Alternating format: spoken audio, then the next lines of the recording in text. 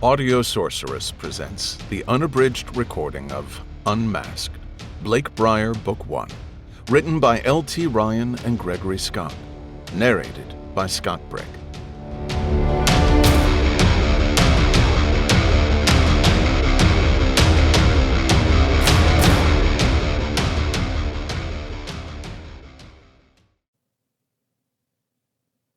Chapter 1. The 2 train pulled into the Wall Street station at 8:01 a.m. and the doors opened. Eli Butler forced his way through the Brooklyn-bound, squeezing himself out onto the platform. For 6 steps, he walked behind a woman looking down at her phone, apparently oblivious to the human traffic patterns she was disrupting. He saw a gap and made his move. He passed the sluggish woman, then darted left and right around the other meanderers. He fell in behind a smartly dressed man, Wall Street type, who moved swiftly and blazed a path through the crowd. Eli drafted him, taking advantage of the space he carved out, as they both maneuvered in a synchronized zigzag pattern. Eli tried to will the sweat from beading up on his forehead. The perspiration was caused partly from the exertion, and partly from what his boss would say when he was late for the 3rd time this week. The daily hour-long trip from 242nd Street on the 1 train stayed on schedule. The delay arose when transferring to the 2 train at Chambers Street. Eli repeated flimsy excuses to himself as he climbed the stairs and emerged into the cacophony of the city street. Despite his tardiness, he paused for a moment and took a deep, meditative breath. Eli loved the smell of New York City in the morning. It was a mixture of car fumes, asphalt, exhaust from the various restaurants' kitchens, and, strangely enough, urine. He was not sure if he imagined the urine smell, but he distinctly detected it nonetheless. The smell of the city street always calmed him, even as he stressfully hurried toward an inevitable ass-chewing. It never failed to give him pause. It made him consider that there is a bigger picture, a larger world to be experienced. He jogged the last 100 yards to the corner of Wall Street and Water Street. He breezed into the lobby of 95 Wall Street and called the elevator. The building seemed eerily empty at 8:09 a.m., a marked difference from the usual chaos of 7:55. The elevator arrived and Eli rode it alone to the 14th floor. The doors opened to a brightly lit vestibule. Frosted glass obscured the busy operation bustling behind the semi-opaque inner doors. Lettering was etched in the large glass panels. IPFG Financial, Corporate Security Headquarters. Eli was truly appreciative to have his job and the hundreds of hours of training that came along with it. He knew, with only a high school diploma under his belt, it was better than many of his other options. Plus, as a video surveillance specialist, monitoring over 300 IPFG branches and facilities, Eli had season tickets to what he routinely called the shit show. Robberies, car crashes, domestic flights, and even the occasional workplace romantic encounter. He was operating the video camera controls during an event 1 year prior in which an irate former IPFG employee, Thomas Shegren, walked into a Tulsa satellite office with an AR-15. The guy's intention was to kill his former boss, VP of Sales Steve Winters, but he never got the chance. Serendipitously, Winters had called in sick that day. The word was that he was nursing a hangover. A couple of witnesses later reported seeing him doing an uncounted number of brightly colored shots at a 20-year high school reunion the night before. In the end, Shegren ended up firing a few rounds into Winters' desk and computer screen, but otherwise left the employees unharmed. After failing to locate his target, he fled the building only to be apprehended a few minutes later, due in part to information provided by Eli Butler. Eli received an award from the company and was later invited to a banquet held at a Washington, D.C. hotel, but he could not afford to make the trip. He was secretly proud of the recognition, even though he disparaged the whole premise whenever it was mentioned by his co-workers. For Eli, there was a sharp distinction between being appreciative and being satisfied. Eli wanted real action. To be physically involved, not looking on like some perverted voyeur. He had been trying for several years to land a job with the New York City Police Department, but kept falling short for one reason or another. On his latest try, he passed the written exam, the physical agility, and the polygraph, but was rejected after the psychological test. He was not sure exactly why he failed. They didn't tell him specifically. He did not feel crazy. But then again, he thought at the time, you would have to be relatively sane to be aware that you weren't. Despite the rejection, Eli wasn't deterred. He probably should have been, but it wasn't in his nature. He was fond of the cliché, if at first you don't succeed, and he'd surely come to live by it. Eli opened the big glass doors, turned right, and made a beeline past reception and the main floor of the office, toward the video surveillance department. He passed by Julie and Philippa, who didn't even turn in their cubicles to acknowledge him. He noticed his boss, Matthew Peterson, across the large room by the long windows overlooking a panoramic view of lower Manhattan. Eli was relieved that Peterson's attention seemed to be directed toward a group of 4 individuals huddled around him.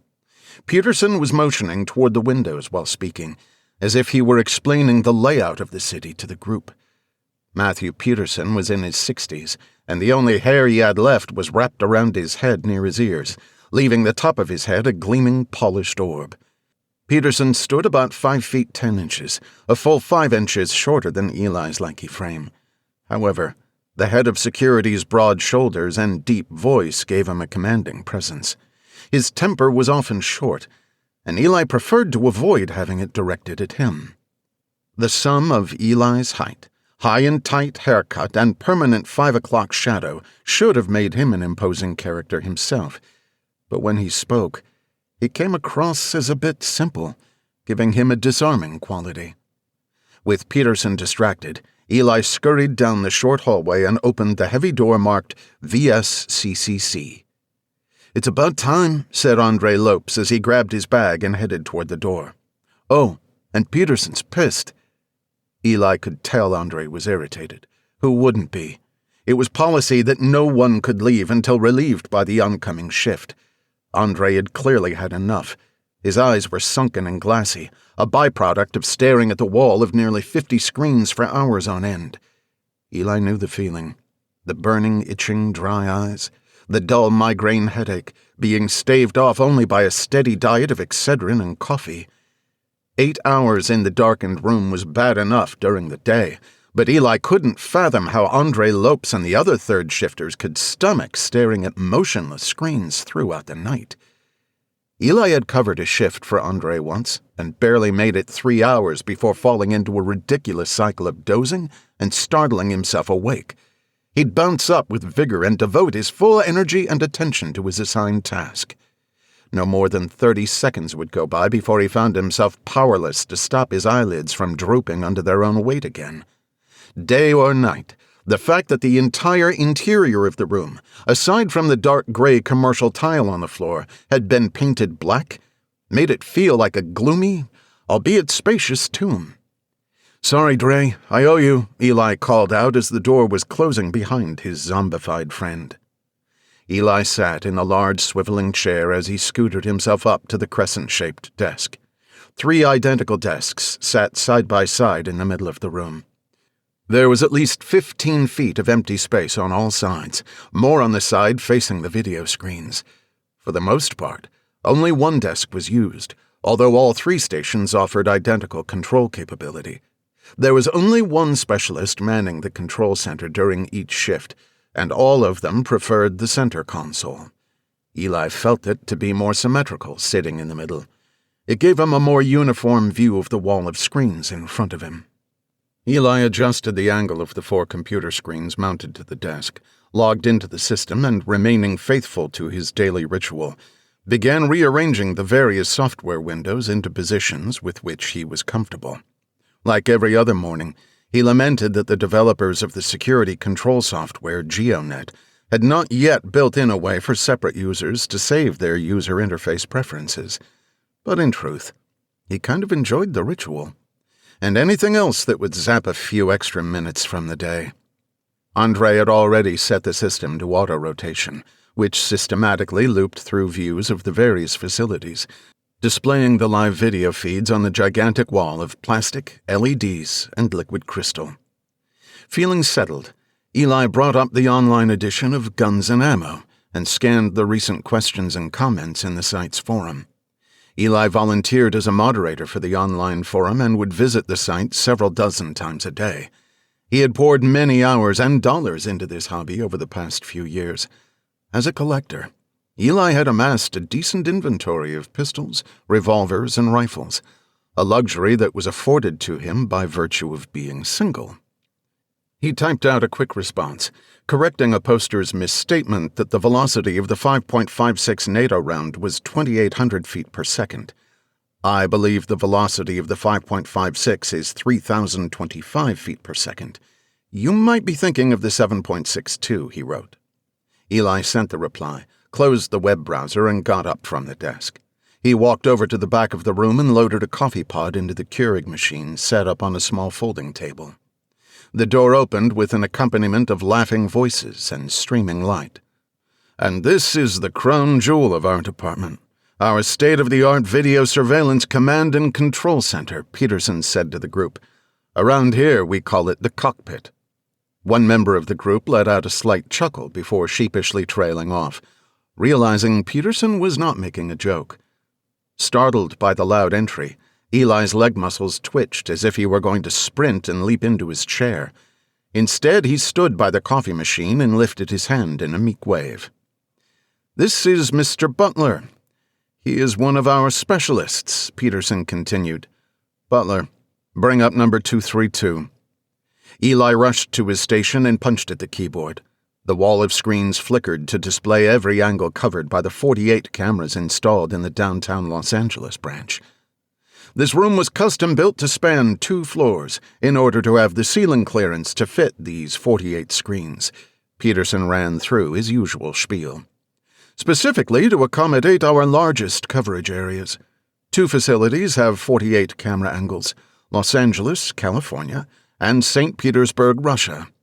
More than any other building in our purview. But that's not the impressive part.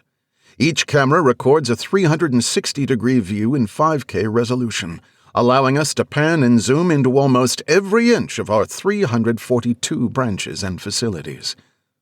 "That's pretty impressive," one of the group said, while jotting down something in a leather pad folio. "Let me give you a demonstration.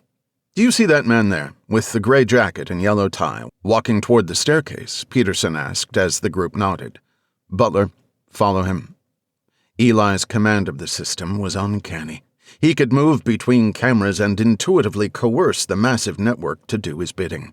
He grabbed a small box off the desk, which consisted of a joystick and a keypad with a dozen backlit buttons.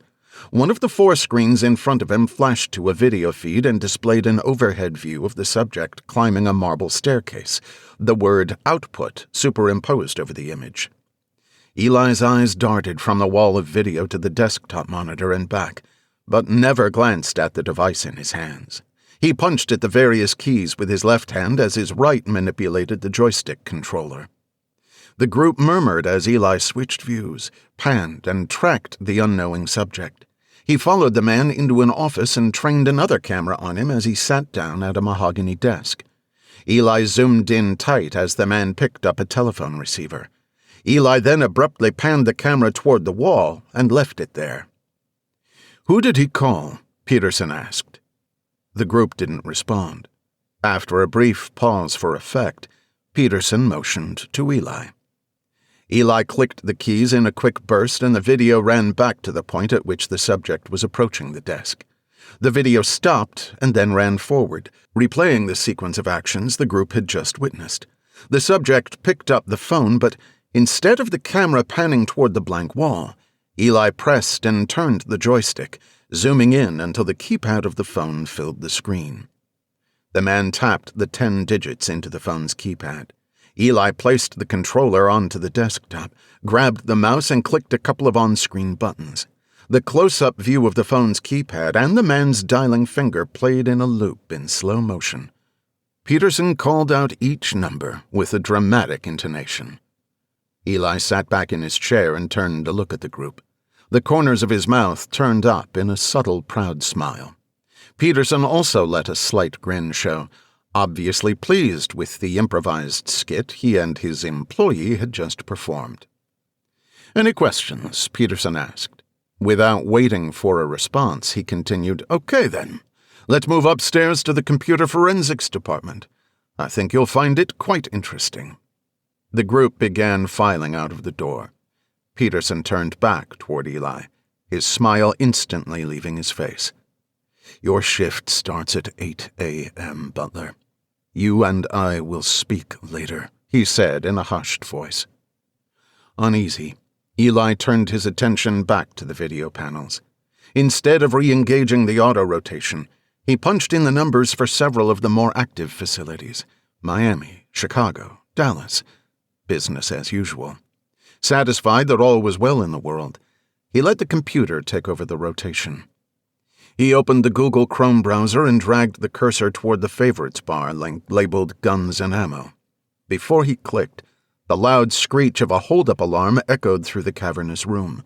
White lights, mounted in the corners of the room, began flashing, and the 48 monitors switched to display the 35 cameras covering the interior and exterior of 2100 L Street Northwest, Washington, D.C.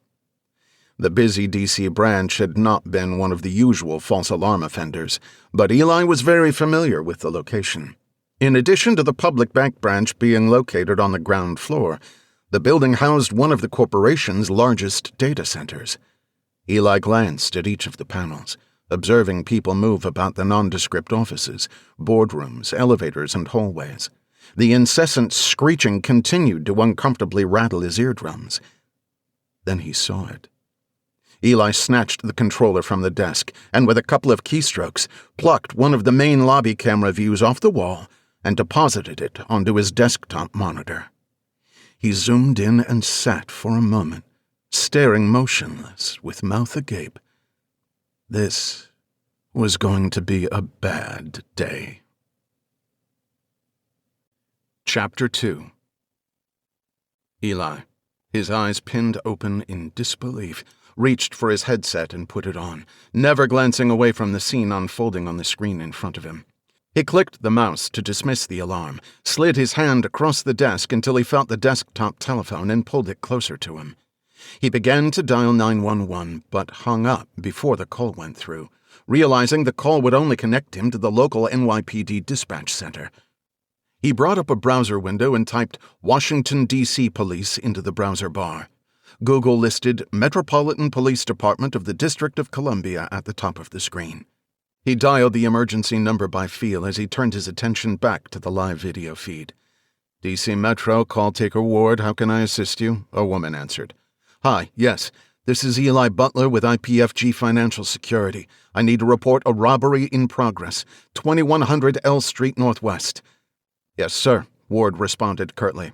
"We've received the alarm and have officers en route." "Okay, good. I'm looking at a live video feed. I can give you some more information if you need it," Eli said, not sure if he was overstepping his bounds. The line went quiet for a moment. Eli could hear muffled conversation in the background. "Yes, sir. Stay on the line and tell me what's going on. I'll relay any information to the dispatcher. Is everyone all right there?" she said. "I'm not there. I'm in New York City. But yes, it looks like it for the moment. Like I said, I'm looking at live video from inside." "Okay. What do you see, sir?" Peterson burst through the door. He flew into the room and stopped a few feet from Eli. "What's happening?" Peterson said loudly while looking over the wall of video screens. He turned to Eli for his response. Eli pointed at his headset mic and mouthed the words, "D.C. Metro." Peterson, abandoning his question, moved to the desk to the left of Eli and picked up the phone. He dialed a number and Eli heard him say frantically, "Get me Alders." Eli zoomed the camera out to get a wide-angle view of the entire lobby. He spoke to the call taker on the other end of the line. "There's 5 guys. I think they're guys. They're wearing masks and gloves, and dark hoodie sweatshirts with the hoods up over their heads. They're all armed." "You're sure they're armed?" Ward questioned. "Yes, absolutely armed, with assault rifles. If I had to guess, I'd say H&K 416s. But I guess they could be modified M4s or something else entirely. From this angle, I can see that at least 2 of them are carrying a sidearm. Eli zoomed in on the holster attached to one of the gunman's belts.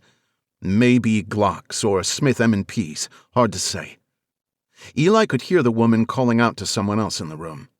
"Have 'em stage. This guy says there's 5 inside, heavily armed." "What are they doing now?" Ward asked, back into the phone. "They're moving around the lobby. It looks like they're forcing the customers to lie on the ground." Eli could see one of the gunmen raise his rifle into the air. Several muzzle flashes were visible on the high-resolution feed. "Oh no, they're blowing off rounds." "Sir, is someone shot?" Her tone became increasingly more charged. No, they're firing into the ceiling," he said. Eli heard a more muffled conversation. "Sir, can you describe the suspects?" "I told you, they're all identical, wearing masks, black or dark-colored hoodies and blue jeans. 2 of them have black backpacks."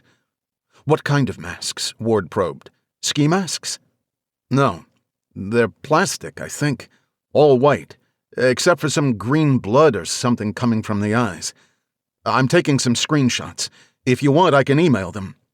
"Sir, officers are arriving now. Where in the building are they?" she asked, ignoring the suggestion. "They're in the main lobby. That's where the public bank branch is located. The rest of the building is just offices and computer equipment, server rooms and that kind of thing." Eli noticed that 2 of the men, the ones with the backpacks, had broken off from the others. One moved toward the front doors and the other headed to the rear exit. Eli manipulated his mouse and, after a few clicks, had rearranged 2 of the screens on the wall so the views of the front and rear doors were physically adjacent. Eli watched as both men rooted around in their backpacks and pulled out gray rectangular blocks. The men attached the blocks to the wall just inside their respective entryways. They inserted a silver cylinder into each block and unspooled a red rope. Eli thought it looked like the rope lights he had bought at Home Depot to run along the railing on his patio. He knew he was no expert in explosives, but he thought it would be pretty obvious to anyone what the 2 men were planning. "Tell the cops not to go in through the doors. I think they've set up explosives inside the doors," Eli warned. Eli heard Ward relaying the information. The 3 other men moved toward the teller counter, stepping over patrons who were lying on the floor, face down with hands interlaced at the back of their heads. Eli could see 3 tellers lying on the floor behind the counter. He glanced at the number of exterior feeds and could see several police cruisers gathering outside the building. Some of the officers had taken positions behind their vehicles and were pointing long guns toward the building. "They're at the teller counter saying something to the tellers. Looks like they're having them stand up." Eli watched as the 3 women behind the counter stood up and approached their tills with their hands extended into the air. All 3 were around the same age, late 20s, early 30s. Each gunman had his rifle trained on a different teller. "I think they're having them get the money from the drawers," Eli updated. All 6 stood completely still. 3 tellers with hands raised, 3 riflemen holding their weapons to their faces in a standoff tableau. Then, without warning, and with the precision of a firing squad, Eli saw a flash from all 3 muzzles simultaneously. The beige wall behind the teller area instantly turned a sickening shade of red.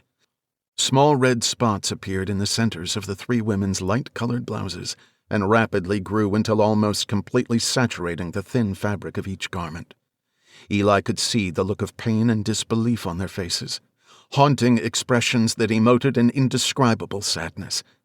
The 3 women clutched at their chests and, one after another, slumped over or fell to the ground, motionless. "No, no, no!" Eli cried. "Why?" "What happened, sir?" Ward asked with reciprocal urgency. Eli looked to his left to see Peterson staring at the video wall. His right hand lay in his lap, still squeezing the handset of the phone. Eli felt as if the horror of what they just witnessed had entered his body through his eyes and wrapped around his soul like a boa constrictor. Peterson's eyes welled up, and Eli covered most of his face with both hands. "They didn't take the money," Eli said quietly, half to himself and half to Peterson. "They didn't take the money," he repeated more loudly into the headset microphone. "You've got to get in there," Eli said, the pace and pitch of his voice rising back to peak levels. "They shot him.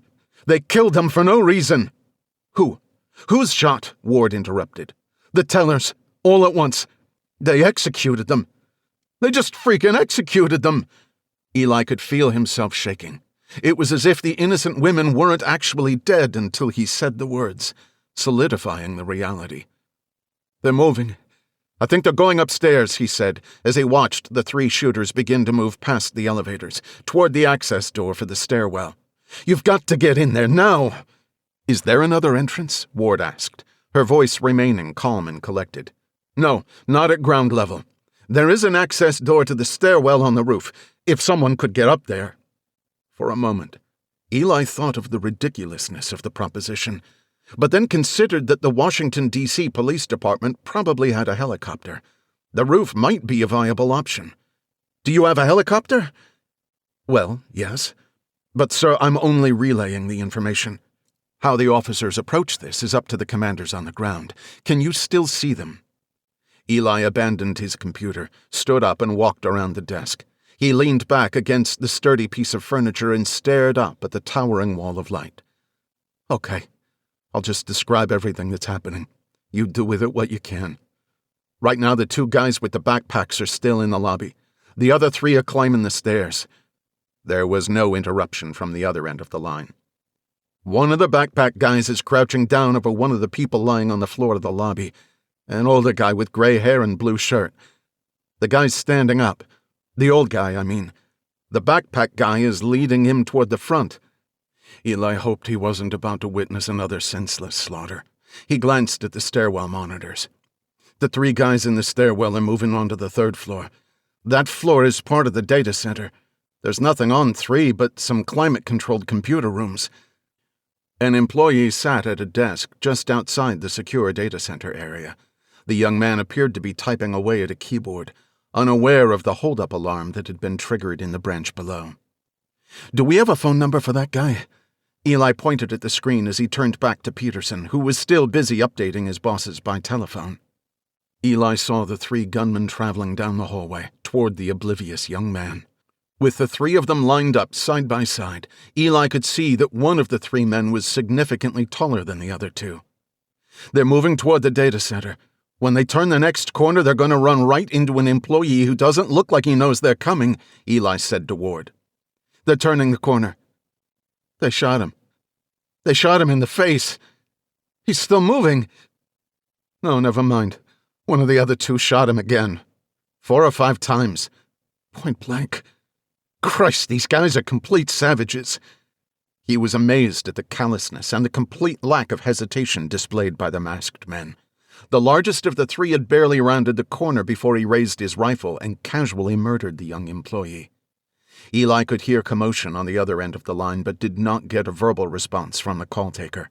He felt himself becoming more effective at pushing the gruesomeness of what he was seeing out of his mind and focusing on his task of objective narration. They're taking something out of the dead guy's pocket. It's a key card. They're using it to open the door to the server room. He switched his attention to the monitors showing the inside of the secure area. There were multiple cameras covering the corridors between rows of large computer cabinets. Through the glass doors of the cabinets, blue, yellow, and green LED lights blinked and flickered. Eli continued to track the 3 men. One of the 2 shorter guys stayed in the hallway. The other is staying by the door, just inside the server room. The taller guy just pulled out a drawer with a keyboard from one of the racks. He's typing on it. Eli realized the masked men weren't looking for money.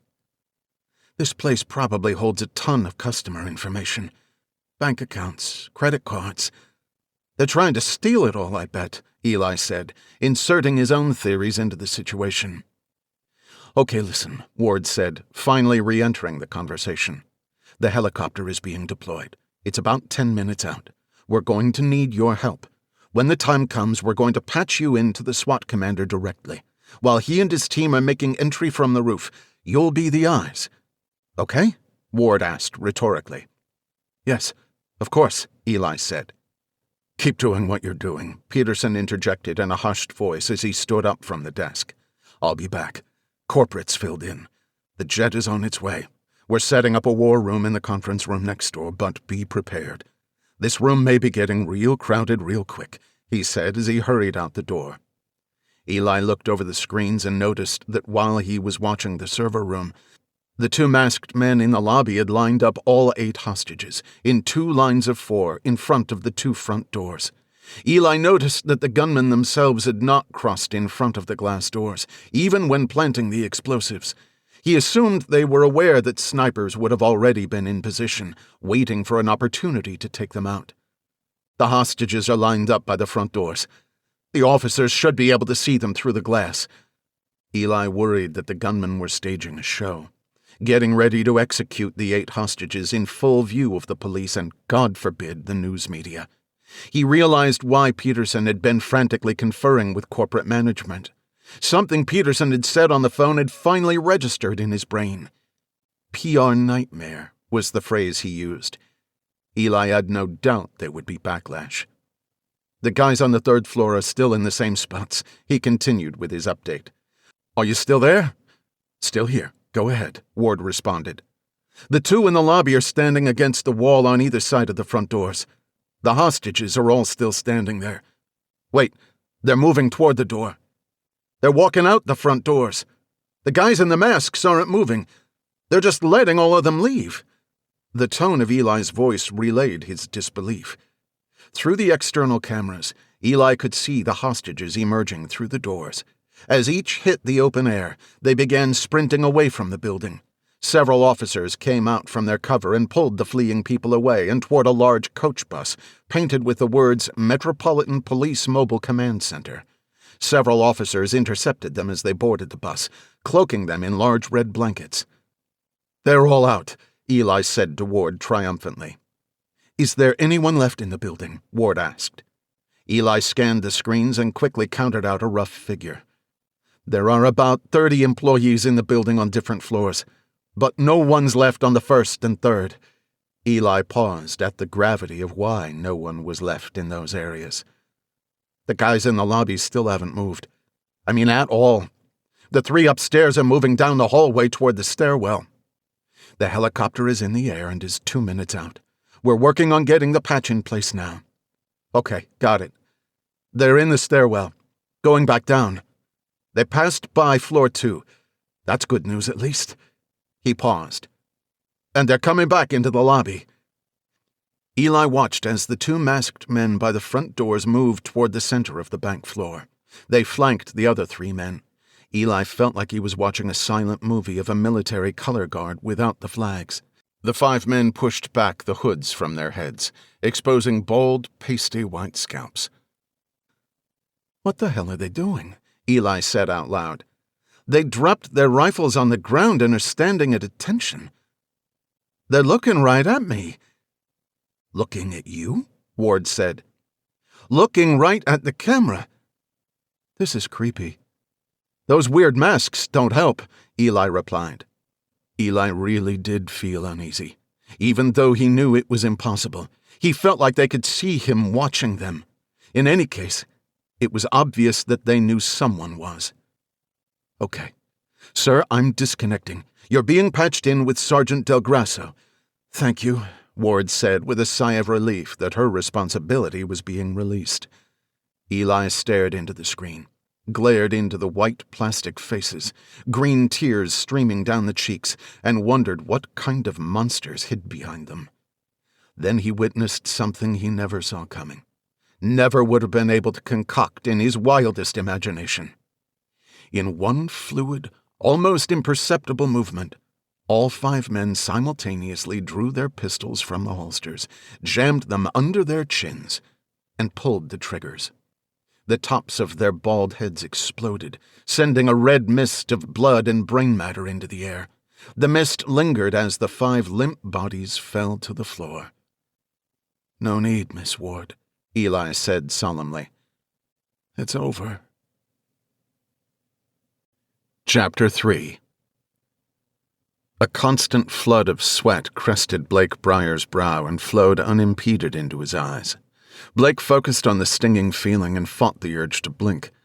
He was accustomed to extreme, unblinking focus under the crushing stress of life and death. As quickly as the grit surged inside of him, it receded into the nostalgia from which it came. He exhaled fully, as if performing a meditation ritual. As his lungs expanded, He smirked at himself for the almost contrived sense of contentment he felt. A contentment he always felt while lying under a 280-pound barbell. The sweat in Blake Brier's eyes on this day was of his own making, his own daily test. No lives hung in the balance. Those days were a million miles behind him. Blake replaced the bar on its perch after his final rep. He laid still for several moments as his mind wandered. What the hell is the purpose of eyebrows? Blake devoted another half a second of his attention to the notion before he became conscious of the fact that his mind had wandered. For many years his mind had worked in a peculiar way. He had the ability to focus on complex problems for hours on end, but, absent such stimulation, was struck by what he often referred to as a touch of the old ADD. Of course, he had never been diagnosed. This may or may not have had something to do with the fact that he hadn't been to a doctor's office in years. Blake hopped off the bench, toweled off, and headed for the juice bar. He would shower at home.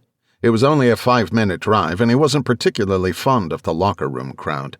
A bunch of 60 to 70-year-old men who never seemed to actually migrate out to the gym floor.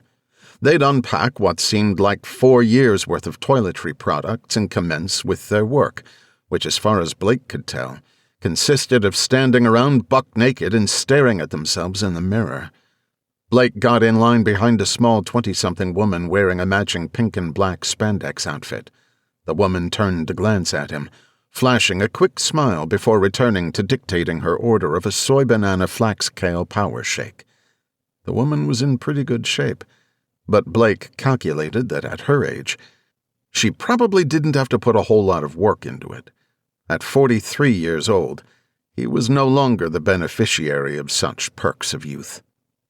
The woman paid for her shake and hustled by. She flashed one more quick smile his way. He sauntered up to the counter with a swagger fueled by the woman's second glance. Still got it.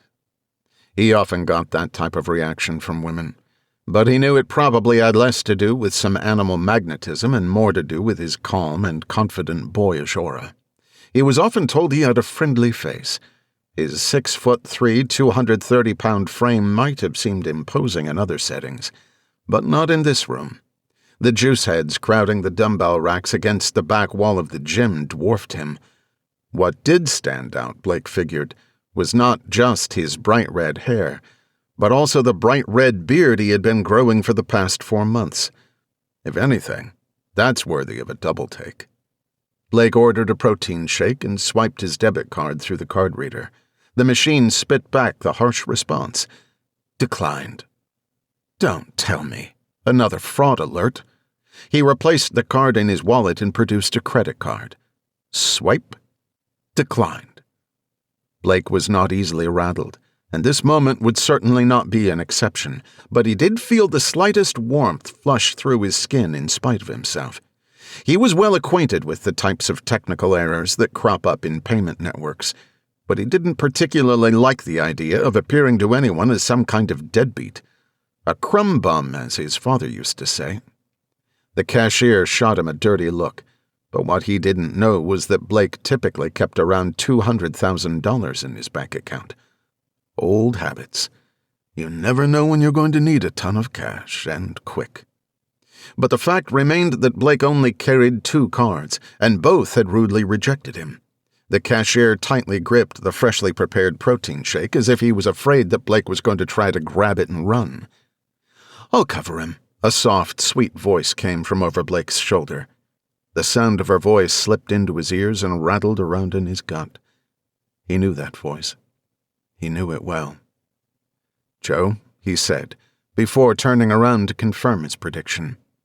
It had been 10 years since he'd laid eyes on Anya Kohler, but he couldn't find a single difference in her appearance. If Blake didn't know Anya was 38 years old, he'd swear she was the same 28-year-old girl he had once shared his bed with. Her blonde hair and sharp German features were every bit as striking as the day he first met her. How've you been, Blake? Great. Really great. Wow, you look great. Ugh, too many greats. Yeah, you too. Blake's mind wandered back to the day that Anya Kohler broke off their 5-year relationship and stepped into the taxicab she summoned to take her to the Washington, D.C. townhouse they once shared. At some point, he had made a mental list of the things he regretted in his life. Although he was grateful it was a short list, he tended to remind himself of it frequently. There were no more than 3 things on his list. Watching the girl he called Jo drive out of his life was one of them. Anya picked up a protein bar and paid for it, along with Blake's shake. She handed it to him. "Thank you, Jo. I've got to figure out what the hell's going on with my cards. So what are you doing here? Are you back?" "Well, yeah, I guess I'm back." Anya glanced at her watch. "But I've got to run. Got called in. We'll catch up. Just call me." Anya scribbled a telephone number on the back of her business card. Blake took the card and, once again, watched her leave. He looked at the front of the card. It read, "Anya Kohler, Special Agent, Federal Bureau of Investigation." She's still at it. Blake leaned against the wall next to a trash can while he quickly sucked down his shake. He tossed the plastic cup into the trash and had turned to leave when he noticed that no one in the gym seemed to be moving. They were all standing with their necks craned toward the nearest flat-panel screen mounted above a treadmill or stair climber. He walked over to a screen which, a few moments before, was showing an old episode of Judge Joe Brown, but had since been preempted by talking heads and scrolling news banners. He zoned in and absorbed the details, or pure speculation, being dramatically delivered by correspondents who rushed to the scene to catch whatever percentage of TV ratings were still up for grabs. IPFG. Interesting. Chapter 4. Anya hadn't seen the video, but was filled in on the phone during her ride-in from Virginia. She stood in the doorway of the IPFG financial branch and marveled over the sheer size of the area that had been contaminated due to the suspect's dramatic finale. The visual input of surveying the scene in person amalgamated with what she had seen in her mind's eye during the phone briefing. Several FBI techs were already swarming, taking photographs and jotting notes into pocket-sized notebooks. Before entering the building, Anya had donned a pair of rubber gloves and a pair of paper booties to both protect her shoes and limit contamination of the area. Moving around inside without disturbing the scene, Anya thought immediately upon entering, is going to be a trick. The ceremonial salvo splattered blood and tissue within a 30-foot radius, covering runner carpets, plush chairs for waiting customers, neatly organized paperwork on 2 glass countertops, intended for filling out deposit and withdrawal slips, and just about everything else in her line of sight.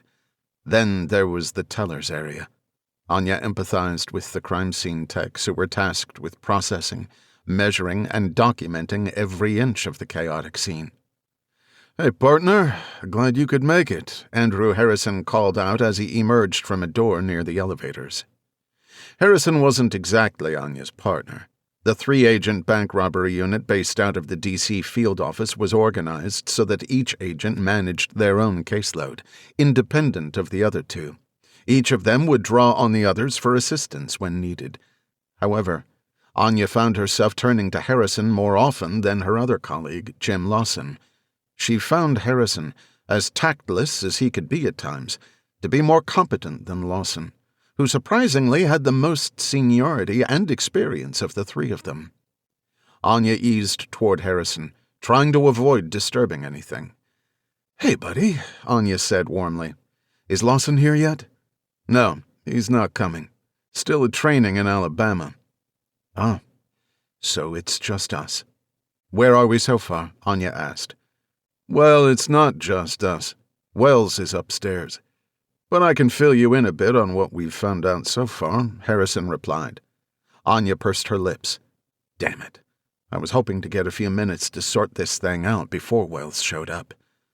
Oliver Wells was the special agent in charge of the D.C. field office.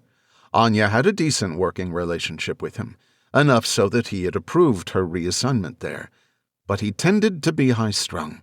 And Anya always felt this was added pressure that made it difficult to think critically and methodically, especially in the early stages of an investigation. "This is some weird stuff," Harrison began. "It took an hour and a half to evacuate the building because the bomb techs had to clear explosives from the entryways first. They thought it was C4, but it turned out to be freaking modeling clay." Harrison let out a quick, hearty laugh. Anya smirked, less at the idea of the clever ruse and more at Harrison's amusement over it. "These 5, pointing to the center of the room where the 5 deceased suspects laid in a grotesque heap, "kill every employee they come across, but let all of the customers go." "What the hell is that?" he asked rhetorically. "They don't even ask or make any attempt to grab the money in the tills or the safe. Instead, they go and mess around with a computer upstairs, and then, of course, they all off themselves. And all of this in full view of the cameras." "Makes perfect sense to me," Harrison said with a shrug and a smile to match the facetious remark. "Okay. So obviously, their whole goal was to get access to the computer room. But why kill the tellers?" Anya was puzzled. "Well, this gets weirder. Much weirder. Once everyone was out, I debriefed a few of the employees who work in the IT department on the 4th floor. Most of them were useless. They had no idea what was going on down here. Anyway, I was talking to one of these geeky guys." Harrison flipped through his notebook. "Stephen Reed, computer engineer. This guy said he got a look at our dead friends here when he was being evacuated by SWAT and recognized the masks these guys were wearing. Said he's positive the masks are a kind of calling card used by a group called the CIA, Cryptocurrency Evangelist Army." Harrison waited for a reaction, like he had just revealed the twist at the end of an M. Night Shyamalan movie. Anya's face remained expressionless. "I'm not familiar," Anya said. "Well, neither was I, but I didn't want to let that dweeb know. So I looked it up." Harrison referred back to his notepad. "The CEA, more commonly known as the Evangelists, are a hacktivist group who support digital currency like Bitcoin. Basically, they pull stunts to draw attention to their cause, the goal being to replace traditional banking with this decentralized banking concept." "Well, that could explain killing the bank employees and then releasing the customers. Some statements, like they're liberating the people from big finance or something." "Were the 3 tellers the only employees in the branch?" Anya asked. "Yes. Well, no, actually. The manager was in his office over there. He locked himself in the closet. Lucky for him, no one went looking. We didn't even know he was in there until SWAT did the secondary search. There was also a loan officer who would normally be at the desk over there, but she ran next door for a bagel. By the time she came back, uniformed guys were already out front and stopped her from walking back in." "So, do we know what they accessed?" Anya pressed. "No. This guy Reed said if he got to a computer, he could give us an idea of what these guys were up to. But the building was already locked down." "Can you point him out to me?" Anya asked. "Yeah, come with me," Harrison said as he walked toward the rear exit door. Anya followed Harrison out into the parking lot. The Red Cross had already arrived and set up several tents. Family members of employees were arriving to join their loved ones, who were being held on site until they could be thoroughly debriefed. "What nonsense," Harrison said disapprovingly. "Counselors, medics. Most of these people didn't even know anything was wrong until our guys made them leave the building." "Well, aren't you just a bleeding heart?" Anya teased. "There. That's Reed right there," Harrison interrupted, ignoring Anya's jab. He pointed out a slight man wearing a white shirt and yellow tie. By his face, Anya guessed he was in his early 30s, but his full head of salt-and-pepper hair made her second-guess her estimate. She approached. "Hello, Mr. Reed. I'm Agent Kohler with the FBI. May I ask you a couple of questions?" "Sure, no problem," Reed said. "My partner tells me you recognized the masks the suspects were wearing." "Of course. Everyone knows the Evangelists. Don't you have YouTube?" "Yes," Anya said, awkwardly answering Reed's rhetorical question. She left it at that. "Last year they launched a DDoS attack on us and about 30 other banks," Reed said. "At least we believe it was them." Sorry, Anya interrupted. DDoS? It stands for Distributed Denial of Service, Reed explained. Basically, an attacker uses a bunch of computers to flood the resources of the target system. Once the available bandwidth and resources are overwhelmed with the malicious traffic, the system can no longer respond to legitimate requests. Essentially, it takes the whole service offline. This is particularly problematic, to say the least. Why is that? Anya wasn't necessarily interested in the technical details, but she had learned long ago that the longer she could keep a person talking, the more useful the information became. Everyone knows IPFG is one of the largest online banking providers in the world, but what most people don't realize is we are also contracted by dozens of others to provide their online banking infrastructure. When you navigate to your bank's online portal, it may be branded as such-and-such bank, but in reality, it's our developers, engineers, and infrastructure behind it. We have dozens of state-of-the-art data centers located throughout the world, and we service literally tens of millions of customers. When the evangelists attacked us last year, we were hosting all but one of the banks they went after, Reed explained. Do they have some kind of vendetta against your company? Anya asked. Against the whole financial machine. Wall Street, investment banks, all of it. They post all this stuff about how banks are greedy and cryptocurrency will free people from tyranny. So this so-called army is a bunch of terrorists who kill innocent people to prove a point, Harrison chimed in. I don't exactly follow them, Reed clarified, but I've never heard of the evangelists being violent. Usually they disrupt computer systems or maybe stage demonstrations, like when they spray-painted that bull statue on Wall Street. Painted the entire thing green. Looks like they've graduated from vandalism to mass murder and stealing God knows how many people's financial information, Anya said. Well, if that's what they were after, they came to the wrong place, Reed said matter-of-factly. What do you mean? Anya probed. I mean, if you wanted to steal the millions of financial identities we manage, you wouldn't want to come here. Even though we do physically house a lot of data here, it's mostly infrastructure stuff. This building is our main development office. Engineers, developers, front-end staff, back-end staff, database people, testing. But the actual customer data isn't stored here. It's encrypted and stored in various other highly secure facilities around the world. The network is segmented in such a way that you can't even access that stuff from here. We mostly work with mock-up data. We're innovating software solutions, building artificial intelligence. You know, all the fun stuff.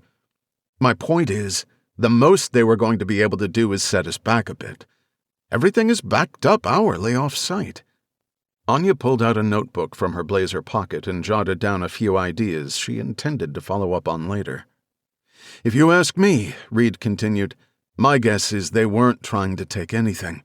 They were here to add something. Our network security is top-notch. Nobody is getting access to our systems from the outside. If you wanted to infect our systems with a virus, the only way that makes sense would be to introduce it to the network from the inside. Anya looked at Harrison and realized that his eyes had glazed over at Reed's long-winded ramble, probably within the first 3 seconds after Reed started talking. Anya sensed that Reed, his nerd bravado notwithstanding, could probably provide some much-needed clarification. Mr. Reed, if I can get you back upstairs, can you determine what the subjects were trying to access? Anya asked. Anya, Harrison interjected softly. He gave a gentle squeeze to her upper arm.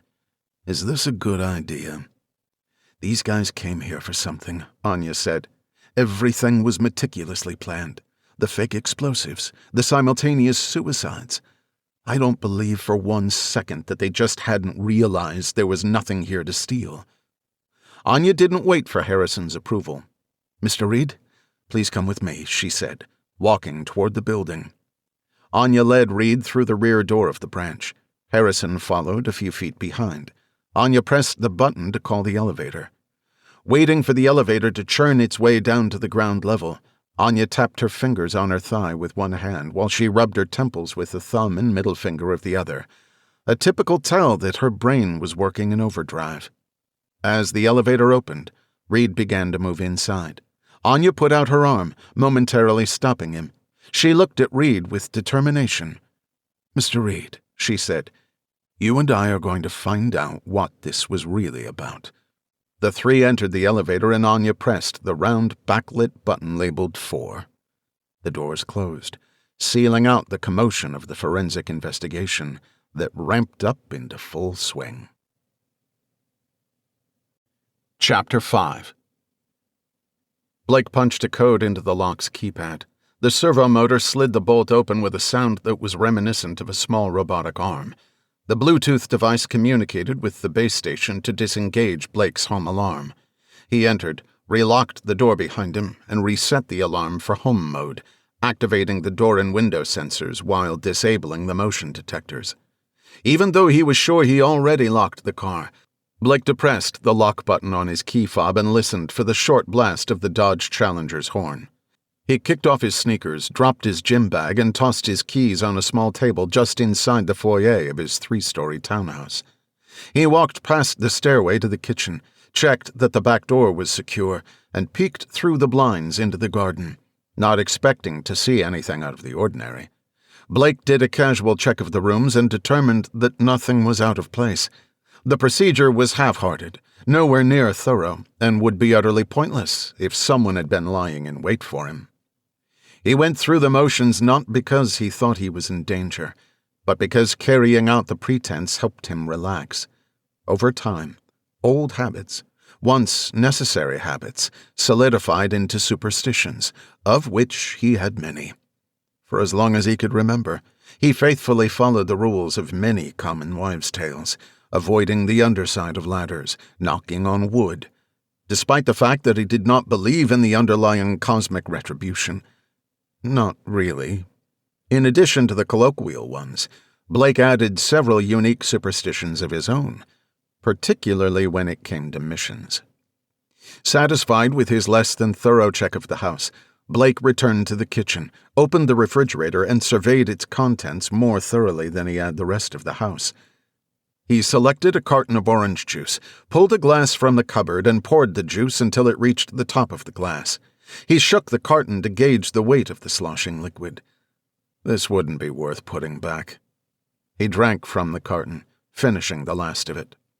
He picked up his smartphone from the inductive charger, allowed the face recognition software to unlock it, and swiped through the screen until he found the icon for the United Bank app. Blake normally enjoyed being able to leave his phone at home while running or going to the gym. His smartwatch was connected to the cellular network and allowed him to still receive calls, read texts, and listen to music. But with his bank cards malfunctioning, he wished he had taken his smartphone along this time. He touched the icon and allowed the online banking application to load while he took a long gulp of juice. Login failed. You've got to be kidding me. Is the whole damn thing down? Blake manually keyed in his username and password. Login failed, the screen complained. He searched for the United Bank customer service number, touched to accept the auto dial, turned on the speaker mode, and left the phone on the island counter. After navigating a series of voice prompts, Blake was treated to a nondescript performance of Beethoven's Ninth Symphony. He finished his juice and waited, tapping his fingers in syncopated rhythm. Come on. Pick up the phone. Blake's mind wandered. He thought about the last time he had seen Anya, about the guilt he had for pushing her away, about how he wanted to tell her he did it for her safety, for her well-being. He replayed how, when he saw her in the gym, he yearned to tell her he really did love her, that he had always loved her, that he always would. Oh yeah, that would have gone over well.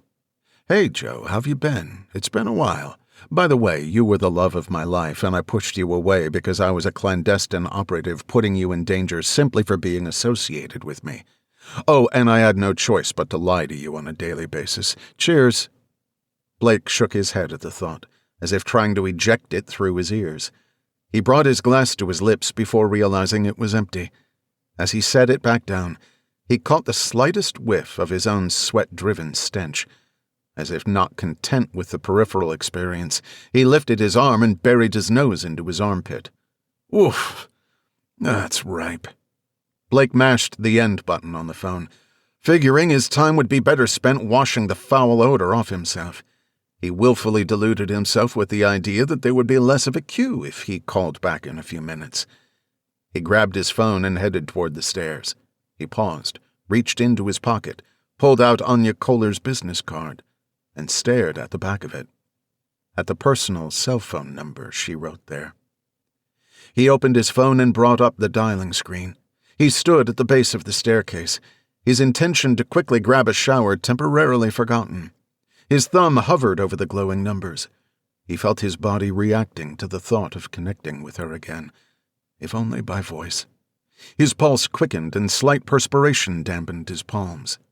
It was as if he was caught in a mental tractor beam, trying to muster the strength to break free. What the hell is wrong with me?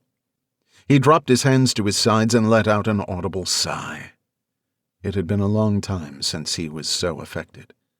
Dangerous situations, daring escapes, life-threatening injuries. These things had been commonplace for much of his adult life. Through it all, he considered himself a block of ice. But it only took the mere sight of a woman to turn him into a puddle. He pocketed the phone and card and forced himself back on task. Blake retreated to his bedroom, undressed as he walked to the bathroom and turned on the shower. He flicked on a waterproof radio that was fastened to the shower wall by a large suction cup. It was an unwavering part of his routine. The preset talk radio station served to maximize the otherwise mentally idle time by allowing him to catch up on the news of the day. Blake's regimented day was purely of his own making. Retiring from government work and taking up a job writing code for a mid-sized web development firm had allowed him the flexibility to work remotely and set his own hours. He was required to attend a video conference development meeting once a week, but was otherwise free to structure his life however he saw fit. And how he saw fit was to abide by a rigid schedule. The voice of Ed Glass, host of the morning drive show, echoed off the hard tile walls. New information coming in at this hour of the hostage situation at IPFG, the radio squawked. I'm being told sources close to one of the released hostages is reporting that several employees may have been injured or killed in the robbery attempt. Blake hopped into the shower and turned up the volume to discern the words over the rushing water. Cynthia Dreyer is on scene. Cynthia? The announcer segued. The strained voice of the reporter cut in, struggling to enunciate over the background noise. I'm standing about 100 yards from the IPFG building. The whole vicinity has been cordoned off, and we're still seeing a lot of law enforcement personnel arriving. The police were evacuating people from the building about an hour ago, but we haven't seen many more civilians come out for the past 30 minutes. I spoke with several onlookers who reported hearing gunfire coming from inside.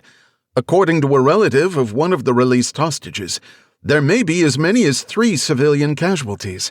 Also, sources say a police tactical team entered the building from the roof and may have shot and killed the 5 perpetrators.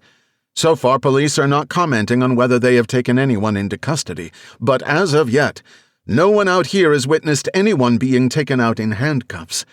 The good news is the police have announced the threat is over, and there is no danger to the public at this time. While he listened, Blake visualized Ed Glass and Cynthia Dreyer based on physical descriptors he had invented purely inside his mind. He made the mistake once of looking at their actual pictures on the show's website. They looked so unlike the imagined versions, his subconscious simply rejected the real images and opted to use the concocted ones instead. Cynthia, the announcer chimed in, what do we know about the suspects? Not a whole lot, Ed. Blake switched the radio off and twisted the valve to stop the flow of water. He got dressed and headed down the 2 flights of stairs toward the bottom level. It was time to go to work, and he was running late. Chapter 6. My office is just down the hall, Reed said as he, Anya, and Harrison stepped off the elevator onto the 4th floor. The hallway was lined with glass panels and doors tightly partitioning off various spaces. Despite the narrowness of the corridor and the overambitious floor plan, the use of glass walls gave the entire floor a bright open feel. As they moved down the corridor, Anya could see Wells in one of the rooms, sitting at a conference table with several other people. Anya knew a couple of them from the bureau, but didn't recognize the others. She considered trying to dart by the room to avoid getting bogged down by her boss, but there was no cover whatsoever, and it was already too late. Oliver Wells motioned to her with his index finger pointed upward as his mouth continued forming words she could not hear through the soundproof partitions. The gesture clearly conveyed that he wanted her to stay exactly where she was until he could finish his conversation.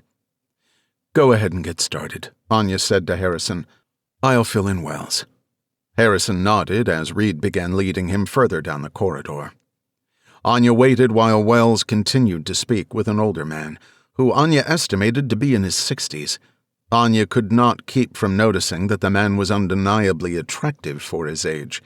His thick, well-manicured hair and sharp, chiseled nose and chin gave him a strong, distinguished air. His Brioni suit was expertly tailored, and Anya could not detect a single wrinkle in the lush fabric. Wells bobbed his head in a series of exaggerated nods as he stood up from the table. The older man continued speaking to the rest of the group as Wells silently excused himself and moved to the door. Anya tried to read the lips of both men. She discovered this wasn't as easy a proposition as it first seemed. "Who was that?" Wells asked as he ducked into the corridor, closing the door behind him. "And what's he doing up here?" "One of the IPFG employees. He says he may be able to help us find out if the suspects were able to compromise their systems." "Who is that?" Anya reciprocated, motioning to the well-dressed man, still engaged in an animated one-sided conversation. "That, Agent Kohler, is Jacob Milburn, the president and CEO of IPFG Financial."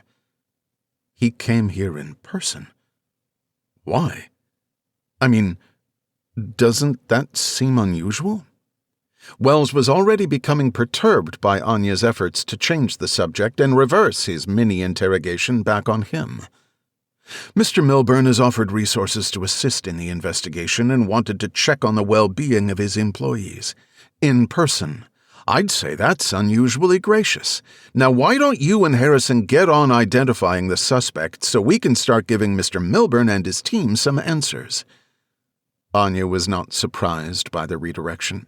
She had become accustomed to Wells hastily doling out obvious or routine tasks, as if they were novel ideas that could only be formulated by a true mastermind. Tasks that could not possibly be delayed a single second longer for no justifiable reason.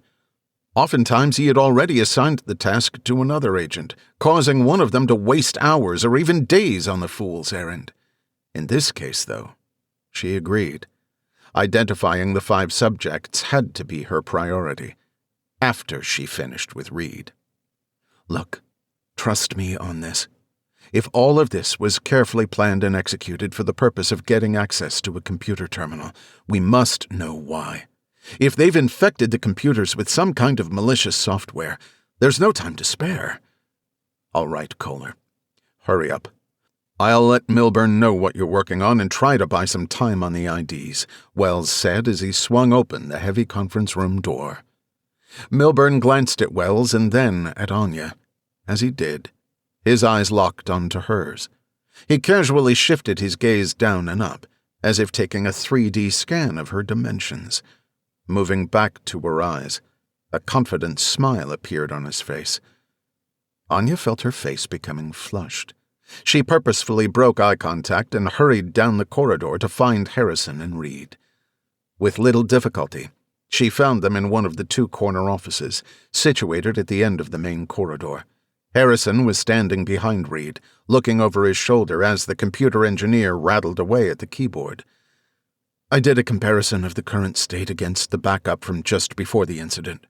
Anything that was added, deleted, or changed would be readily apparent. But there's nothing suspicious. The only changes I can see are located in system files. Page files, log files, stuff like that. It's exactly as you would expect." The SHA-256 hash values of the automatic backups from before and after the incident match exactly, meaning no pertinent files were compromised. Anya was not exactly sure she could repeat what Reed said verbatim, but she was confident she understood the gist of it. She let Reed continue without interruption. Maybe they were stealing information after all. Good news is, we capture every packet that passes through our routers and save it for 24 hours. I just have to locate the exact time the breach occurred, and I'll be able to inspect the traffic and determine if they sent anything out, Reed explained. Anya joined Harrison, watching the computer screen over Reed's other shoulder as he scrolled through what appeared to be an infinite list of gibberish. As Reed conjured screen after screen of information, Anya's mind momentarily wandered back to a time, many years prior, when Blake would show her lines of computer code and attempt to explain why he was having difficulties solving one problem or another. Inevitably, Blake would have an epiphany, mid-explanation, and thank her for the insight before retreating to his office to finish implementing the solution she inspired. She didn't actually understand any of it, even in humoring him. She would freely admit that computer code was a foreign language to her. But Blake never seemed to care. He would say the one-sided conversation was just what he needed to approach the problem from a different angle. Rubber ducking, he called it. Anya let out a chuckle, recalling the ridiculousness of the term.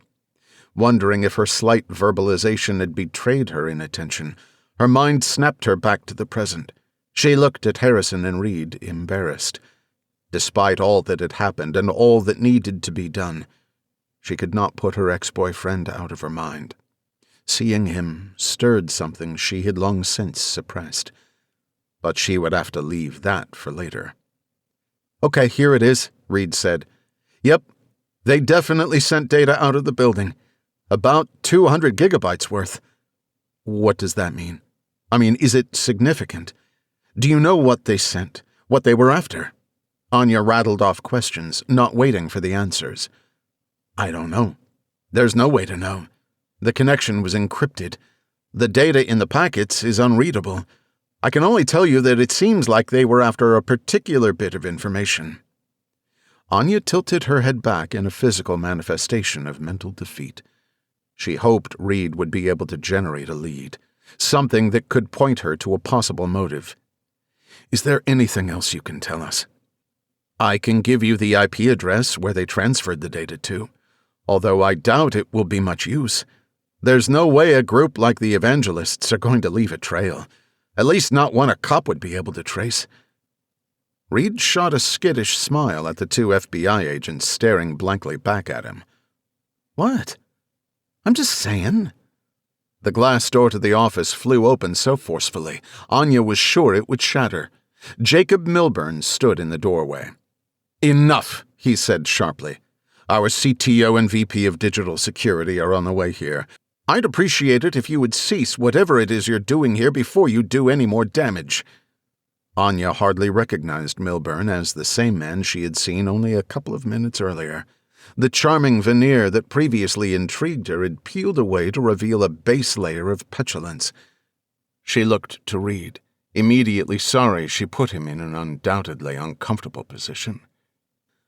Only, Reed did not appear to be uncomfortable.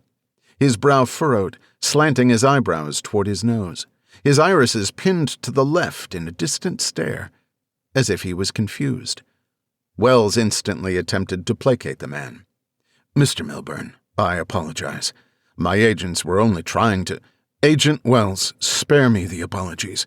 Just keep your employees in check," Milburn snapped. Anya felt her temper boiling up in her throat. The anger was not totally triggered by Milburn's condescending words. It came from the fact that Wells failed once again to have their backs. "This is a crime scene, and with all due respect, my agents are authorized by a federal judge and the U.S. Attorney's Office to lock down and search the entire premises, including all digital media. We may allow anyone access to this facility, to whatever extent is deemed necessary, and for however long is required to ensure the integrity of the scene. Now I'll have to ask you to leave the premises," is what he should have said, but Anya knew he would say nothing. Anya noticed Reed's expression changed from one of contemplation to one of epiphany. His eyebrows raised, and his eyes became as large as dinner plates. "Mr. Milburn," Reed stuttered. "Of course you are. I'm sorry, sir. I was simply reviewing the network traffic logs. I didn't disturb anything. Actually, I noticed something peculiar you may be interested in." Milburn raised his hand in a casual gesture that had the effect of silencing Reed and everyone else in the room.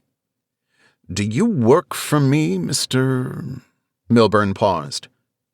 "Reed. Stephen Reed, yes. I'm a senior engineer on the GraphQL team, sir." "Well, Mr. Reed, you're fired," Milburn said with no discernible inflection. He turned to the younger man who followed Milburn into the room like he was attached by a short, invisible line. He had black, slicked-back hair and was holding an open leather-covered notebook, as if he were poised to jot down any thought Milburn might spontaneously utter. "McGovern, see Mr. Reed out," Milburn directed. The room sank deeper into silence as Milburn turned and walked out of view, leaving McGovern to face the emotionally charged lash-out which would inevitably follow the rash order. But there was none. Reed just sat stunned and speechless. "I'm sorry, Mr. Reed." "You heard him," McGovern said, squeamishly. "Harrison, Kohler. Downstairs now," Wells barked, loud enough for Milburn to still hear him. Anya pulled out her business card and placed it on the desk in front of Reed. She placed her hand on Reed's shoulder and said simply, "Sorry." Anya and Harrison walked down the corridor and rode the elevator to the ground level without saying a word. As they exited the elevator and walked toward the front of the lobby, Harrison finally spoke. "What in the hell was that?" he said. "I have no idea, buddy." Anya's forehead was scrunched into rows of wrinkles by her raised eyebrows. "But I'm pretty sure this thing couldn't get any worse." "I don't know about that, Agent Kohler," Kame Yamazaki said from about 20 feet away, standing over the body of one of the suspects.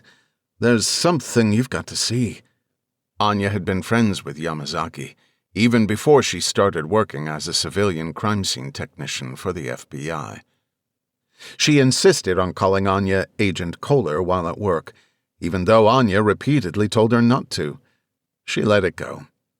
Anya and Harrison moved toward Yamazaki. Before the pair even reached her, the spectacle of what lay before them negated any need for Yamazaki to point out her findings. The masks of the 5 deceased men had been removed. From Anya's vantage point, it appeared to her as though the men did not possess faces at all. Anya stopped 5 feet from the closest corpse. Without looking at Harrison, she reached to her left and grabbed his forearm, squeezing tightly. Anya's heart raced as she tried to make sense of the disturbing sight. "Burned," Yamazaki said. "Face, hands, God knows what else. There are no discernible fingerprints, which means there's no way we're going to identify any one of them without a DNA kit." Anya approached and crouched down next to one of the bodies. She examined the mottled, petrified skin that served as a counterfeit face. My God. His nose, lips, ears, all gone. If it weren't for the eyes, you wouldn't even be able to identify this as someone's face. It doesn't help that the top of his head is missing, but still. What happened to these guys? Anya asked as she recovered from the initial shock. "Are we even sure they're males?" Harrison asked. "Yes. We've confirmed all 5 are male," Yamazaki answered. Harrison decided not to ask how.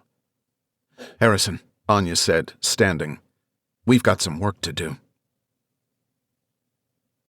Chapter 7. Blake reached the bottom of the stairs and punched a passcode into a keypad on the wall next to a stainless steel door. The mechanism was wholly unlike the consumer-grade deadbolt installed on the front door. This keypad triggered large actuators built into the fortified wall, which slid all the way into the thick metal door. This system was typically used in large vaults, which was essentially Blake's home office. As Blake pushed open the door, the sound of whirling fans escaped. It had been building up by the door and waiting for someone to release it. Blake walked in and sat at his desk. He kept the desktop clear of any clutter, leaving only a keyboard, mouse, and 4 5K computer monitors, lined up in a slight arc across a large rectangular desk. He pushed the redial button on his phone's screen, navigated the prompts by memory, and laid the speaker-enabled phone down on the desk.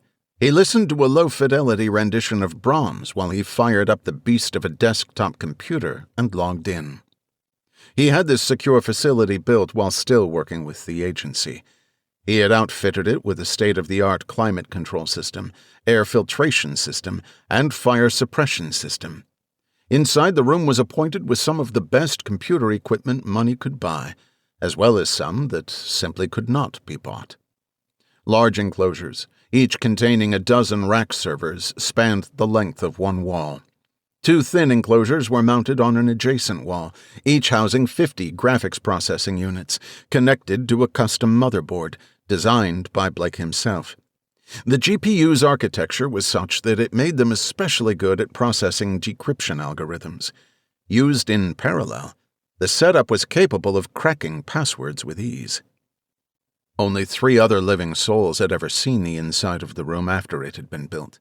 2 of them were his former teammates, Fez and Kat. The other was an installer.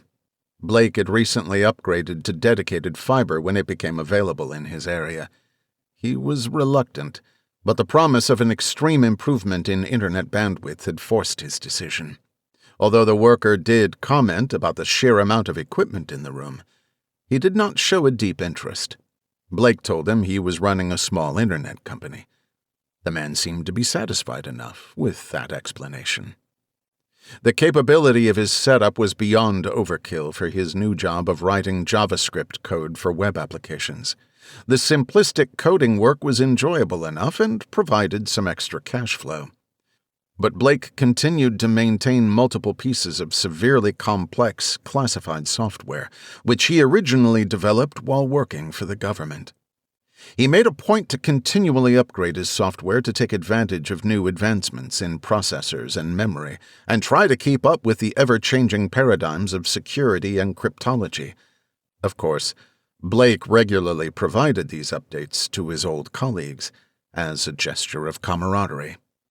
Upgrading the software also meant constantly upgrading his equipment to allow him to run and test its functionality against real-world scenarios.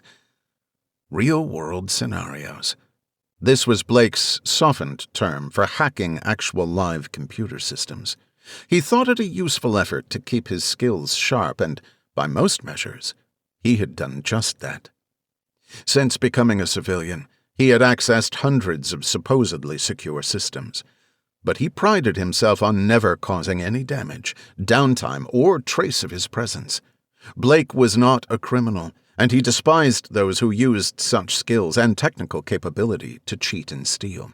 While he also was not a vigilante, he certainly didn't mind occasionally giving the so-called black hats a taste of their own medicine. "United Bank, how may I help you?" a woman said, finally cutting into the elevator music. "Hi, my name is Blake Brier, and I need to check on my account. There's something wrong with my debit and credit cards. Maybe a fraud alert? Your website is down, so I haven't been able to check," Blake explained. "Okay. Mr. Brier, can I have your account number and access code?" Blake provided the information and waited for several seconds while the woman loudly clicked the keys of a keyboard. "I don't show any such account number. Can you give it to me again?"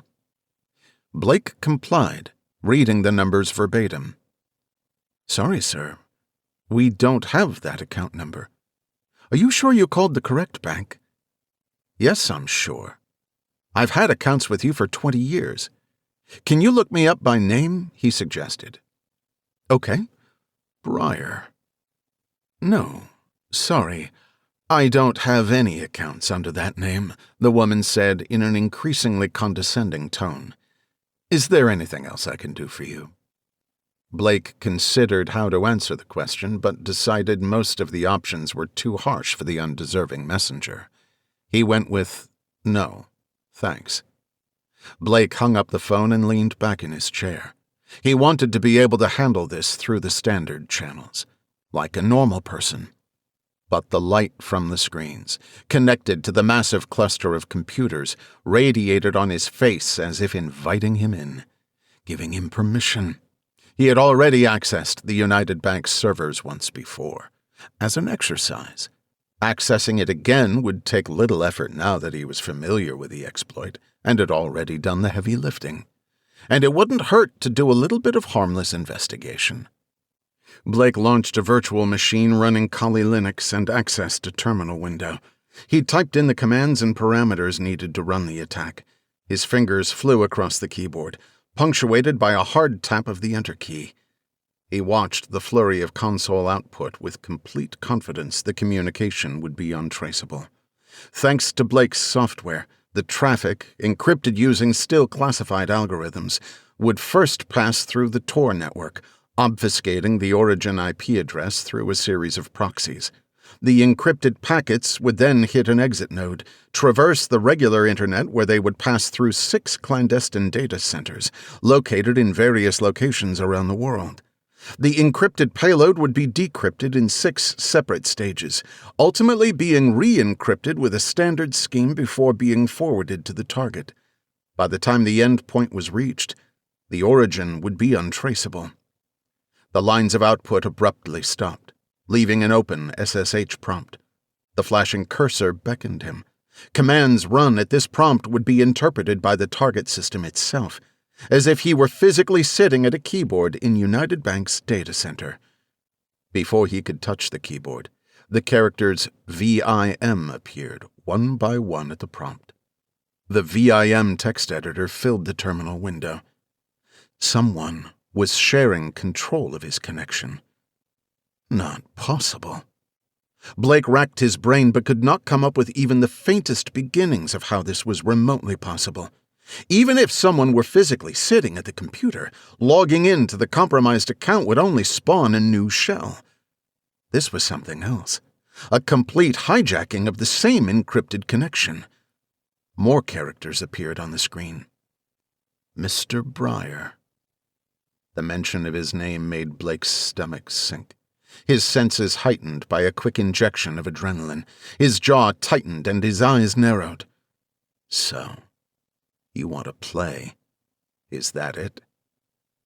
Who is this? Blake typed, just below the original message. You can call me Bob.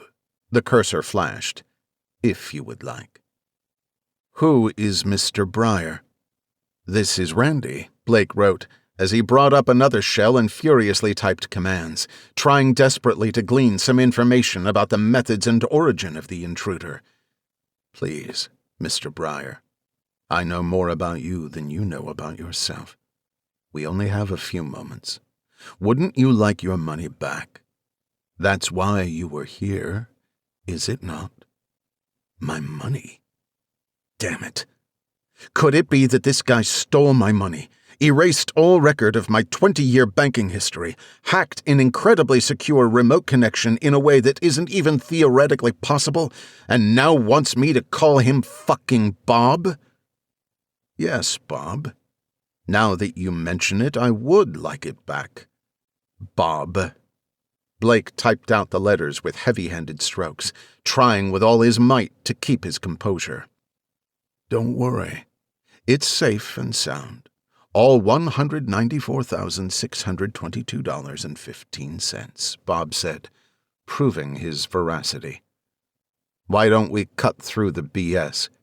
What do you want? Blake typed. Your help, Bob wrote. Blake stopped splitting his attention between tasks. He had already begun writing a script to deliver a payload to Bob's terminal that he hoped would send enough data back to later analyze and determine the origin of Bob's connection. But he realized he probably would not have anywhere near enough time to execute his plan. And Bob's statement intrigued him. Help with what? Blake typed. The characters slowly appeared, one after another. I, P, F, G. Oh, Lord. Don't tell me this crazy bastard is involved in this IPFG thing. What about it? Blake replied. Please, Mr. Brier, I am out of time. Your skill set and connections are perfectly suited to intervene in this matter. It is important, very important. The FBI, the police, no one realizes what this is really about. You will be contacted. I only ask you to keep an open mind." Blake watched as the characters continued to appear in rapid succession. "As for your bank accounts, you will find your funds have been safely transferred here." The typing paused, and then 2 long strings of characters appeared at once. A Bitcoin address and private key. The cursor jumped to a new line. Bob wrote, "It's about Bitcoin. That's what the police and FBI are missing. There are powerful people involved, very resourceful people. Do not underestimate them." The connection terminated, and with it, any reasonable chance of figuring out Bob's identity. Blake immediately opened the Bitcoin blockchain and searched for the address he was given. It was all there. Every penny. Chapter 8. Aaron Hosier wore no expression as he knelt on the cold stone floor, cloaked in a black wool cape and hood. His lack of outward emotion concealed the pride and sense of fulfillment that invisibly oozed from his pores. He had never particularly liked himself, and he fully believed no one would miss him if he were to disappear off the face of the earth. Even kneeling there in anticipation, he could not recall a single moment in his 20 years when he felt content, when he felt like he belonged, until today, the day Aaron Hosier would cease to exist.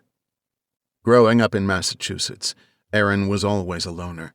Like many of his classmates, his parents had been divorced since before he could remember. Raised by a single mother, their lives were not without struggle, but no more so than anyone else he knew. He never complained or wished for wealth, happiness, or success. He was perfectly apathetic. As apathy turned to reclusion, Aaron would spend his days and nights in his room, often lit only by the light emitted from his computer monitor. Out of disconnected curiosity, he would experiment with ways to connect to the outside world anonymously. He joined chat groups and forums where he learned about phishing, cracking, and spoofing. He met coders and hackers who provided him with digital versions of textbooks and manuals. He practiced around the clock and would share his successes with others who he knew only by handle or screen name. His only friends in the world were invisible. And so was he. By the time he was 18 years old, he was making a modest living by stealing information, generating forged documents, and scamming the unsuspecting masses. In order to operate with anonymity, he used cryptocurrency, not only to receive payment, but also to acquire just about anything he needed. He found the concept to be beautiful, so perfectly simplistic. A growing disdain for the government's transparent efforts to maintain control over its citizens by undermining and vilifying cryptocurrency eventually morphed into an obsession that would have unquestionably led to his own destruction if it had not been for Mitas. Aaron began attacking financial institutions and government agencies he believed were working against the decentralization of finance for their own gain. As the attacks became more brazen and the accompanying rhetoric more raucous, Aaron began attracting the attention of the authorities. Unbeknownst to Aaron, the FBI had successfully identified him and obtained approval for an operation that would have led to his arrest and a raid of his home. Mitas had intercepted the details of the operation and sent several of his disciples to retrieve Aaron and provide him a safe place to hide from the impending retribution. Aaron was initially skeptical. Indeed, the masked disciples were forced to blindfold, gag, and bind Aaron's hands and feet to carry out the rescue. But it was for his own good. The fragrance of the incense filling the stone room brought back the memory of when he met Mitas in person for the first time. He was already familiar with the name. Hell, everyone in Aaron's online circle of cohorts knew the handle, But as far as Aaron knew, no one had ever actually set eyes on him in the flesh.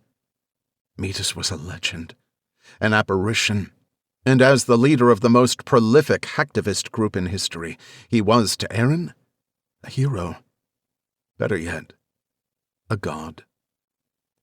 Aaron had been brought to this room, tied to a chair, and left for hours to listen to the echoes of his own screams for help bounce off the bare stone. The maddening silence was broken by the creaking of a door and the soft steps of his captor approaching him. The man removed his blindfold and spoke softly.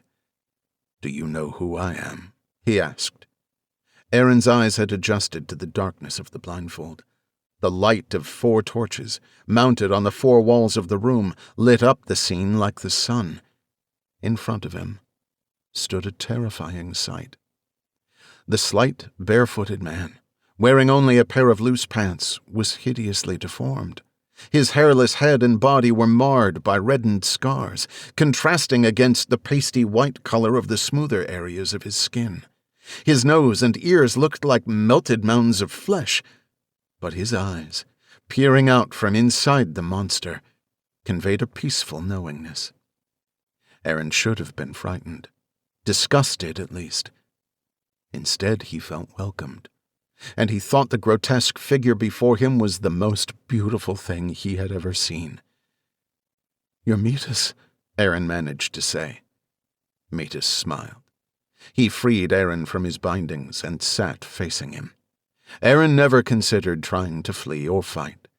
He was mesmerized, as if he really were in the presence of an apparition. The 2 men talked for hours. Metis explained how he had been chosen by God to lead the faithful against the tyranny of greed, why he had chosen the name Metis, and how he had been watching Aaron closely, waiting for the right time to bring him into the fold. He told Aaron of the divine mission of the cryptocurrency evangelist army, and of the plan God had for him. By the end of the long night, Aaron resolved that he would never return to his old life. In the months that followed, Aaron lived and worked with the disciples, each as physically grotesque as their leader. Instead of names, he knew them only by their given numbers. He realized they must have once had names, had lives outside the faith, but could not imagine any of them as individuals. They were devout, they were committed, and they were extremely skilled at cyber mayhem. But most importantly, they were nobody. Now, giving himself over completely to the cause, to the order, to God. He was not convinced that Metis was merely a prophet, as the disciples believed him to be. Aaron truly believed he was an angel. A group of faceless figures, clad in the same heavy cloaks, filed into the room and encircled him. The low melodic chanting of the group was intoxicating. A tingle traveled around Aaron's scalp and down his spine, causing his body to shiver. Then he heard the voice of an angel. "God has spoken to me, my son," Metis bellowed. "In his eyes, you have proven yourself worthy. Do you now denounce your name and give yourself unconditionally to the Lord?" "I do," Aaron replied. "And do you swear undying loyalty to your brethren, the cause, and to me, as the hand of God's will?" Metis continued. "Yes, I do," he said. "And do you understand the penalty for disloyalty and treachery, as commanded to me by God, is death?" "I understand," Aaron replied. "Then it shall be done," Metis finished. He motioned to the group surrounding Aaron. 8 disciples closed in upon Aaron Hosier, pulling the cloak from his shoulders and exposing his bare torso. One of the disciples guided Aaron backwards until he laid flat on his back, arms outstretched to the sides. 4 of the disciples straddled him, 1 on each leg and 1 on each arm, pinning him to the ground. A 5th held the back of his head. Metis approached, leaned down, and with his thumb drew the sign of the cross on Aaron's forehead. Aaron's eyes were as wide as saucers as he watched his prophet and savior spark the propane torch. Blue and yellow flames raged from the metal nozzle. Aaron's body began to shake, and his arms and legs instinctively tried to retract. The weight of the 5 men prevented him from moving more than a few inches in any direction. As Metis drew the flame toward Aaron, he proclaimed, "Aaron Hosier is dead. Born from fire is a soldier. Number 13. Wait was the last word Soldier 13 would utter, before his ability to form words was swallowed by primal screams. Chapter 9. Anya straightened her back to better see Harrison's mouth over the divider that separated her desk from his. She attempted to read his lips to fill in the words she was losing due to the background noise in the busy office. The walls of the dividers were covered with foam and fabric, designed to allow the use of pushpins to post notes. The plush box that contained her on 3 sides conspired with the commercial carpeting to absorb everything Harrison was saying to her. "I didn't catch that," Anya admitted. "I said we acquired the video footage from IPFG. Do you want to watch it with me?" Harrison repeated. "Sure." Anya got up and walked around the row of 8 cubicles. She pulled up a chair next to Harrison, who had already queued up the video on his computer. Anya's eye was caught by the scaly black and gray pattern of Harrison's pointed shoes. "Are you wearing cowboy boots?" she asked. "Yeah. So? Where I'm from, cowboy boots are the most important part of the wardrobe," he said. "You're from Massachusetts," Anya rebutted. "Ah, I grew up in Mass, but I was born in San Antonio," he said, as if he had instantly won the argument with his statement. Anya shook her head. "Just start the thing." Harrison clicked play, and the two watched the entire event unfold from the moment the 5 men approached the building to the time SWAT entered the lobby. Anya held a yellow legal pad to notate the times of each significant event for her forthcoming case report. The murder of the tellers, the murder of the IT employee, the release of the hostages.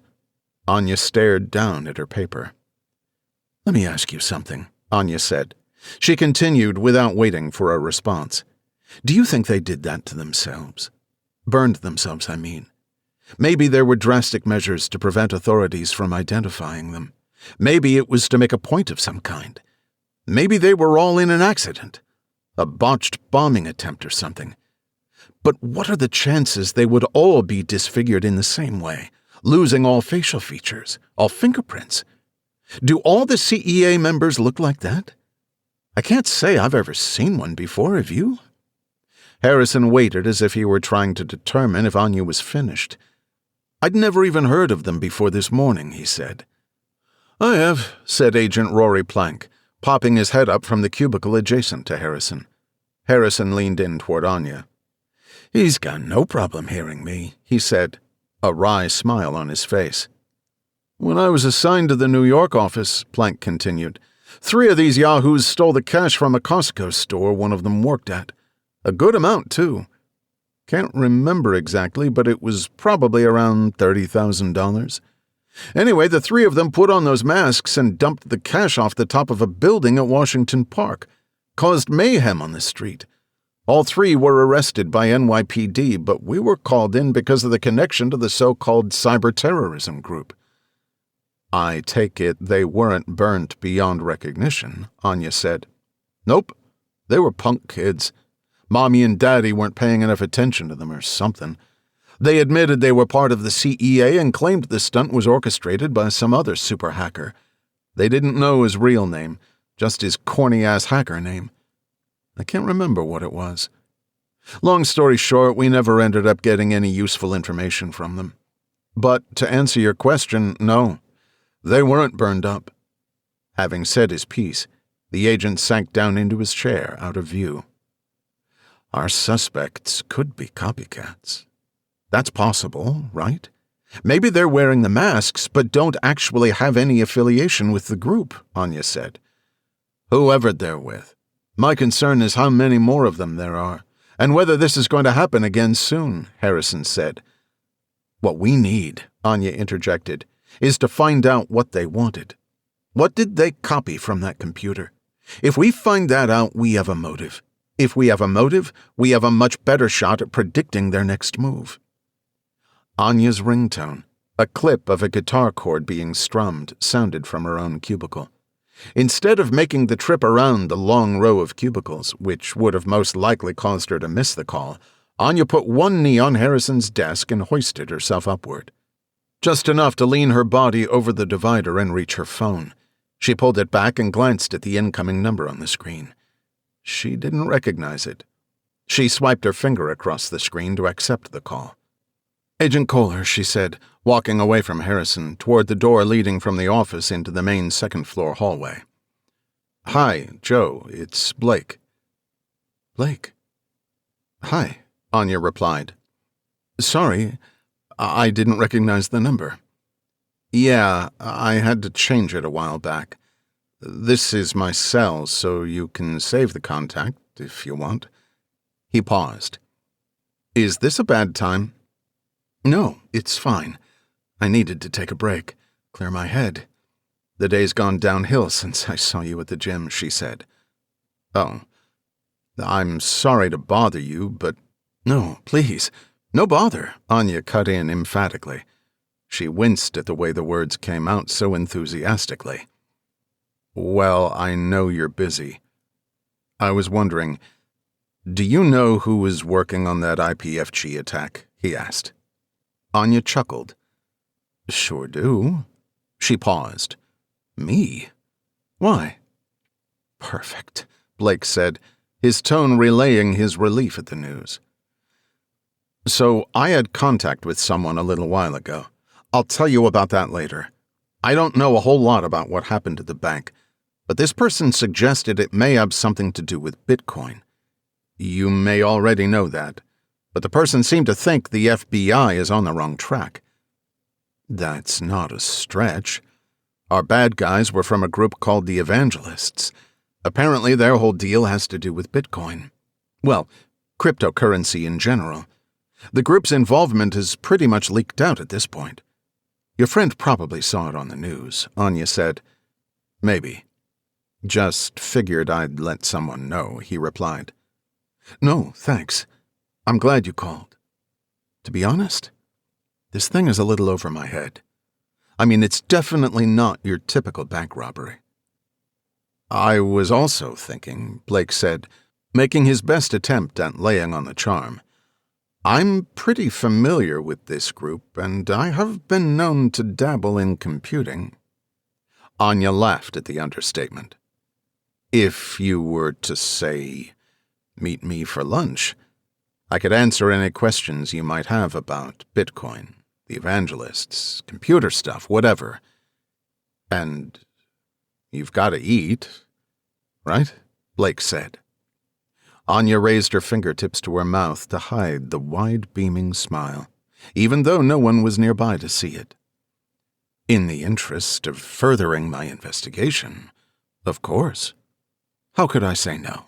She responded. Great. How about Alfie's? In an hour, he suggested. Make it 2 hours, she countered. 2 it is. I'll tell you the rest of the story when we meet. See you there, he said.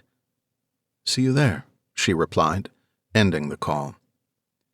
Anya fought with the muscles in her face, attempting to force a neutral expression, only to lose the battle to the involuntary smile once again. As flirtatious as the conversation had become, she found herself hoping she didn't misread it. Maybe Blake was just reaching out to provide some information he thought would be useful. Maybe he wanted to see if he could be of some help. Anya considered Blake to be one of the smartest people she had ever known. He had always been an expert problem solver and was keenly perceptive about world affairs and geopolitics. He had a knack for reading people. And when it came to computers, he was a genius. Considering what she knew about the case so far, Blake would be an extremely helpful resource. Anya entered the office and swiftly took up her position next to Harrison and grabbed her notepad. Who was that? Harrison asked. Just an old friend, she said. Now, where were we? Chapter 10. Blake arrived 20 minutes before he expected Anya to arrive. The popular deli-style restaurant, known for its famous corned beef sandwich, was almost always filled to capacity in the afternoon. Blake stood by the register for 10 minutes, surveying the 4 small tables and 4 booths, trying to gauge which diners were preparing to leave. A couple, seated at a booth, began scooting out of the bench seats. To prevent a squabble with several people who came in right behind him, Blake quickly moved to the booth and sat, claiming his rightful spot in line. Blake thought it fortunate to get a booth because it offered a bit more privacy than the exposed tables. While the place was not ideal for a business meeting, it had once been his and Anya's favorite spot. Worth the trade-off. The waitress quickly arrived to grab the bills left for her by the last patrons. She cleared the dishes, visibly put off by not being allowed to clean the table before Blake sat down. "I'll be right back to wipe this down," she said, hooking a hanging strand of hair behind her ear. "No worries," Blake said. "I'm still waiting for someone." The young woman nodded and retreated behind the counter which separated the kitchen from the tiny dining area. Blake was not prepared earlier that morning. Anya's presence had completely caught him off guard. Evidence of his waning diligence, the dulling of situational awareness that came with civilian life. But he would be ready now, prepared to absorb every morsel of Anya's company. He smoothed the fabric of his off-white button-down shirt, making sure it was tucked in neatly. He adjusted the submariner watch on his wrist. Busy work. Prior to missions, Blake always found himself touching each piece of equipment that was strapped to him multiple times. A tactile checklist performed in the same order each time. The process offered a peace of mind that nothing was forgotten. But it was about the ritual. Like a prize fighter about to step into the ring, peering out from under a large silk hood, bouncing and dancing and punching at the air, a signal to the mind of a singular purpose. Blake checked himself again. Here we go. The waitress wiped the table and went off to retrieve the black coffee Blake ordered. Blake looked around at the kitschy 1960s signs, toys, and artwork that adorned the place. It brought back memories. Blake saw Anya the moment she opened the door. Her tall, slender frame was backlit by the mid-afternoon sun shining through the glass door at a shallow angle. The glow made her blonde hair look like fire. She was stunning, as always. He stood as she made her way to the booth and sat down. "Glad you made it," Blake said. "Glad I was able to break free. I told my partner Harrison I had to run home for a few minutes. He's covering for me with Wells." Anya looked around at the interior of the restaurant, which had not changed in the slightest over the last 10 years. God, almost forgot about this place. It used to be my favorite. "Remember when you dumped a whole milkshake in your lap? I think we were sitting in this booth," she said. "I remember," he said. What Blake remembered was the look on Anya's face. A second of surprise, quickly transformed into a huge grin and a loud burst of laughter. Blake could not help but laugh as well. He laughed so hard he got a cramp in his abdomen. They both did. It was the kind of laugh that only happens on rare occasions, and only under perfect conditions. Recalling that day, he realized he probably hadn't laughed like that since. "So I'm assuming you're still doing the computer thing? Still with booze?" Anya asked. When Blake met Anya, he had already been working for the CIA for 4 years. He was stationed in Stuttgart, Germany, and Anya was staying with her parents who moved back from the United States when Anya graduated from high school. His official cover story was that he was working for the contractor Booz Allen Hamilton, programming unmanned aerial vehicles, a story that persisted upon moving back to the States. "Nope, retired. Now I work from home for a web development company." "A lot has changed," he said. Man, is that an understatement. Blake considered just laying the truth on her, all at once. After all, he was a civilian now, and it probably no longer mattered. But it was not the time or place. "That's great, Blake. Seems like you're doing well." How about you, Joe? I mean, I know you're still going strong with the Bureau and all. I noticed you aren't wearing a ring. I thought you'd be married with 4 or 5 kids by now," he joked. "You're actually close. My husband Jonathan and I have 3. I don't wear my rings while I'm working. Gives away too much personal information, you know," she said. Blake's face blanched, and he wanted to smack himself for the assumption. He paused for several seconds, trying to come up with words. "I'm kidding," she said, finally letting him off the hook. "I've never been married. I was close once. I mean, after you. But it didn't work out. The story of my life." Blake made a playful groan and chuckled at the gag. Selfishly, he was relieved her initial statement was not true, convincing as it was. "Let me tell you a little more about this case.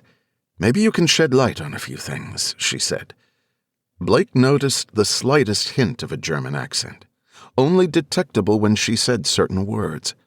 Although she was born in the United States, she had attended several years of primary school in Stuttgart. Blake used to enjoy trying to speak with her in German. While he achieved a rudimentary command of the German language during his time overseas, he could never keep up with Anya when she started rattling on. "Do you folks know what you want?" the waitress interrupted. "I'll have the works," she said without hesitation. "And a water, please." The famous open-faced corned beef sandwich, piled with coleslaw and French fries, was obligatory. "I'll have the same," he followed. The waitress collected the untouched menus and walked away. "Okay, fill me in," he said. "So here's the gist. 5 guys take over the bank. They're wearing these white plastic masks. The masks are identical, but they each had a different variation of green paint around the eyes, like green blood or tears. We've confirmed the masks are associated with the CIA. Then the men deliberately kill several bank employees, access a computer system for several minutes, and all 5 commit suicide. Simultaneously," she explained. "And I hope it goes without saying, all of this stays between us. I really shouldn't be talking about the details while the investigation is ongoing." "Of course," Blake said. "I'm familiar with the masks you're talking about. From what I've read, the green blood is supposed to represent greed. You know, the 7 deadly sins and all that. There are a lot of religious undertones in the disseminated propaganda. Apparently, the evangelists believe the government and big banks are agents of the devil. They claim they are doing God's work by interfering in the operations of both. I've even seen them refer to themselves as God's army. There's a central figure that is mentioned quite a bit, a sort of prophet the followers call Midas." Anya replied, "It seemed pretty clear from the name Cryptocurrency Evangelist Army, and from what we've gathered online, their main mission has to do with spreading cryptocurrency and working against those who were working against it. Is that not the case?" "That's absolutely correct. And they're not completely off base about the government or the banking industry. Both have been trying to prevent the proliferation of cryptocurrency since its invention. Efforts to pass laws and regulations to limit the usefulness of cryptocurrency and put its exchanges out of business have ramped up since Bitcoin's meteoric rise in value. I've heard of Bitcoin, but to be honest, I don't really know what it is or how the whole thing works. Why does there seem to be so much contention? And why do the banks or the government even care? I'll try to break it down for you, but you're going to have to stick with me for a few minutes. It can be a bit difficult to follow," he warned. "I'm listening," she said. In 2008, a mysterious, unidentified person who goes by the name of Satoshi Nakamoto invented blockchain technology to be used as the backbone for the first of many cryptocurrencies, Bitcoin. In simple terms, a blockchain is a public ledger that can record transactions. In this case, Bitcoin transactions. Transactions are organized into a block, and that block is run through a hashing algorithm. The algorithm is called SHA-256. This means the entire block is fed into the algorithm and a 256-bit number is spit out. The next block in the chain contains more transactions, plus the hash value of the previous block, and so on. So each block is tied to the next, Anya asked, indicating she was following along. Yes, because if something in the first block changed, so would its hash value. Because the second block contains the first hash, the hash value of the second block would be wrong, and so on, right up the line. This is how one can be sure a blockchain is accurate. It would be extremely obvious if someone were to tamper with it, he said. I get that. But couldn't you change something and just rehash every block one by one? She asked. Here's the genius of blockchains. In addition to the transactions and hash of the previous block, a random number is also included. It's called a nonce. When hashing the block, the goal is to end up with a hash value that starts with a certain number of zeros. This is easier said than done. The computer verifying the block has to insert a random value, hash the block, and then check the result for the required number of zeros. If the result does not meet the requirement, a new random number is chosen and the process continues over and over again, making the process computationally difficult and therefore time-consuming. Who does these verifications? If no one knows who invented this, who's in charge of verifying the blocks? Anya said. Blake noticed Anya had begun to squint, an unconscious quirk that had always shown up when she was trying to concentrate. He had always found it endearing. This moment was no different. Anyone with a fast enough computer system can eventually solve the problem, can pick the right random number to get a hash value with the right characteristics. The reward for this feat is an amount of Bitcoin. Not someone else's Bitcoin, brand new Bitcoin. This is called mining. I'm sure you've heard of mining Bitcoin before, right? Blake asked. Yes. I just never understood what it meant, she admitted. The problem is, once someone beats you to it, the block is submitted to the network, and once the solution is verified, it becomes a permanent part of the chain. Now the next block has to include the hash of the recently accepted block, and the miners have to start over with a new set of transactions. There's a little more complexity, but that's the gist of how double spending is prevented. Because to change something in the chain, you would have to mine a new block after also resolving the hash problem for each and every block following the change. All before someone else could solve the problem once.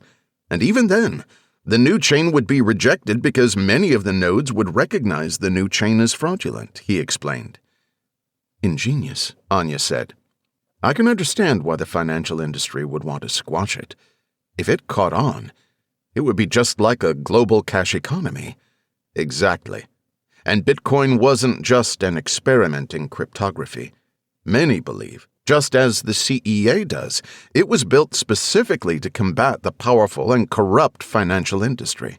In the first block, called the Genesis block, Nakamoto embedded the words, "The Times, 03 January 2009, Chancellor on brink of second bailout for bank." It refers to an article in the London newspaper that day. The inclusion of that headline is a pretty obvious message. In the scheme of things, if this meatus is a prophet, Nakamoto would be the Messiah. I can't believe that after all this time, no one knows who this Nakamoto is. There's been a lot of speculation over the years, but nothing certain. Most, if not all, of the coin presumably mined by Nakamoto is gone unspent. Which is amazing because, if he's alive, he's sitting on an absolute fortune. How do they know which bitcoins belong to Nakamoto if the blockchain is anonymous? I mean, I know we're off on a bit of a tangent, but this is fascinating. I'm just curious, she said. The answer is pretty technical. It has to do with the way bytes are arranged on the original mining system and something called extra nonce. That's not important. Let's just say it's safe to assume that many of the original coins were mined by Nakamoto, he said. Anya's phone began rumbling on the table. She accepted the call and put the phone to her ear. Go ahead, she said, her voice stern. Okay, yes, I'll be back in a few. Thanks. She ended the call. Sorry, Blake, I've got to run. They need me back at the office. Anya waved to the waitress. Capturing her attention, Anya spoke across the restaurant. Would you wrap mine to go? Sorry, she said. It's not the same when it gets cold, Blake said. Advice Anya used to impart on him when he would bring home takeout. I know. She paused. I was actually going to buy some Bitcoin when the market was blowing up, but I never got around to figuring out how to do it, Anya said. Funny you should say that, because I am a recently proud owner of a whole lot of it, he said. Anya looked at Blake in silence, as if waiting for him to finish his thought. The source I was telling you about. It wasn't exactly a source as much as a maniacal genius who erased my entire banking history and for some reason replaced my bank account balance with Bitcoin, Blake said. Are you kidding me? Anya said. Blake could see in her expression that she was skeptical he was setting her up for a punchline. I'm not kidding, Joe. Weirdest thing. I immediately moved the Bitcoin to a paper wallet so it's safe. I've had a hell of a time finding a place I can withdraw cash, and then I found out I can only withdraw $300 at a time. Did you report it? That's a serious crime, Blake. Not yet, but I'll handle it. Somebody's playing games. I don't mind a good game now and then, he joked. What he said, though, that the FBI was on the wrong track. It's peculiar. The waitress placed an overflowing plate in front of Blake and a styrofoam container in front of Anya. Anya reached into her purse. It's on me, Blake said. Anya paused. Thank you. Hopefully they take Bitcoin, he said with a wide grin. It's been great to see you.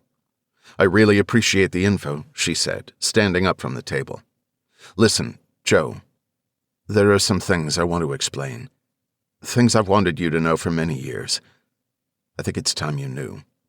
If you would give me that opportunity. Of course, she said.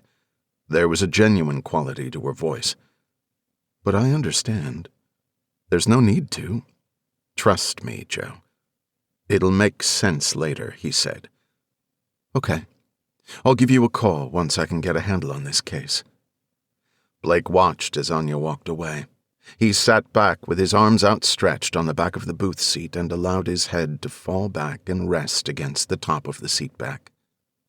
After a moment, he looked at the pile of corned beef on his plate, stood up, dropped $100 bill on the table, and headed for the door. Chapter 11. Blake sat back in his beloved Herman Miller chair and stared past the empty Google search bar in the center of his screen. He could probably trace back most of the most harrowing missions to a similar blank input field. A simple search, a step over the edge of a deep well. Swinging from branch to branch with increasing velocity, he would allow the ideas to flow through him, from one link to another, until he saw it. His attack vector. It never ceased to amaze him how much information he could compile from readily available public information. Gotta start somewhere. Blake typed Cryptocurrency Evangelist Army, or CEA and hack, and clicked the search button. Down the rabbit hole we go. He scrolled through pages of articles and social media posts related to the IPFG robbery. Cryptocurrency Evangelist Army, or CEA and hack, minus IPFG. He refined the query to exclude the trending event from the results. For 45 minutes, Blake skimmed the content of dozens of sites until he landed on an article titled 50 Most Notorious Hackers. Hackers, my ass. Blake hated the use of the term hacker in this context. As he saw it, a true hacker is an expert programmer who uses computing to solve difficult problems in elegant ways. The media's use of the term had regressed into describing anyone who maliciously accessed information they were not supposed to have. It was not the obligatory blurbs about Kevin Mitnick or Albert Gonzalez that interested Blake. It was number 47. An unknown person using the moniker Phantom. The article explained that in 2017, a security flaw in the University of Virginia's network was exploited, allowing hackers to gain access and modify admission records. Over 1,500 students, all of whom had taken out student loans, were flagged as having received scholarship money.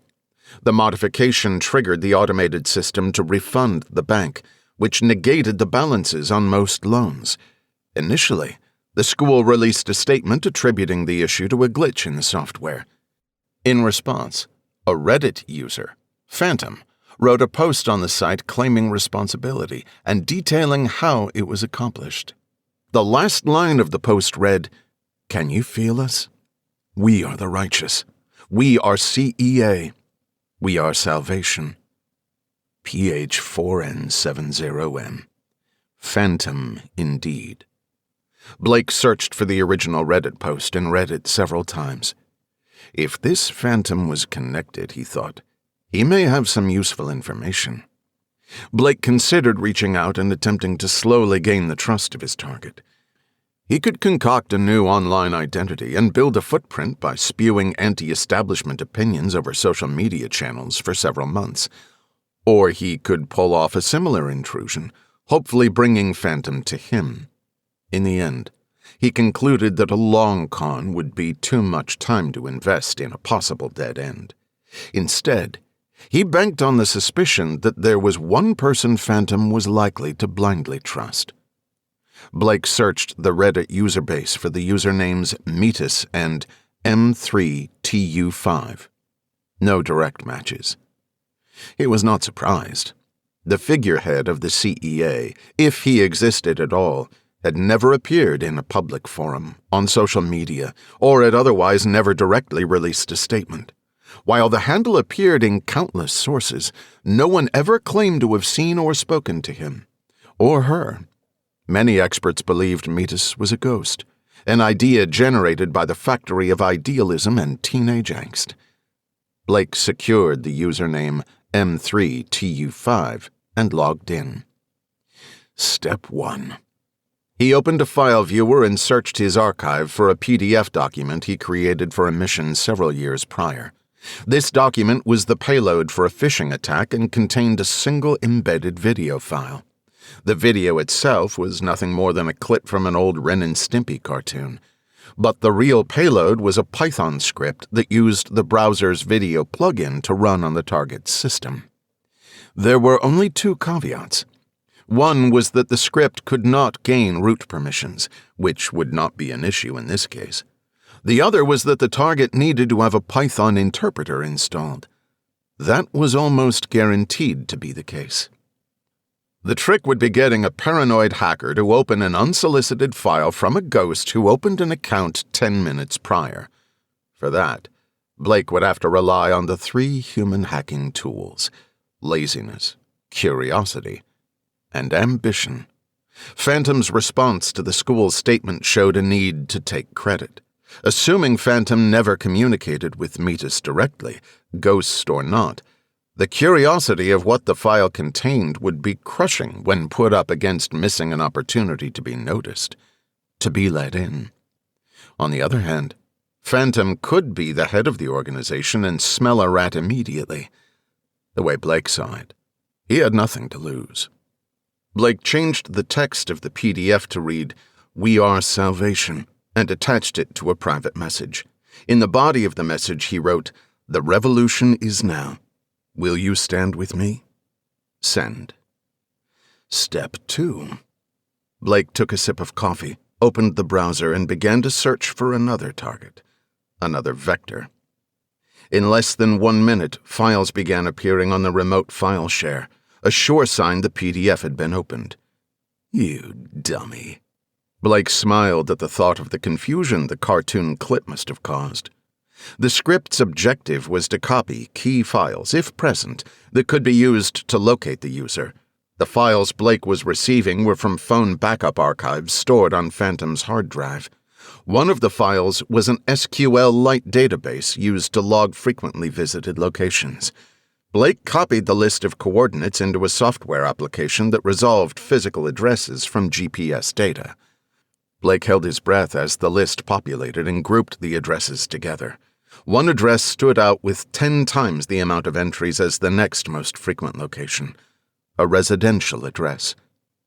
Blake sometimes wondered if the public would ever have the capacity to truly understand how exposed they had become. In the digital age, advancements in technology moved faster and faster. More critically, these advancements were being adopted by the everyday citizens at a rate unparalleled by any other time in history. Maybe it was the jargon, the information overload, or maybe it was just the mere fact that the mainstream media refused to give the common guy any credit. Their hollow sermons stopped short of saying, "Forget about it, you wouldn't understand." Whatever the case, no one seemed interested. Despite his discouragement with the public's lack of awareness, he was happy to exploit it when he needed to. Although Phantom did not know it yet, he and Blake were playing a game of chess. Having his opponent's home address unquestionably extended Blake's list of possible moves. But in his experience, the best option usually required putting boots on the ground. He was no stranger to good old-fashioned espionage, but given the circumstances, he thought it most effective if those boots had a higher heel. Blake pulled his phone from his pocket, held a button, and spoke into the device. "Call Joe on speaker." Anya picked up on the first ring. "Joe, it's me. I'm gonna need your help." Chapter 12. "You should shut it off," Anya said. Blake turned the key and the low grumble of the Challenger's idling motor turned to silence. Anya peered down the quiet residential street toward a small brick cape a few hundred yards away, keeping her eyes on the target. "I hope we're right about this kid," Anya said. "Has to be him. I'm sure of it," Blake responded. Blake scanned the neighborhood. He noticed the similarity in the houses, the plainness of the yards.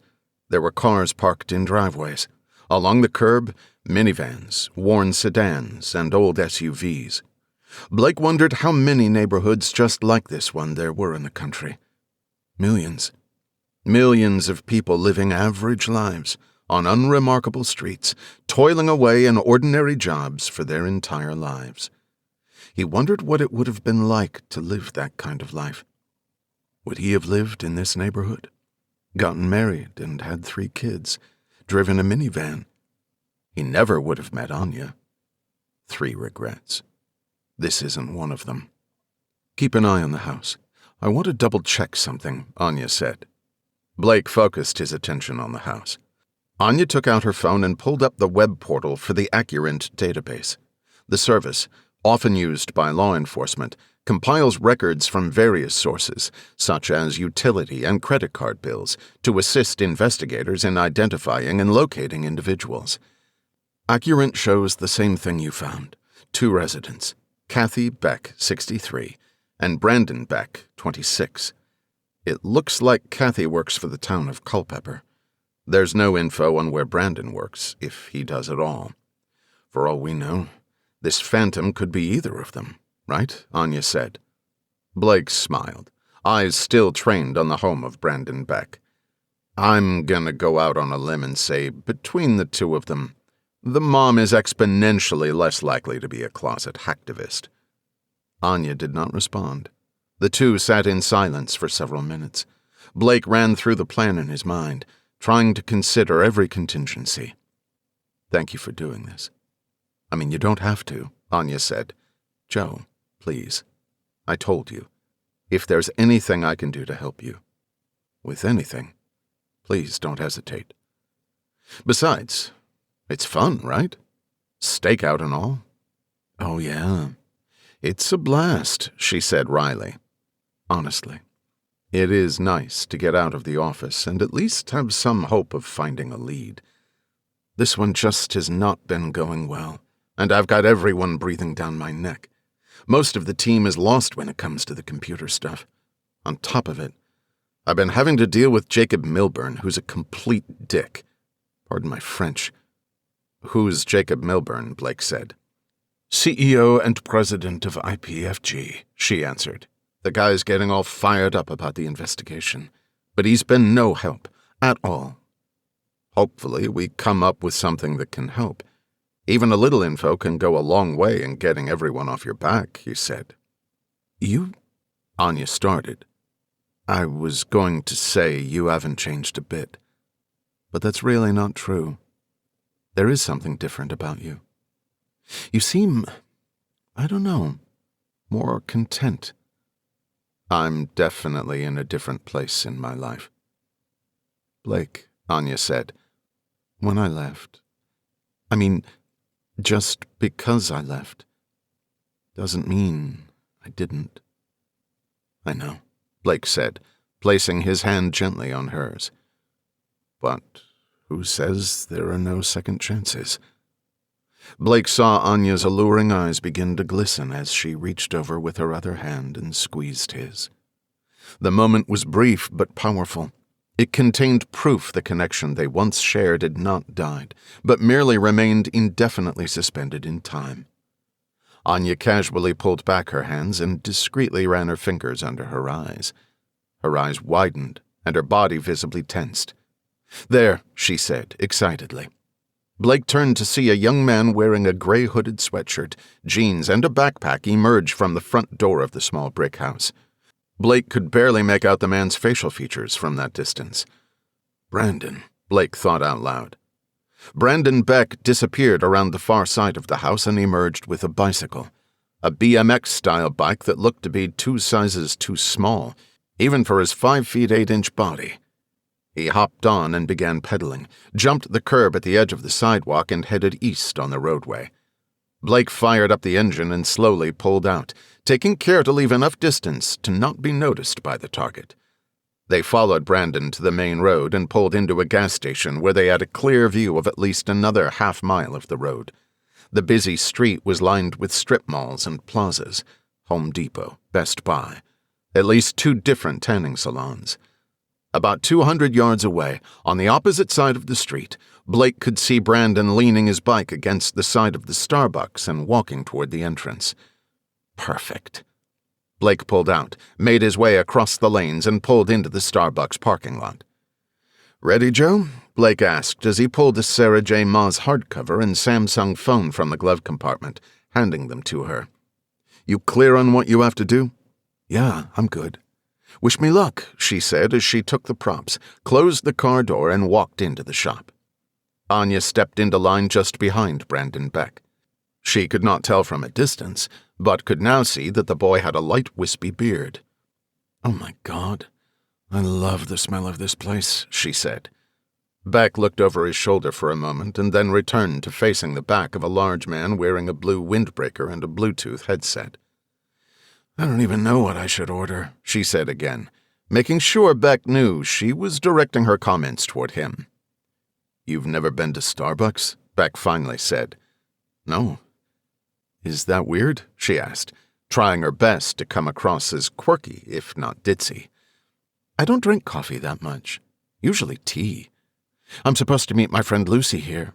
It was her idea. Not for, a while, though. I thought I could just sit and read my book." Beck turned slightly. Anya could see a thawing in his face and posture. "What you want is the chai latte." He gestured to the menu board. "See, all the way to the right there." "Okay. Chai latte. Thanks." Beck approached the counter, ordered, and then sat down at a small table with a chair on one side and a plush bench on the other. He pulled a laptop from his bag and sat up on the table in front of him. Anya ordered the chai latte and waited by the counter. She kept her attention on the vacant table directly next to where Brandon was seated. She figured she would keep a distance for the moment unless someone else posed a threat of taking the vacant table in the meantime. Blake walked in, ignoring Anya as he got in line. "Brandon," the barista called out. "Triple venti vanilla latte." Brandon stood up from his laptop and quickly scooped his drink off the counter, all the while looking back at the open device. "Cherie, your chai," the barista said as he handed the paper cup to Anya. Anya casually moved to the table adjacent to Beck and sat on the bench seat that ran the length of the wall. She took a sip and said, "Oh my God, this is so delicious. You were so right." Beck picked his head up from the screen and said with a smile, "See? I wouldn't steer you wrong." He immediately returned his focus to the screen and began furiously typing. Anya opened her book and settled in. Blake had gotten his grande black coffee and taken a seat at a table near the front windows where he opened his own laptop, and effectively blended into the scene. After a few minutes, Anya reached into her pocket, pulled out a phone, and began tapping at the screen loudly. "Oh no. My phone is dead," she said into the air. "Are there plugs in here?" She pulled the charging cable from her pocket, moving in large enough gestures to be distracting. "Damn it. I don't have the thingy that goes into the wall." "Great." She motioned to Beck. "Hey, sorry to bother you. You're probably busy, but do you have a charger I could borrow? My phone died and I'm missing the plug thingy." She dangled the cord toward him. "Sorry, I don't," he said sincerely. "Ugh. I just need to check if Lucy called or texted. If I could just call her quick." She paused. "I have this cord.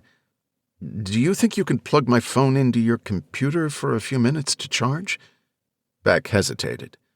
"Please, just a few minutes till I can turn it on and check. Please." "You'd be my, knight in shining armor," she pleaded. "Yeah. Okay, a few minutes. I don't want to drain my battery," he relented. "Thank you," she squealed, handing Beck the phone and cord, then bending over and giving him a hug. "You're awesome." Beck smiled and shook his head. "No problem," he said softly, as he plugged the cord into one of his laptop's USB ports.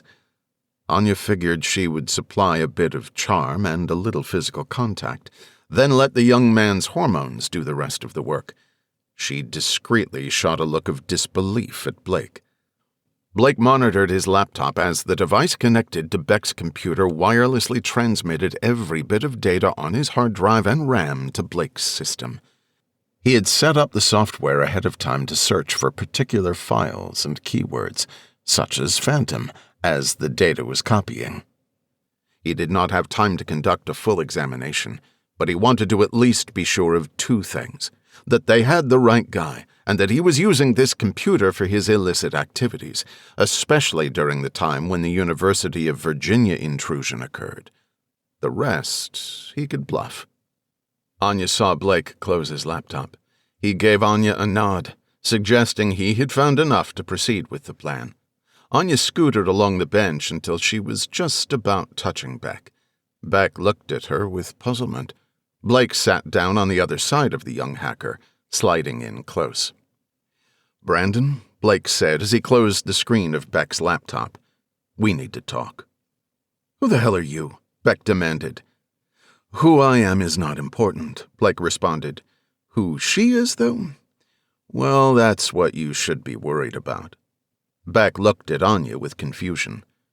"Agent Kohler, FBI," she said.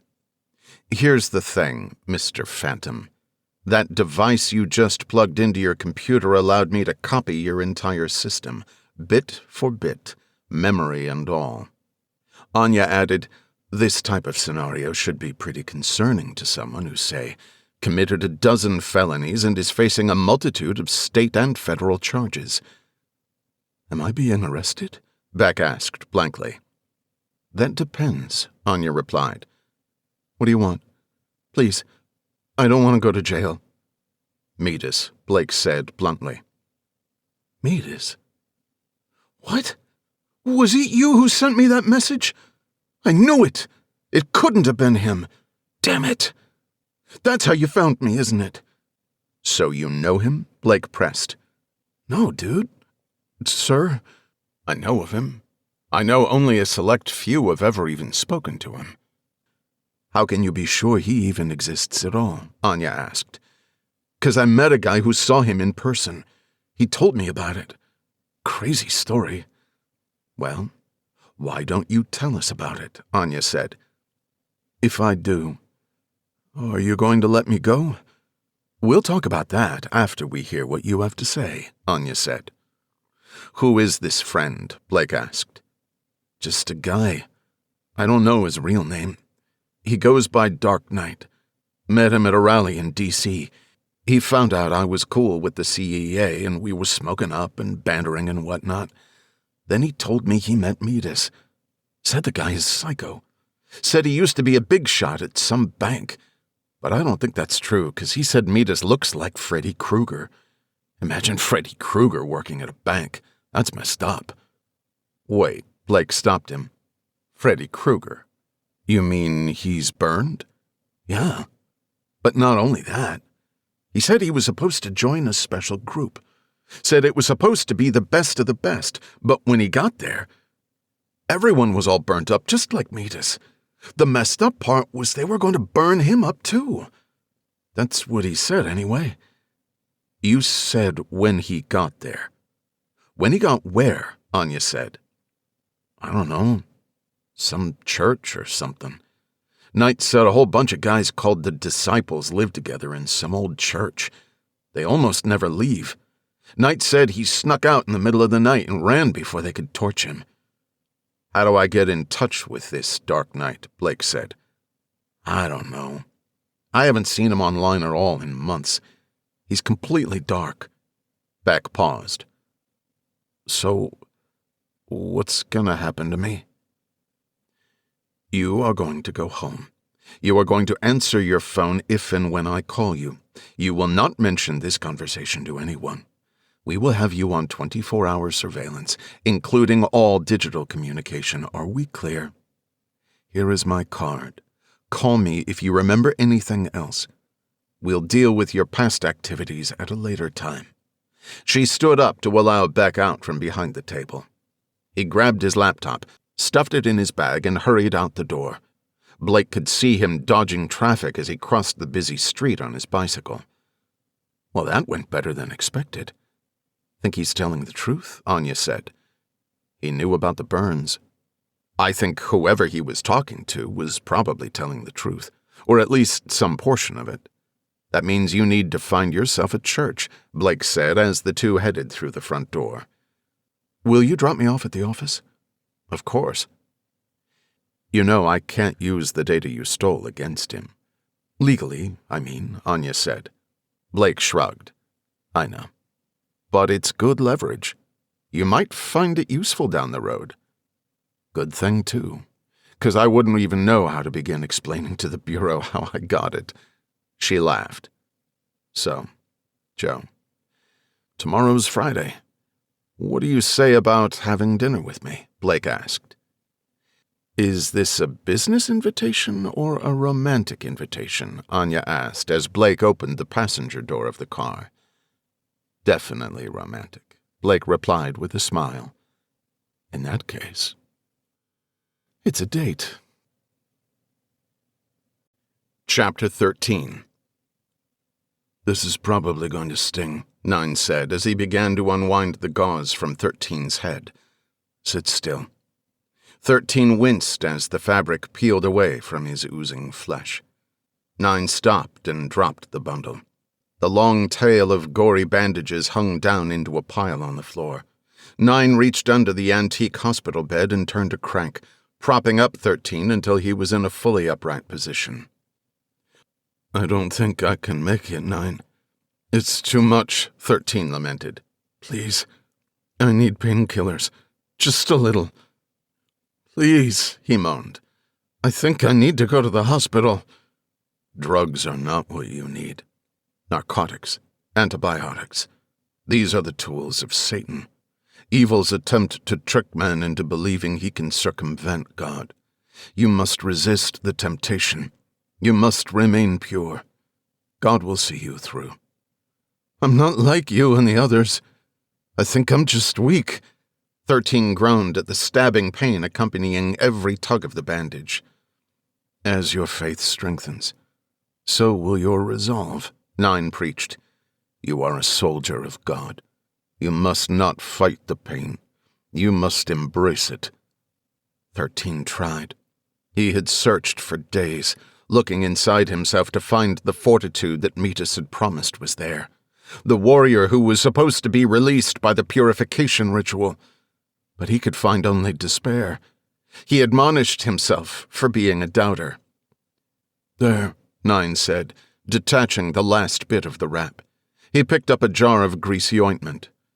This will soothe you, help you heal. Wait, let me see first, pleaded 13. 9 bowed his head and let out an annoyed sigh. Yes. He slipped out of the room and returned with a 2-foot-long piece of broken mirror. 13 pinched the shard between his 2 tightly bandaged hands and gazed at the atrocity on the other side of the glass with detached curiosity. 2nd and 3rd degree burns had replaced his creamy skin with a tapestry of putrid colors: black, white, red. Pus oozed from his raw, broken flesh. Blisters mixed with strips of charred muscle. It was a horrific injury, without question. He found no familiarity in the live portrait, no sense of connection with the reflection. He truly was no longer himself. It's the 2nd degree burns that hurt. Look. 9 pressed on an area of blackened flesh. Can you feel that? Not really, 13 said. That's because the nerve endings were destroyed. The painful areas will heal soon, and scar tissue will bridge the gaps. You must give it time. Now let me apply the ointment. 13 settled and allowed 9 to complete his task. The man the others sometimes called the Deacon, when Metis was not present, oversaw rehabilitation, much like how 2 oversaw training. 13 had not yet been allowed to train with the others, but he had been allowed to observe a session before his initiation.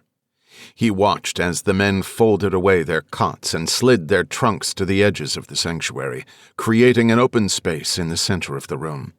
There the men practiced hand-to-hand combat techniques and weapons drills. In his state, he could not imagine being able to recover enough to participate in the training. But he knew the time would come when he would be required to learn. Now rest, 9 said, replacing the jar on a small table sitting against the wall. 13 nodded and closed his eyes. 9 turned the crank to lower the back of the bed. 13 waited a few moments after he heard the rubbing of the door on the frame. Then he opened his eyes, swung his feet onto the floor, and shuffled to the door. A splinter of wood embedded itself in his bare foot, the 3rd in 2 days. He reached down and plucked the 1/2-inch-long sliver of ash out of his heel. He pressed up against the door. Moisture had swelled the ornate 10-foot-tall door, making it impossible for it to be completely closed. He peeked through the gap into the rectory parlor. To be sure 9 was gone. 13 had spent days looking at only the 4 walls of his room, walls that were completely devoid of any decoration, unless you counted the patterns of cracked plaster as a kind of abstract art. There was a stained glass window, beautifully depicting a glowing crucifix, but it offered no view of the outside world. He was becoming claustrophobic. With only a bed and a small table, the room began to feel more like a prison cell. But he was not to leave, not even for a moment, until his transformation was complete. Those were the express instructions Metis gave him. The isolation, he was told, was an important step in the process, and he must not have any contact with anyone other than 9. The room was one of 2 that were part of the so-called rectory located at the back of the building, behind the elevated stage that held a pulpit and a long wooden altar. The other room was Metis's. In comparison to the rehabilitation room, Metis's room was decadent. Artwork, plush bedding, and modern conveniences adorned the space. 13 was not envious. He would be more than content just being given his cot and joining the others on the sanctuary floor. But he had spent hours looking out the crack toward Metis's room, wondering what would come next, and trying to take his mind off of the excruciating pain. There was no movement in the rectory, and no matter how hard he strained, he could not hear the conversations of the men in the sanctuary. Although he could not tell the time by the light through the stained glass, he knew it had been afternoon for some time. He guessed the others were probably in the crypt holding afternoon mass. 13 dragged himself to the table that held a bedpan, urinal, and 9's assortment of bandages and ointments. He picked up the urinal and relieved himself. It would be dinner soon, he hoped. He sat on the bed and thought about how he wished he could sit at one of the 5 computer terminals that sat along the long altar in the main sanctuary. powerful machines with blazing fast internet connections. He smiled at the prospect. Soon, he told himself, soon I can put my talents to use. 13's daydream was interrupted by the sound of tires crunching along the gravel driveway toward the rear of the church. Through the window, he could hear a car door closing. Had he lost that much time? Was it already time for the deliveries? Then came the knocking at the rectory door, the squeak of the rusted hinges, the voices. 13 hobbled to the door. Another splinter drove itself into the ball of his foot. He ignored it. There were 2 hushed voices. One was Mita's. The other he did not recognize. He peered through the crack to see Mita shaking hands with another man.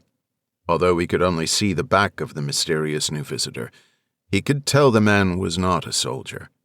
He had hair. Thick, gray hair that fell against the collar of his blazer. Despite the waves of pain running through his body, he willed himself to stay still and quiet. He listened to the 2 men speak. A tinge of shame mounted an objection to the voyeurism, but his intense boredom and need for stimulation overruled. The letters have been delivered. Is everything in order for Phase 2? Asked the unknown man, his voice soft but confident. Yes, and no, Metis responded. We are in place, but an issue arose. It looks like we may not be able to gain the level of access we need by hitting the second target. Do you have an alternative? The alternative would be to hit the L Street branch a second time, but I don't think that's a viable option. Andre Lopes lost his position, so we no longer have an inside guy. The last information we had was that security had been beefed up with armed guards and redundant bio-passcode timed locks on the physical server rooms and systems.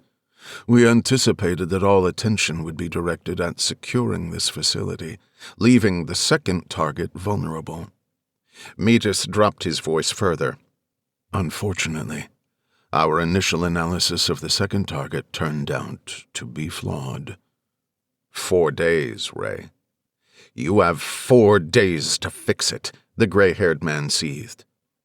I'm well aware of the timeline and the stakes. There's another thing, the man said.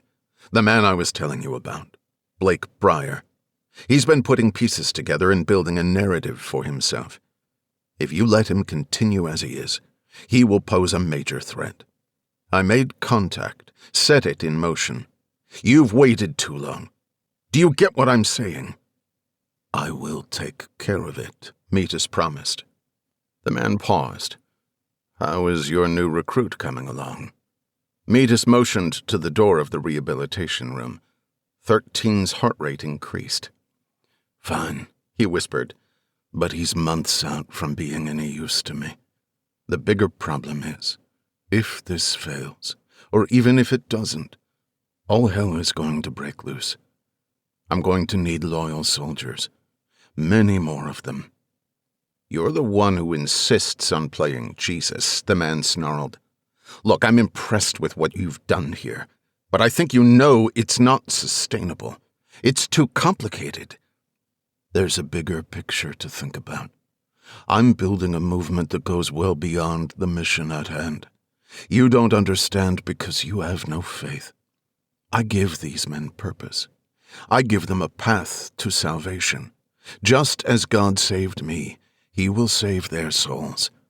Our cause is righteous. It is His will. Besides, indoctrination is an art. Genius or not, I challenge you to get anyone to commit to a suicidal mission without hesitation. Fair enough. But can you at least refrain from killing innocent people? The tellers. What the hell was that? Fear is a useful tool, but you can't alienate the masses if you want your message to resonate on a larger scale. It is a crusade. It's time that blood was shed. And you must admit, it was beautiful. You really must watch the video that Lopes sent over. It was like a ballet. My men trained for months to synchronize the executions at that exact time. It's a shame no one seemed to get the message. The reference to the scripture passage. The FBI, the media, they are sheep. They have no imagination. You were a sick man, Ray. That wasn't part of the plan. You killed those people because you get some sick pleasure out of it. No other reason. The same pleasure you get out of burning these poor kids. Your depravity is mind-boggling. Metis shrugged. I am but a vessel, remember. I get my orders from God himself. 13 shuddered at the statement, not at the words themselves, but at the way they were said. A flippant, smug proclamation that in an instant put everything in perfect perspective. He's a fraud. The thought churned 13's stomach. The pain radiating throughout his body amplified. He hurried toward the table and heaved over the steel bedpan. He slid onto the bed and forced himself to lie still. His heart raced and his thoughts swirled. As the sound of the car door and crunching gravel receded, 13, Aaron, was absorbed by the realization that he was in extreme peril. He resolved to devote everything, his entire being, to finding an answer to one all-consuming question. What do I do now? Chapter 14. Here you are, Mr. Milburn. Cheryl handed him a piping hot cup of Starbucks coffee from across the street. Every morning it was the same routine. Deliver the coffee, run through the appointments, and get any documents signed that she prepared after Milburn left the day before. And Milburn glanced at his watch. Twice. You have a teleconference at 10 with Fidelity, lunch with Omnicom at noon about the TV spots, and the afternoon is clear just like you asked. Also, don't forget you have dinner tomorrow evening. Oh, and your son's waiting in the lobby. Again. Get rid of him, Milburn said. Or let him sit there, I don't care. He can come every day if it suits him, but if he thinks he's going to get any money out of me, he'll be waiting a long time. What else? I do have these for you to sign. But there's something else. Cheryl produced several pieces of paper and a ripped envelope. It's a letter from the CEA. I was going to call the FBI, but I wanted to show it to you first. Give it to me. Milburn snatched the letter. I'll take care of this with the FBI. Any communication about the investigation will go through me, period. Do you understand? Yes, sir. Now leave me. Cheryl was almost out the door when Milburn called after her. And Cheryl? Yes? Get rid of him. I will. Milburn read through the letter word by word. His temperature rose, and within seconds, perspiration began shimmering on his reddening skin. He dropped the letter, opened his desk drawer, and pulled out an old flip phone. He powered it on and dialed. We need to talk. In person. Will you put it together? As many as can make it. You set the time. Just make it before Monday. Let me know. He hung up and returned the phone to his desk drawer. He got up and walked to a small glass table, stocked with several brands of bourbon and scotch. He poured 3 fingers into a glass and drank it down with complete disregard for the fact that it was 8 o'clock in the morning. For a few minutes, he paced a circular route around his desk. Finally, he sat and made several calls, one after the other. When he finished, he pressed the intercom button. Cheryl, can you come in here? Yes, Mr. Milburn, she said, appearing 10 seconds later. Cheryl, I feel like I haven't told you what a good job you've been doing. I have a surprise for you. Chapter 15. The crystal goblets rang out as Blake and Anya gently tapped them together. To a night off, Blake said. To new beginnings, Anya added. The two sipped the rich Merlot. Blake savored its complex flavor. Piano music filled the room, a hair louder than the sum of the muted conversations taking place around the dining room. The pianist, positioned on a raised platform at the other end of the room, played softly and delicately. The dim light, Dark velvety colors and large plush chairs and booths had a soothing effect. Blake was pleased by his choice of location. "So, did you find the church?" he asked. "Not yet. We have several people going through land records and checking out addresses. The reactions from the priests and pastors have not been particularly warm, as you can imagine. Hello, do you happen to have a band of sadistic monsters living here by any chance? Doesn't go over well." "I bet. But maybe you're looking at this the wrong way. Maybe you should be looking for a defunct or abandoned church, a temple or hall or something, or even a place that's just reminiscent of a church. I figure it would have to be remote, right? Otherwise the neighbors would certainly notice something was up," Blake suggested. "We're looking at all kinds of options, but it's going to take some time. It was hard enough convincing Wells to chase this lead. I told him and Harrison that the info came from one of my more reliable informants. It's a miracle Wells never asked who. You'll put it all together. I know you will. It's just a matter of time." "I know. But I'm running out of time." Anya threw her hands up in an exasperated gesture. "That's the other thing. I didn't get a chance to tell you. We got a letter. A kind of warning. Something else is coming, Blake. Something worse. I have to find these guys. Stop them before more people get hurt." "A letter? What did it say?" "A bunch of cryptic junk. Scriptures, mostly. A bunch of hyperbole, doomsday stuff. I can't remember the exact words, but I'll let you read it later. The important thing is that it refers to an event, like an attack. Of course, it doesn't say what or when or where. Seeing the aftermath in the bank, what they're capable of, I can't even imagine." Anya stopped, took another sip of wine, and flashed Blake a wide smile.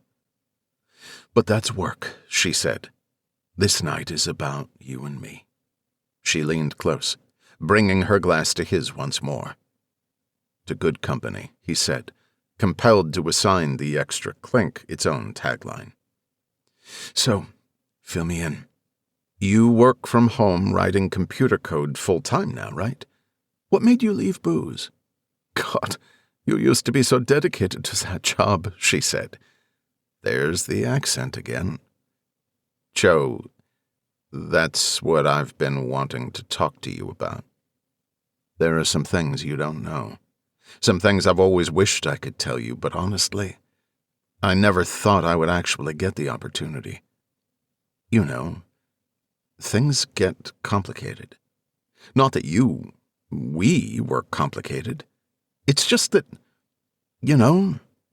other things." "What is it, Blake? Just tell me. It's water under the bridge now, right? Were you having an affair?" "An affair? No. Hell no. Far from it. The thing is, I never actually worked for Booz Allen." "What do you mean?" "You worked there for years," she said. Her eyes began to squint.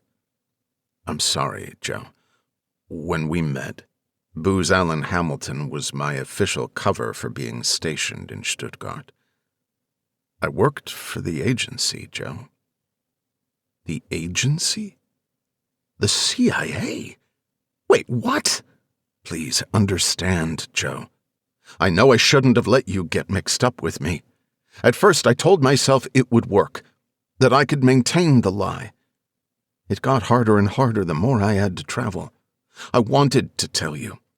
I just couldn't. If you knew the truth, it could have compromised the entire team." "The team? What did you do for them? Were you a coder? An analyst?" "Spec Ops," he said. "Spec Ops?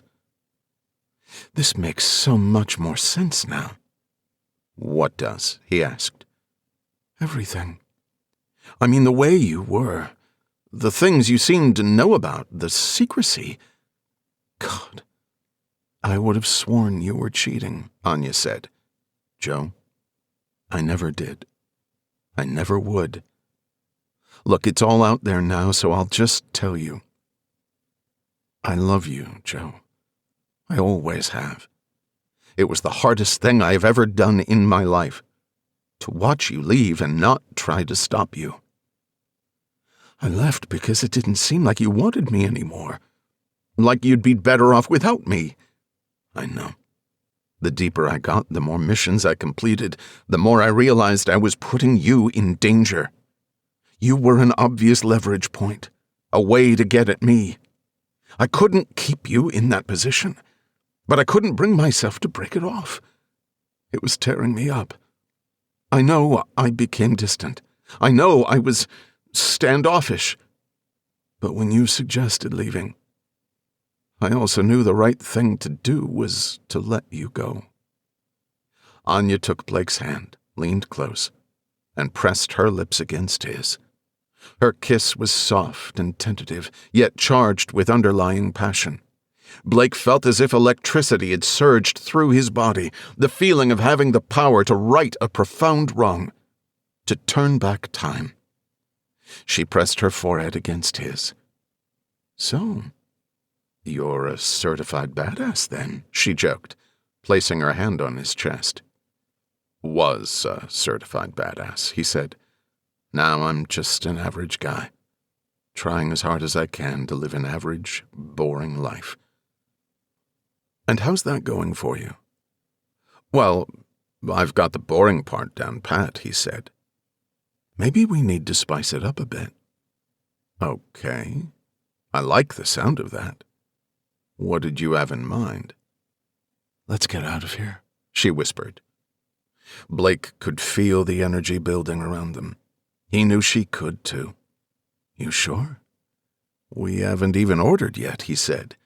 A sly smile crept onto his face. Are you that hungry? She slid her hand onto the inner part of his thigh. Blake's hand sprang upward in a telegraphing gesture, and, as if gratified by being able to use the TV trope in a real-life context, he hollered, "Waiter, check, please." Chapter 16. Blake traced his fingertips along the silky arm that was lightly draped across his chest. Soft, ethereal breath against his neck sent a prickling sensation through his scalp. He ran his other hand down the small of Anya's back and pressed her tightly to him, the warmth of her bare skin combining with his. Blake sensed her fragility, a striking contrast to the strength and tenacity which normally defined her. An overwhelming urge came over him, a need to protect her, to keep her safe. The light from a single candle flickered off the ceiling and gave a fiery shimmer to the white satin sheets that sparsely covered their entangled bodies. Blake felt an extraordinary sense of clarity, fueled by a mixture of euphoria and exhaustion. He noticed the black and white Ansel Adams photographs framed and evenly spaced along the walls of Anya's bedroom. The orange strobe reflected off the images of trees, mountains, and giant monoliths, a reminder of the possibilities, the opportunities and experiences that would be possible in his new life, an alternate future, one he hoped would include Anya. "What are you thinking?" Anya whispered, her groggy voice sweet and vulnerable.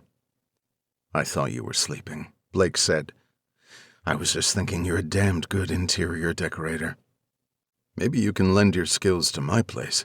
God knows I need it." Anya chuckled. "Sorry to disappoint, but I can't take credit for any of it. Cole Prevost, they did the whole place.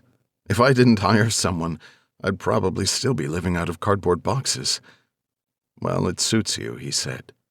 Anya lifted her head and propped herself up on her elbow. She leaned over and pressed her lips against his. "Do you think we could just stay right here forever?" Anya asked. "We could certainly try. I'm willing to give it a shot." Anya rested her head in her hand. Blake reached out, touched her cheek with his thumb, and pushed a hanging lock of blonde hair behind her ear. "What were you thinking about?" he asked. "A lot of things," she said. "You mostly. This. Us. And a guy named Reed." "Wow. I guess I missed the mark," Blake said, jokingly. Anya let out a laugh. "Let me assure you, Mr. Brier, you delivered a stellar performance," Anya said, running her fingernails playfully over the contour of Blake's abdominal muscles. "What I mean is, I feel bad for him. He was an IT guy at the bank. I asked him to help me out, to see if he could tell what the suspects were looking for on the company's computer system. When Milburn found out, he fired Reed on the spot. I guess I can't help but feel responsible." "That's not on you," Blake consoled. "You couldn't have known. It makes no sense to begin with. You weren't kidding. This Milburn really does sound like a douche." "A lot of things don't make any sense about this whole thing," she said, sliding her hand beneath the sheet at Blake's waist. "I've got an idea of what will take my mind off it." Blake's body responded. He could feel the rush of blood flowing toward her touch. Hold that thought," she said teasingly, as she pulled back her hand and rolled out of bed. "I'll be right back." Anya slid toward the bathroom and flicked on the light. She turned back and smiled at Blake. The flood of light through the doorway accentuated her curves and slim, muscular build. Blake absorbed the stunning beauty of her nude form as if he were contemplating a rare masterpiece hanging on the wall of the National Gallery. Anya closed the door, sending the room back into the pulsing orange glow. Blake pushed himself up and leaned his back against the sturdy wooden headboard. He heard a faint sound, like that of movement. He wondered if he was hearing things. Blake sat up straight and listened closely. He heard the unmistakably sharp sound of glass shattering somewhere in the apartment, outside the bedroom. "Are you okay, Joe?" he called out. "Yeah, I'll just be a minute," she answered through the door. Blake stepped out of bed and slid his jeans on. He walked to the door, straining to listen to any subtle noises. He glanced at the small marble table beside the bed where Anya's service weapon was resting in its holster. He decided against taking it with him. Blake slowly turned the knob and opened the door a crack. Smash! The door swung open, striking Blake in the temple. Blake instinctively dropped to one knee. The muzzle of an automatic pistol entered the room first, followed by the outstretched arms of a tall, muscular figure, clad in all black. Before the intruder could register that Blake was directly beneath him, Blake thrust himself upward, out of his crouched position, and struck the underside of his attacker's forearm with the palm of his left hand. Simultaneously, Blake delivered a hammer fist blow to the man's wrist, snapping both the radius and ulna between the two leverage points. The sickening sound of bones splintering was drowned out by the discharge of the silver firearm. The impact had caused a sympathetic trigger pull, sending a single round into the wall, well clear of Blake's head. Blake followed through in a circular motion, folding the attacker's hand toward his body. The sharp ends of the two bones tore through the flesh of the forearm. The pistol dropped from the limp hand as the attacker screamed in agony. Blake spun toward the figure, driving his fist into the man's solar plexus. As he did so, he found himself face to face with his attacker. Only, it was not a face that looked back at him, but a smooth white mask. CEA. Blake leaned his weight into a punch that landed just under the masked man's jawline, above his Adam's apple. Blake clawed upward at the mask, pushing up and over the man's head, revealing the horrifically scarred flesh that hid beneath. His bloodshot eyes bulged as he grasped at his throat and fell to his knees, unable to emit a sound. As the writhing man collapsed, Blake could see another masked figure moving toward him from the pitch-dark hallway. The flickering candlelight barely escaped the bedroom and reflected back off of the bright white mask, betraying the second attacker's position. Dressed in black from head to toe, the mask appeared to be hovering in midair, slowly drifting toward the doorway.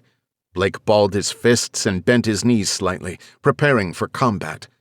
It took a moment for Blake to process that the second attacker was armed with a black semi-automatic handgun, which, he came to realize, was pointed at his chest.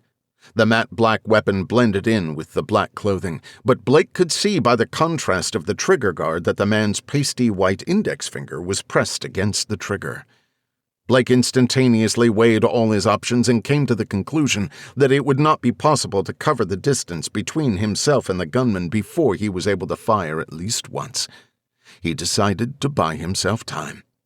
"Stay back," the masked man said. The timbre of his voice had an ordinary quality, much younger sounding than Blake would have imagined.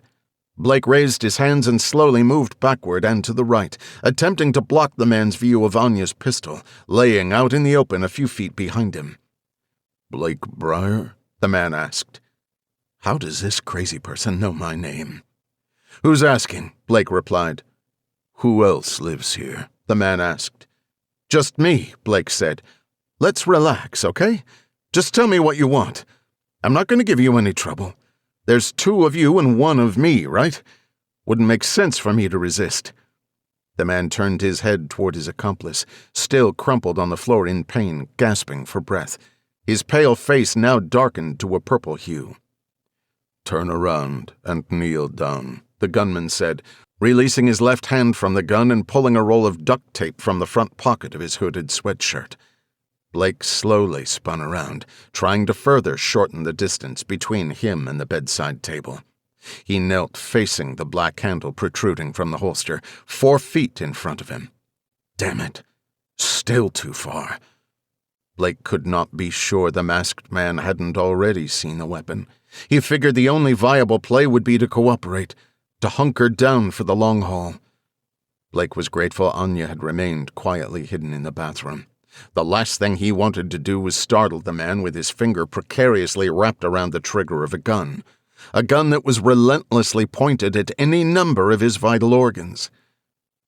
Blake thought it lucky that Anya had recently learned the truth about his past. If she didn't believe he could take care of himself, she was apt to do something impulsive trying to save him. On the other hand, Blake thought, if Anya had not been completely naked and unarmed, or had some means of communication with the outside world, the situation might have been significantly easier to manage. "Keep your hands raised," the man directed. "If you move, I will shoot you." The man bolstered the verbal threat by pressing the muzzle into the back of Blake's head. Blake felt the cold steel against his scalp. He could feel the adrenaline surge through his body, not triggered by fear, but excitement. The man had made a critical mistake. He had given up his only advantage: distance. Blake pivoted on one knee, pushing his body to the side as he grasped the gun with both hands. He violently twisted the pistol, easily freeing it from the gunman's hand. Before the lapse of another second, Blake sent a round through the thin plastic mask and into the brain of his attacker. The man flopped to the floor motionless. Blake pulled the mask from his face. His hideous deformation made him appear to be an exact replica of his accomplice. Blake turned his attention to the first man, who had started rising to his knees, his skin bright red and swollen. The silver handgun rested on the floor, within an arm's length. "Don't," Blake warned. The man remained silent, only emitting a labored wheezing sound. But his body language was loud and unequivocal. He was making his last stand. There was no question in Blake's mind. He was going to try to reach the gun. Blake calmly trained the sights of the borrowed pistol on the man's head, and then moved the sight picture to about a foot to the left, an approximation of where the man's head would be if he were to lean over to grasp his weapon with his left hand. The wheezing abruptly stopped. He saw the man's shoulders dip. Calm and prepared, Blake thought the man might as well have been moving in slow motion. He smoothly pressed the trigger. The bullet entered the man's skull, just above the ear, before his outstretched fingertips could touch the handle of the gun. Blake moved to the door of the bedroom, reached around and flicked the hallway light switch. Gun raised, he scanned the hallway and listened for any further movement. Finding no immediate threat, he moved backward into the bedroom, closed the door, and locked it. "Joe, you can come out. Get dressed. I've still got to clear the rest of the place. You're going to have to call your people in," he said, as he checked the pockets of the 2 deceased combatants. There was no answer. "Joe?" he said again, moving toward the bathroom door. Still no answer. Blake opened the door and moved into the bathroom. "Come on, Joe, we've got to move."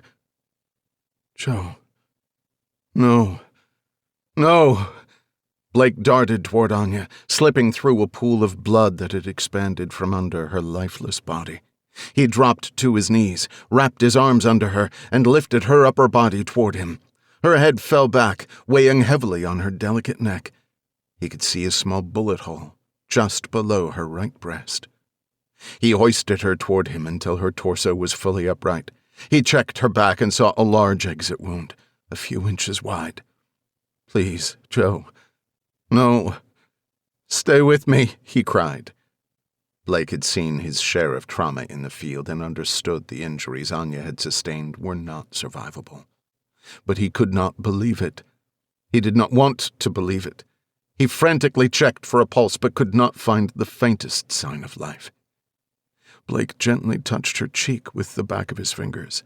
Tears streamed down his face. His mind was tied in knots. He struggled to form a rational thought. "Not you, Joe. Please. No. Anyone else. Me. Take me. I love you. You need to know that. Please know that. I'm sorry. I'm so sorry," he rambled through guttural sobs. Blake cradled Anya's neck and pulled her head toward his chest, squeezing her tightly. Overwhelming grief exploded from the core of his soul and escaped through his lungs in an inhuman scream. He held her for several minutes, slowly rocking. Covered in the blood of the person he cherished above all else, he fought to ball up his profound rage and push it deep into his gut. As the minutes ticked by, Blake began to regain a sense of his surroundings. He glanced over his shoulder to see the small hole punched through the sheetrock wall of the bathroom.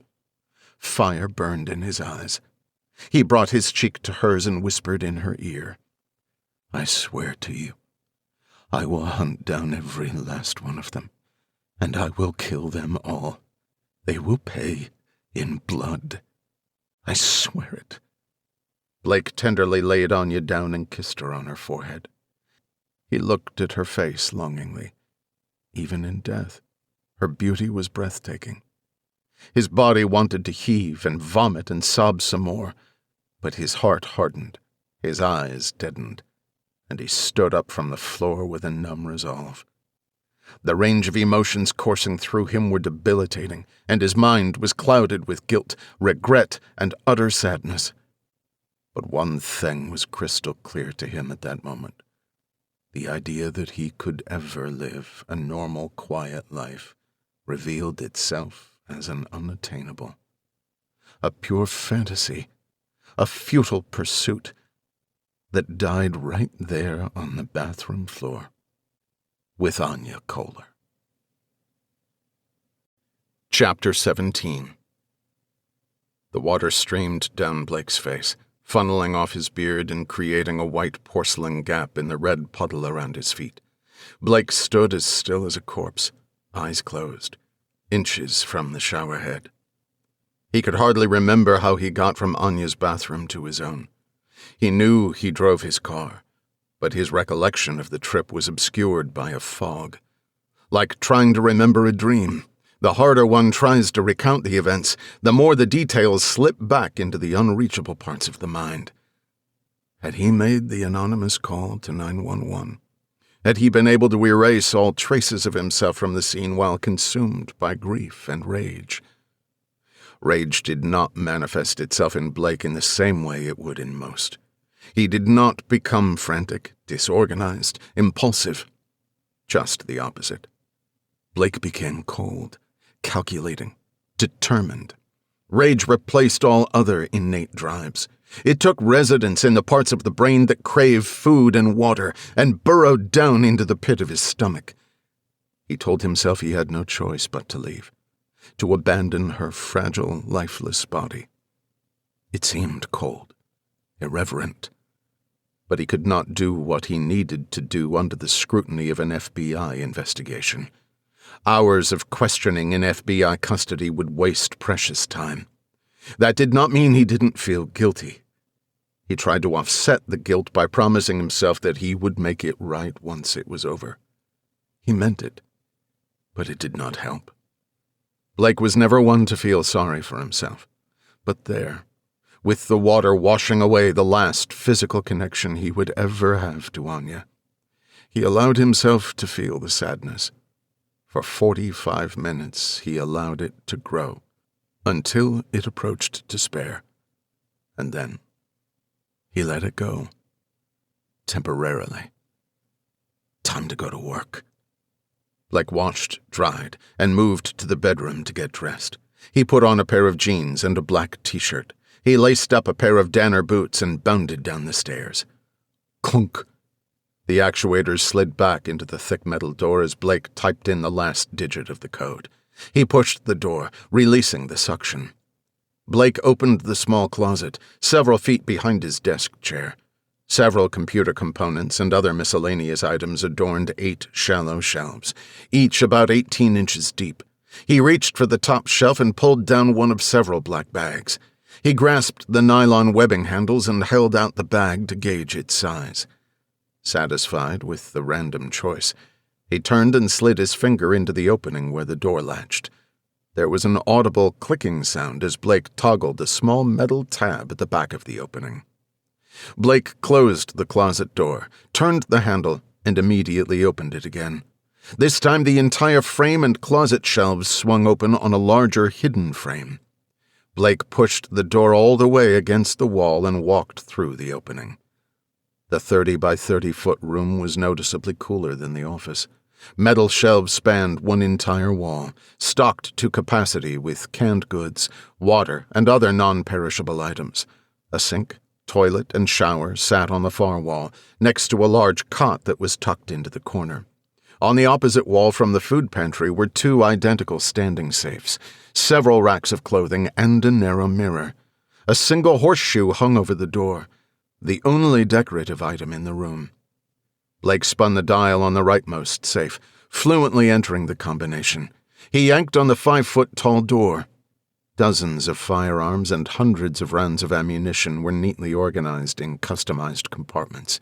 Blake loaded 20 boxes of 9mm ammunition into the black nylon bag and left it on the floor in front of the open safe.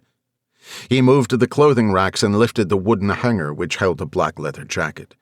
Blake brought the arm of the jacket to his nose and sharply inhaled the distinct smell of the hide. He had worn this jacket before, many times. The smell reminded him of the past, a past in which he did not have the luxury of reflection. But it was not a nostalgic significance that drew him to the article of clothing, as much as the functionality. The slim-fitted garment was custom-made to comfortably conceal a 9mm pistol, outfitted with a suppressor and allowed for incredibly quick access. Blake slid his arms into the jacket and adjusted the collar in the mirror. He caught his own eye for a moment, as though he was staring into the eyes of an old acquaintance. Welcome back. Blake walked to the safe and plucked a Glock 19 9mm from its holder. He slid back the slide and let it ride forward, sending a round from the magazine into the chamber. He released the magazine, grabbed a loose 9mm shell from the tray inside the safe, and returned the magazine to full capacity. All the firearms were stored with a loaded magazine, but did not have a round in the chamber, so the tension could be taken off the springs during long periods of storage. Unlike the one next to his bed, that one was always fully locked and loaded. He selected a 5-inch-long suppressor and screwed the cylinder onto the threaded barrel of the Glock. He slid the weapon into the inner left panel of the jacket and withdrew his empty hand in one fluid motion. He reached in and retrieved the pistol with the same smooth movement, repeating the process several more times until he was comfortable that his muscle memory hadn't faded. Blake selected another Glock 9mm handgun and an H&K MP5 9mm submachine gun to load into the bag. With the urgency of a Walmart shopper on Black Friday, he loaded the bag with a few additional supplies. Extra magazines, flex cuffs, night vision goggles.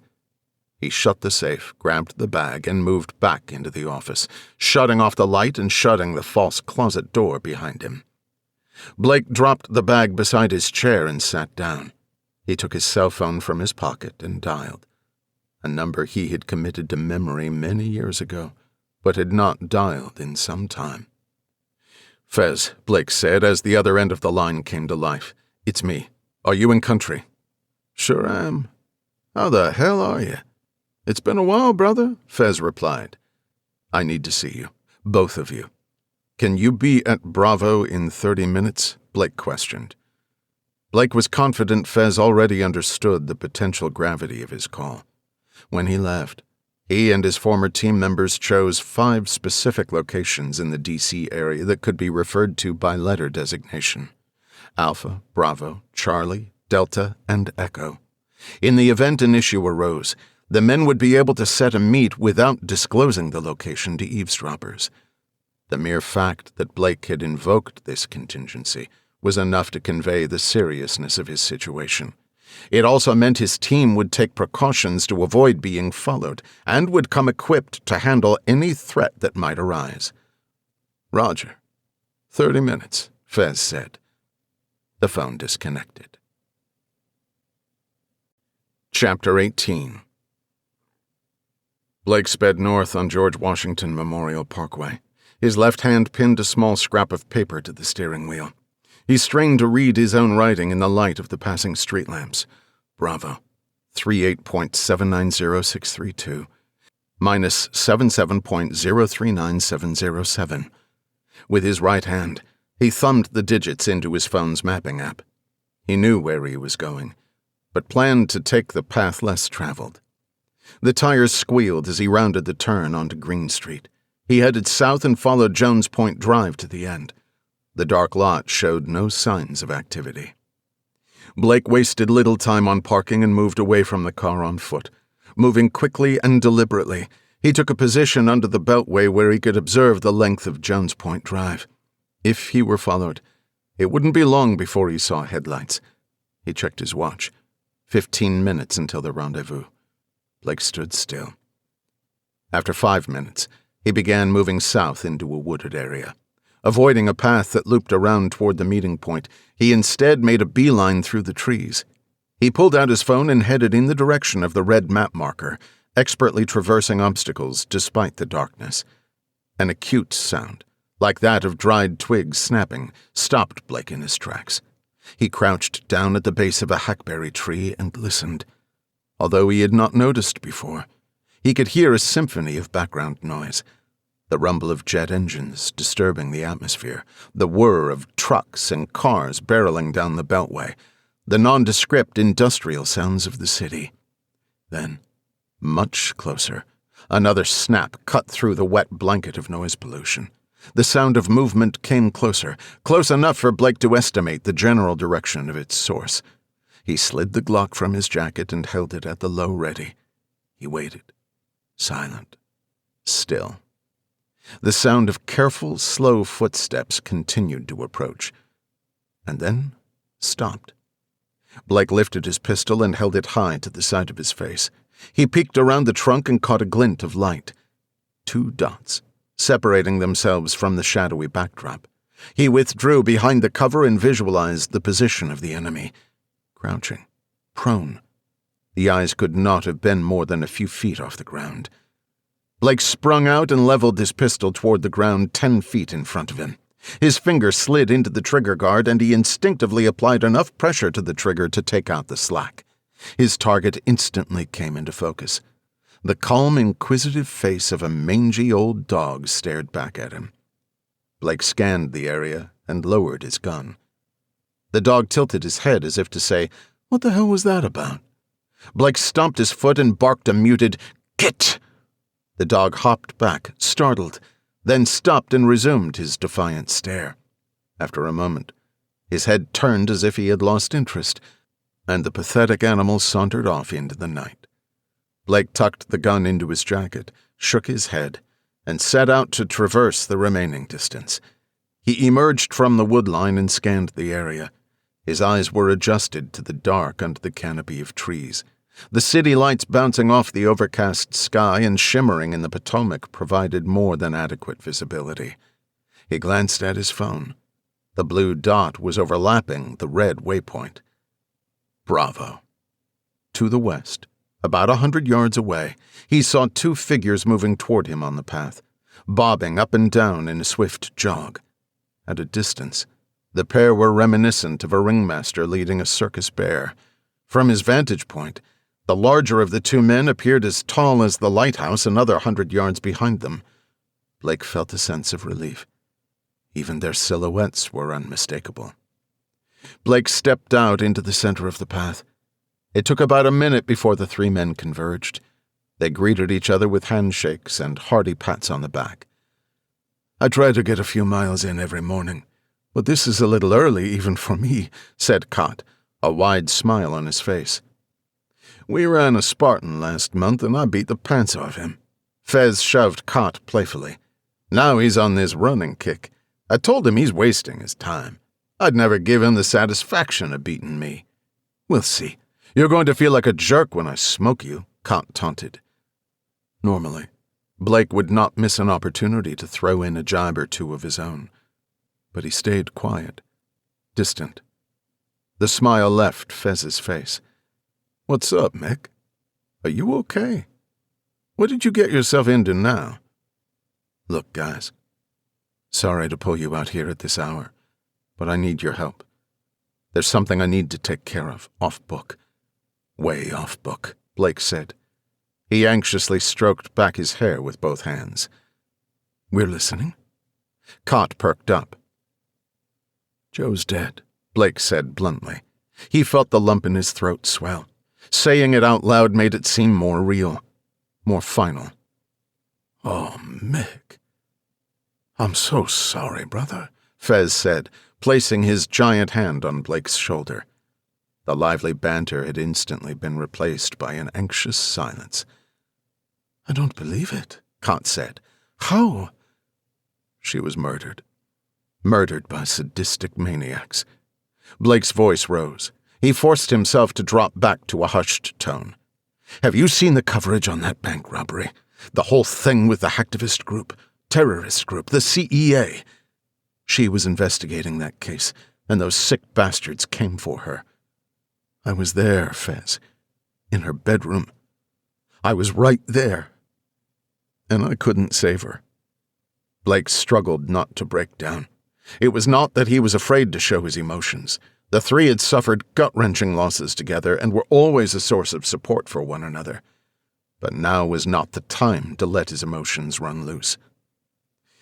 He investigated the sky, as if some better explanation was floating amongst the low-hanging clouds. Fez and Cott had never met Anya in person, but the pair had been bombarded with stories over the years. It would have been impossible for either of them to underestimate the grief Blake was experiencing. But they were hard men, practical men, and they were exactly what Blake needed. "Wait, back up," Fez said. "You two got back together?" Blake opened his mouth to answer but realized he did not know how. Were they back together? It was complicated. Instead, Blake briefed his two former teammates on the circumstances of Anya's death. Their reconnection, the home invasion, the faceless masked men. "Sounds like you already took out the bastards," Cott interjected. The two were part of a larger group, led by a guy who goes by the name of Metis. You can be damn sure these two heathens didn't just show up on their own accord, Blake spat.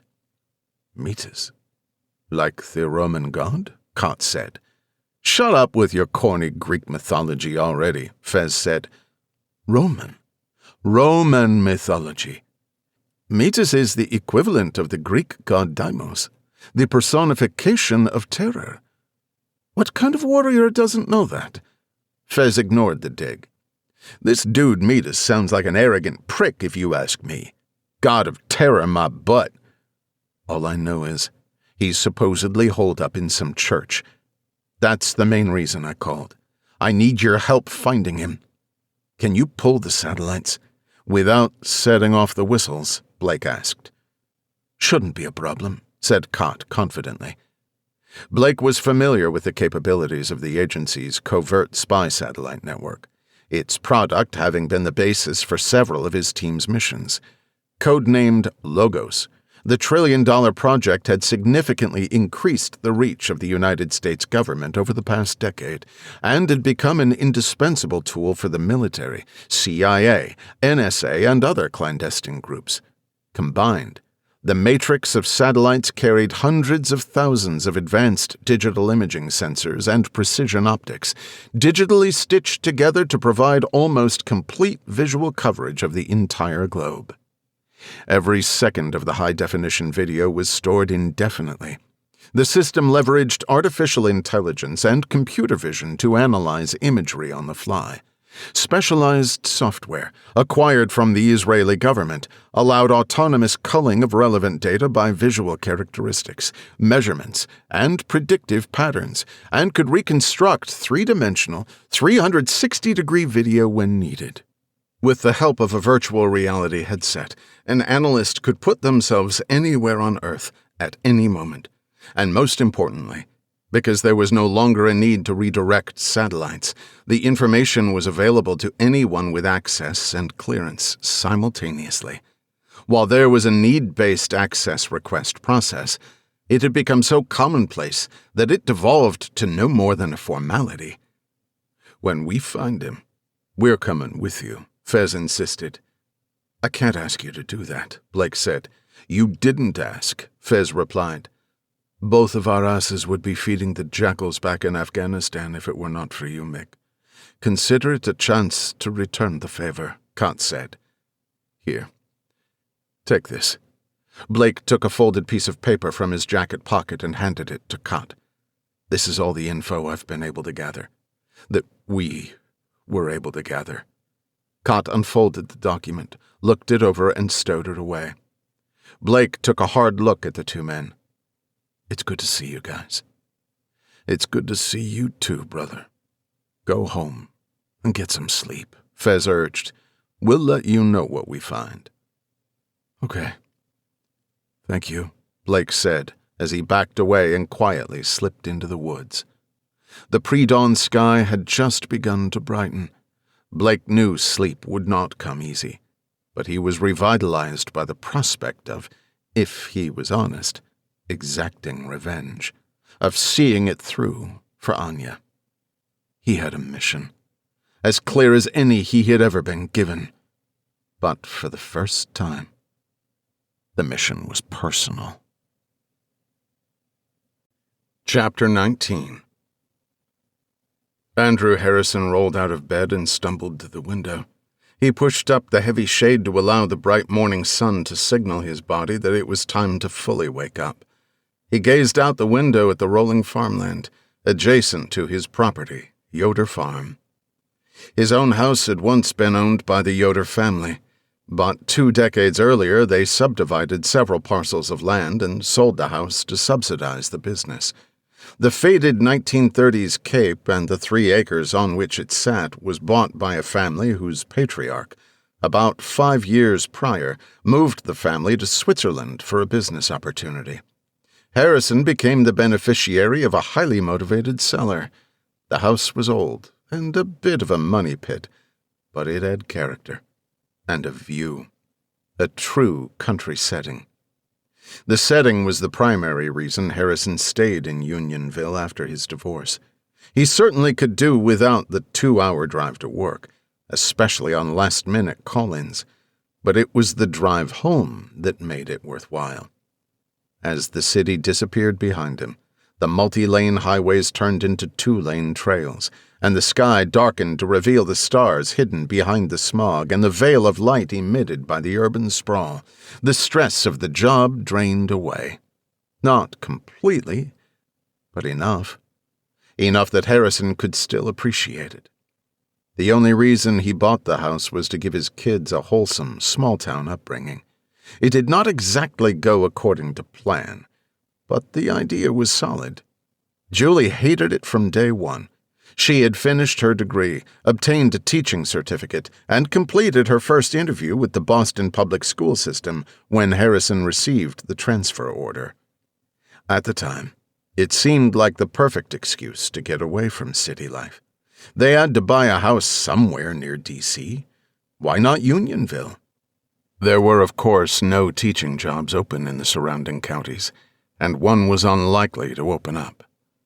And even if there were, it would not have been the type of troubled, inner-city mentoring experience Julie envisioned. Andy settled quickly into his 8th grade class and transitioned easily to high school in Orange. A born athlete, he played football and baseball. In contrast, Alice did not have as easy a time.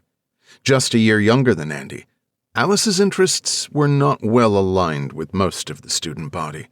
She was angry that she was forced to leave the Boston Ballet School, which she had attended for 7 years.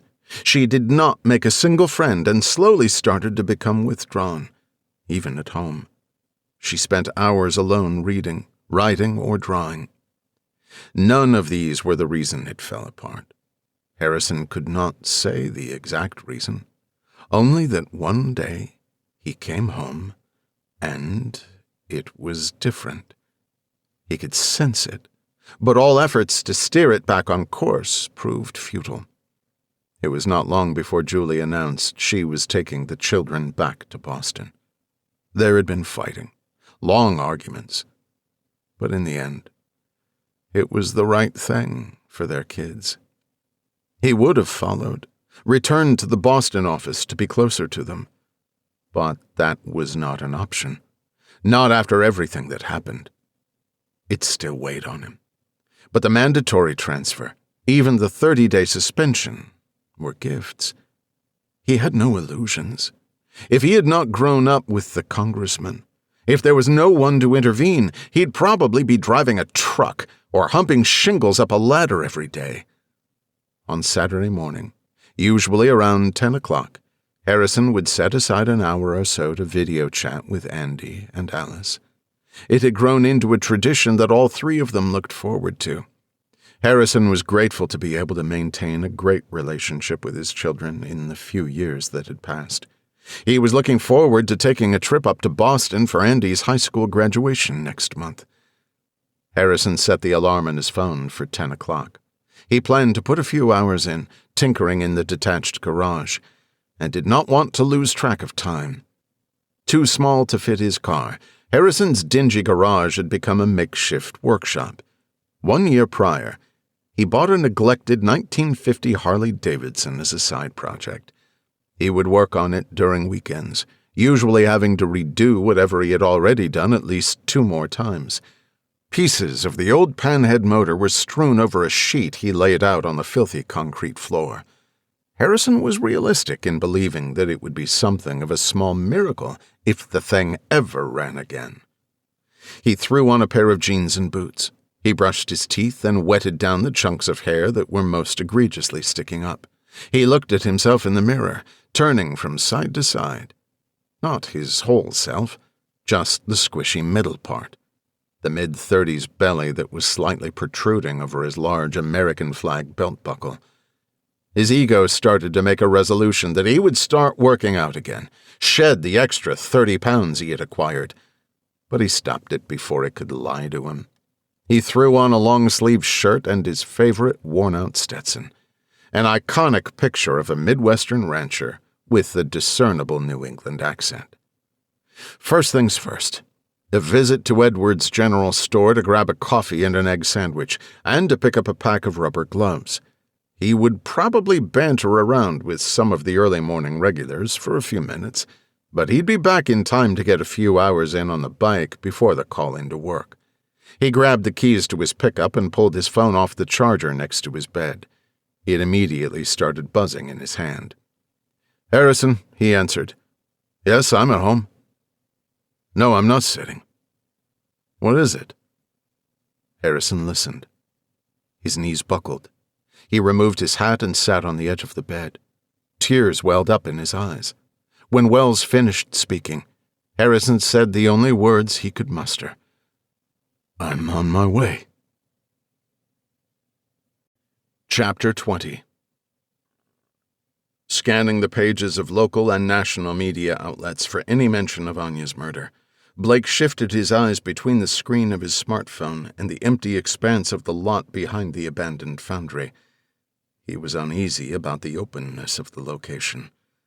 The asphalt surrounding the mammoth facility had long since heaved and cracked. A thin layer of sand and dirt obscured the pavement, giving way to a web of tall weeds and dead grass.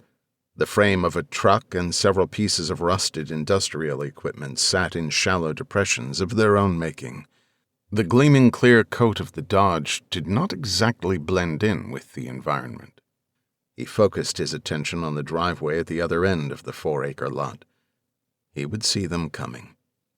Blake was not sure how the CIA even knew he existed.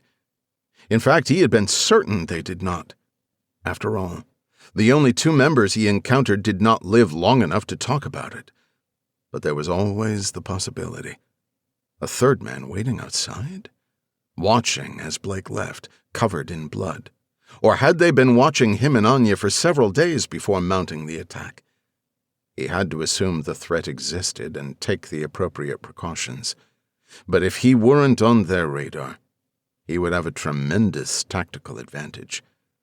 Blake reclined the seat back farther behind the concealment of the tinted windows. Even in the low, late-afternoon sun, the jet-black film applied to the side windows made it impossible to tell if the vehicle was occupied. Blake glanced at the time displayed on the dash. 15 minutes. Bring me good news, boys. He navigated to the Alexandria Times website and scanned the posts. 6 posts down, past the recap of the high school junior varsity basketball game and a piece about the preservation of a local historic landmark. He found what he was looking for. A farce of an article. A compulsory report touting vague information about heavy police activity in the area. Blake was not surprised that the whole incident would be kept quiet. In his experience, the federal government was not fond of publicity, unless it made them look good. Never mind the public safety concern. The general population was happy to be in the dark. The IPFG massacre had faded from the headlines in less than 2 days, and that tiny part of the world slipped back into normalcy. But not for him. Not for Anya. He heard the whine of the motor before he saw the 90s Ford Ranger around the corner toward the back of the building. It stopped abruptly, halfway into the lot. Blake watched intently, holding out for the possibility that Fez and Cott had taken the extra precaution of switching vehicles. The agency always had a rotating stockpile of auction vehicles, turned over on an almost weekly basis. Blake watched as the passenger door of the light pickup swung open and a gaunt young woman spilled out onto the ground. She was wearing a tight purple dress, which barely reached her thighs, and a pair of stiletto high heels that must have been 5 inches tall. She leapt up and scooped her gold clutch off the ground. Through the window of the open passenger side door, Blake could see the woman shaking her head. Her thick black hair swung across her face. She slammed the door and looked directly at the gleaming Dodge Challenger, as if she had spotted a long-lost friend. She started running toward him. What the hell is this now? The woman slipped and stumbled on the pointy heels of her shoes, careening toward him with a pathetic prance. Blake held still behind the black tints. The pickup truck squealed as it looped around the lot, lining up with the woman. The driver gunned the engine and accelerated toward her. At the last second, the pickup swerved and skidded to a stop, missing her by a foot. A stocky man in his late 20s or early 30s staggered out of the truck. He wore a grease-covered work shirt, sported a wide porn stash, and had a blue bandana tied around his forehead. He grabbed the woman by the hair and pushed her head toward the hood of the truck. That's enough. Blake forced open the door and stepped out onto the pavement. He leaned back against the door, crossed his arms, and called out, "Let her go!" Startled by Blake's presence, the man released the woman and spun around toward Blake. "Who are you?" the man said. Just by the side of him, Blake could almost smell the bottle of cheap whiskey the guy must have polished off. "That's not important. And honestly, I don't particularly care who you are or what your problem is. Just let the lady be. Get in your little truck there and go about doing whatever it is you do." The man's face turned a deeper shade of red. Without saying another word, he reached into the bed of the truck, pulled out a 4-foot piece of steel, and started walking toward Blake. The woman retreated to the far side of the pickup and peered over the hood.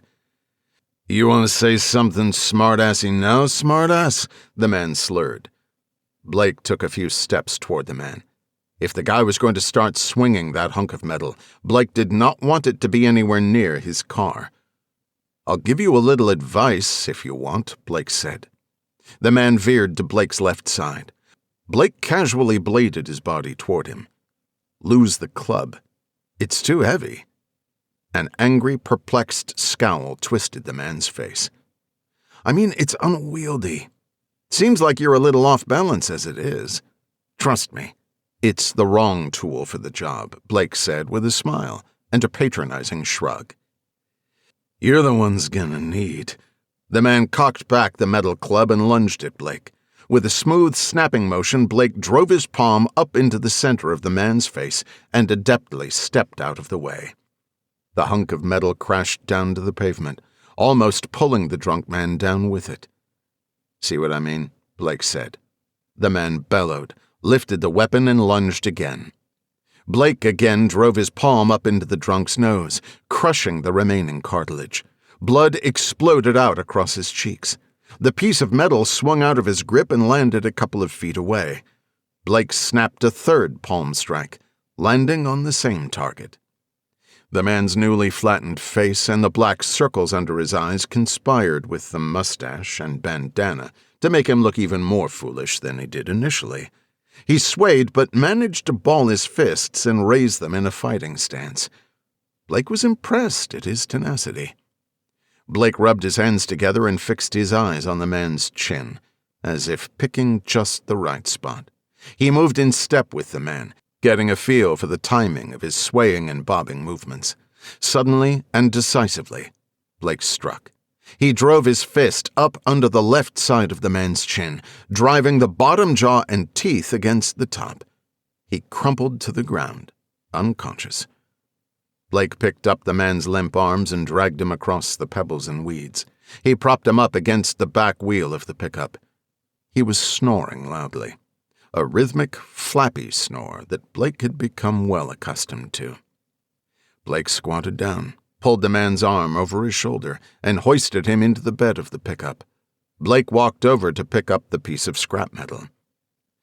"Thank you, mister," the woman said, across the hood of the truck. "No problem," Blake replied as he laid the steel against the driver's seat and let it rest on the accelerator. The idling motor sang out a half-step higher. "Step back," Blake said. The woman took several steps away from the truck. Blake reached in and shifted the pickup into drive. It started rolling, picking up speed as it veered across the lot at about 10 miles an hour toward a chain-link fence at the deepest part of the lot. Just missing a rusted dumpster, the truck crashed through the fence and dipped into the gully separating the industrial property from the surrounding woods. The woman cautiously approached Blake. "That guy was a jerk. He was trying to take his money back. It's not my fault he was too drunk to get it up." The woman came close and put her hand on Blake's chest. "If you want, I can thank you properly." "My treat," she said as she ran her hand downward. Blake forcefully snatched her wrist and held it tight. "Listen to me closely. Take those ridiculous shoes off your feet and start walking," Blake said, releasing her wrist. "You're not going to want to be here when your friend wakes up." Dejected, the woman slipped off her shoes and started walking toward the driveway, stopping only for a moment to shoot Blake an unappreciative sneer. Blake returned to his car and sat down, watching as the woman eventually rounded the corner. Moments later, a Ford sedan rolled into the lot. As the car approached, Blake could make out the faces of his comrades. "It's about time." Blake started the car and rolled down the window. As the sedan pulled alongside, Blake noticed a third man, one he did not recognize, sitting in the back seat behind Cott. Cott spoke with excitement from the driver's seat. "It's on, Mick. It's on. Wait till you get a load of this," he said. Blake ripped a piece of paper from a small notepad and scribbled down an address. "Gotta move. Meet me here in 20. Long story," Blake said, handing off the note. He threw the car in gear and stomped the gas, leaving behind a cloud of sand and dust. As Blake passed the dilapidated guard booth and started making a right onto the roadway, he saw a green 4x4 with monster-sized tires pulled over to the side of the road, a block in the other direction. The waif of a woman, shoes still in hand, was pulling herself up into the passenger seat. Blake flicked on the radio and cranked up the volume. With a Stone Temple Pilots song blaring, he sped off toward the freeway. Chapter 21. Blake drove through the development.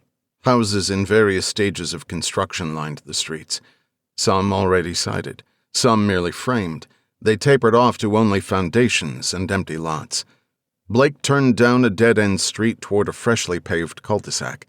The lots that surrounded the circle had not yet been cleared, giving the spot an eerie road-to-nowhere feel. Blake parked and stepped out of the car. The sun was no longer visible behind the tall trees, and the temperature had dropped a noticeable 15 degrees. Reaching into the passenger seat to grab his leather jacket, he put it on, feeling the weight of the pistol tugging on the left side. Then he waited. Cott, Fez, and their +1 pulled in a few minutes behind him. The three men exited the car and joined Blake, standing in a loose circle. The stranger carried a manila folder. "Mick, this is Griff," Fez said. "Former hotshot Navy pilot. He's been with us for about 8 months. Good people. Griff?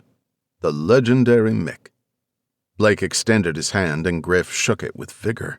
The swarthy man was obviously younger than Blake and his two close friends. He had a broad chest and buoyant air that made him instantly likable.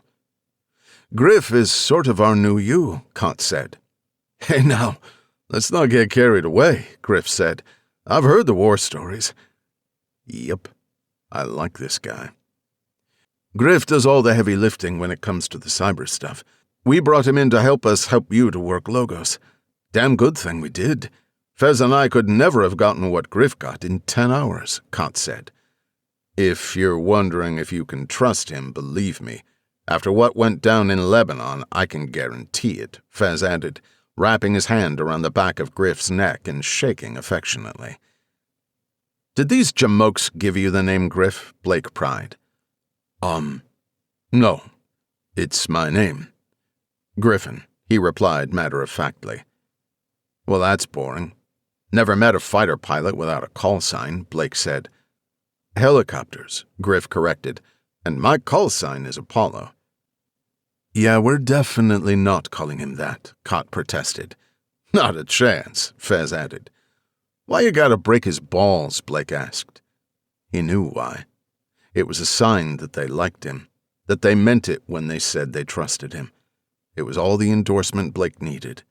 "Griff, did the boys ever tell you how they got their names?" A smile appeared on Fez's face. Cott had the opposite reaction. "Fez told me it was something to do with Andre the Giant. About some movie," Griff recalled. "The Princess Bride," Blake said emphatically. "We used to recite the whole thing word for word. Watch it and tell me this big oaf is not a spitting image of Fezzik." Blake laughed. Cott cracked a smile. They all knew Fez was nowhere near the size of Andre the Giant, but there was still a resemblance. "But more importantly, what about Cott?" Blake asked. "No, he never said." Griff's demeanor showed a mild apprehension, worried he was being unwittingly roped into something. "Oh, this is good," Blake started. "We were in Somalia, right? In this safe house. We were setting up to interrogate these 3 guys we captured, and we were standing by, waiting for the interpreter. When we picked them up, we took this big bundle of cot off one of them." "You know what that is, right?" Fez interrupted. Griff nodded. Blake continued. "So we're screwing around and Fez starts busting Cot's balls that he won't try the stuff. So Cot takes this huge wad of leaves and stuffs it in his mouth. Within a minute, he started turning green, but he was committed at that point so he wouldn't just spit it out. Then he just pukes. I mean, projectile vomits directly in the face of one of the prisoners." Blake and Fez roared with laughter. Griff joined in, laughing mostly at the contagious uproar of the others. Even Cott gave a reluctant chuckle. "Ha ha. It never gets old with you two," Cott said. Blake spoke through his laughter. The guy was tied to a chair so he couldn't wipe off his face. He just looked confused, like he wanted to say, "Why?" Fez and Blake broke out in raucous laughter once more. We were laughing like buffoons. Even the other two prisoners started laughing. None of them spoke a lick of English, so they all must have thought we were either complete imbeciles or absolutely crazy. The laughter continued, eventually dying down to a few sporadic chuckles, sighs, and groans. Whatever they thought, it probably helped. They broke easily, Fez recalled. Yep, we got the info we needed. And Cott's been Cott ever since, Blake said. All right, Cott forced his way back into the conversation. Griff's fully up to speed now. Can we talk about what we came up with? Blake was acutely aware that the men had information that his one-track mind desperately wanted. But he had consciously forced himself to let it go briefly, to allow himself a moment of levity. It was what they had always done, to counteract the horrors with stupid, often twisted humor, a universal coping mechanism that all men in their position shared. Give it to me, Blake said. Griff? Cott deferred. Griff opened the folder. I ran the criteria through the database and narrowed it down to about 24 possible locations. All churches or religious sites that are no longer in operation, all within a 250-mile radius of D.C., and all sitting on at least an acre of land. I figured I'd go back and expand the radius if none of the spots panned out, but as it turned out, there was no need. I pulled access to Logos and ran the algorithms against the possibilities. I had it go back 4 months, analyzing movement, traffic, heat signatures, the works. I came up with a couple of standouts. Peculiar activity where there shouldn't have been much at all. One of the places turned out to be under renovation. That checked out. But this other one? Griff passed Blake a map and a photograph of a stone structure with a huge wooden door that came to a point at the top. Although the paint had almost completely chipped away, Blake could tell that it had once been a bright red color. Griff continued. An old stone evangelical church that was part of a swath of land taken over by the state to build a highway that never came to fruition. There was periodic vehicular traffic in and out of the area, including a delivery truck that arrived every Saturday morning like clockwork. 2 men would wheel hand carts stacked with boxes back and forth. And get this, fast forward to last Monday. 2 vehicles pulled up at around 6 o'clock in the morning. The driver of one vehicle got into the other and drove off. 4 people, wearing hoods, came out of the building and got into the car that was left there. If you give me another day of processing, I could probably get you pretty good pictures of their faces. This is your church, Mick. It's gotta be, Fez said. There's one other thing. A big thing, Cott said, as if intentionally building the suspense. I'm listening, Blake said. The property was sold off by the state a few years back. The church and several surrounding acres were bought by a company named Halidom. Records show the original owner of the company was Ray Kosh, Cott explained. It turns out Ray Kosh was former chief technology officer of, you guessed it, IPFG. You're kidding me, Blake said. Not kidding. Koch reportedly died in a car crash 5 years ago while traveling on IPFG business. Milburn himself spoke about the incident in a press conference. The company's official release says that Koch was attending a meeting in Northern California. Supposedly, the rented Porsche he was driving left the Pacific Coast Highway and tumbled 80 feet down a cliff onto the rocky shore. The car caught fire and burned down to the frame, but Koch's body was not recovered. The article assumed Koch was ejected and lost to the Pacific currents, Cott said. Lines up perfectly with what your source told you, Fez added. The burns, the bank, all of it. If Ray Koch is Armitas, Milburn knows more than he's telling the FBI, Blake said. It's possible, but there's still a lot of ifs, said Cott. All right then. I'm paying our friends a visit tomorrow morning before dawn. You guys still in? Blake asked. I'm good, Fez said without hesitation. Me too, Cott followed. Griff, Blake said, you think you can get up on the satellites in real time tonight? Give us a bit of intel while we're out there? Sure, Griff said. Blake could tell that Griff was at least a little disappointed that he was not invited to join the assault team. But Blake was sure that he would appreciate the lack of exposure if things went sideways. You guys go get geared up. Blake pointed to the map. Echo is right here, only about 2 miles from the target. We'll meet there at 2300 hours. That'll give us time to get set up on the place. Everyone set your phone to share your location with the group. Griff will be able to track us and give us a heads up in case we're missing something. The men thumbed through their devices and set up the group sharing. Blake loved leveraging consumer technology in this way. It nearly replaced the bulky, expensive equipment they used to have to beg, borrow, or steal. Griff's access and skill with logos, however, could not be replaced. The men headed to their cars. We're going to get an hour or two of shut-eye before all hell breaks loose, Fez said. You should do the same. You look like crap. Thanks, Blake said, but there's someone I have to see. Chapter 22. Did she call you back? Wells asked. Harrison finished chewing the bite of the cheeseburger while closing the lid of the styrofoam takeout container. She did. The lab pretty much confirmed what we already knew, Harrison finally said. Nuria was able to put together a rough timeline based on the blood spatter. They also looked at the ballistics and she said there's no doubt a fourth person killed the two bastards. There's no stippling and the angles were inconsistent with self-inflicted wounds. She said there wouldn't be an official report for another week or so. How about DNA? Fingerprints, Wells asked. Apparently she's got no pull with the bio department, but I did get in touch with Hayes myself. He said they're trying to fast-track the swabs and the latents. Even still, there's 83 items to process. It's going to be a while. Other than that, we just have the 2 witnesses left. Meg's interviewing them now.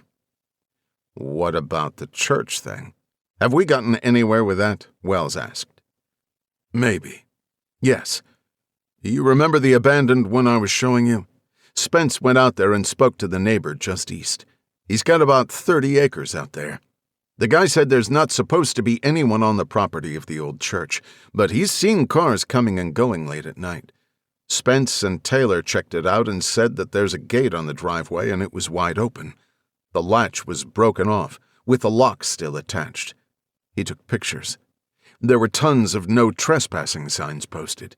He said he and Taylor walked down to the building to look around. They even knocked. No answer, of course, but he swears he heard movement inside. Do you think that's the place? Couldn't it just be homeless squatters? Wells asked. Possibly, but if it were squatters, there probably wouldn't be regular vehicular traffic. Plus, it lines up too nicely. The remote location, the inexplicable activity. It would have helped immensely if we knew who Anya's informant was. We're trying to get in touch with the owner of the property, but having trouble following the paper trail. It's still apparently owned by some company, but we can't find a contact or even a physical address for them. Hudson's working on that now. I have a meeting with the AUSA to see if he thinks we have enough for a search. We might have to stretch it a bit, but it might fly. It might. We could get a little latitude on this one, especially with an imminent threat of another attack. It would look extremely bad on the Bureau and U.S. Attorney's Office if we don't get to them in time, Wells speculated. Just make sure the local PD stays clear of the place. The last thing we want to do is spook them into fleeing before we can crash the place, assuming Spence and Taylor haven't done that already. Sorry to interrupt, Special Agent Armin Grasso said, seemingly coming out of nowhere. This just came over the fax for you, from the ME's office. He handed the documents to Harrison. Harrison flipped through the 4 pages and returned to the cover sheet. A handwritten message scrawled across the Office of the Chief Medical Examiner letterhead. It says they performed a sexual assault kit on Anya and found evidence that Anya recently had sexual intercourse. Harrison struggled to speak over the lump that was forming in his throat. He read verbatim, "While we found no internal or external injury further indicating forcible rape, we cannot rule out the possibility.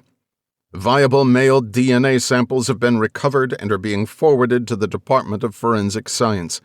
Kits conducted on the 2 male subjects showed no signs of sexual activity. Blood samples are being sent for use in DNA comparison." Lord Jesus, she was raped? Animals, Wells grumbled. It makes no sense. 3 bad guys come in. 1 rapes Anya, then shoots his 2 accomplices, and then shoots Anya through a wall and covers her body in a towel? What are we missing here? Maybe it was consensual, Wells said. Maybe she hooked up with someone. We don't know what she did on her own time. You seriously think she had a one-night stand with an evangelist who invited along 2 of his buddies? The frustration was evident in Harrison's voice.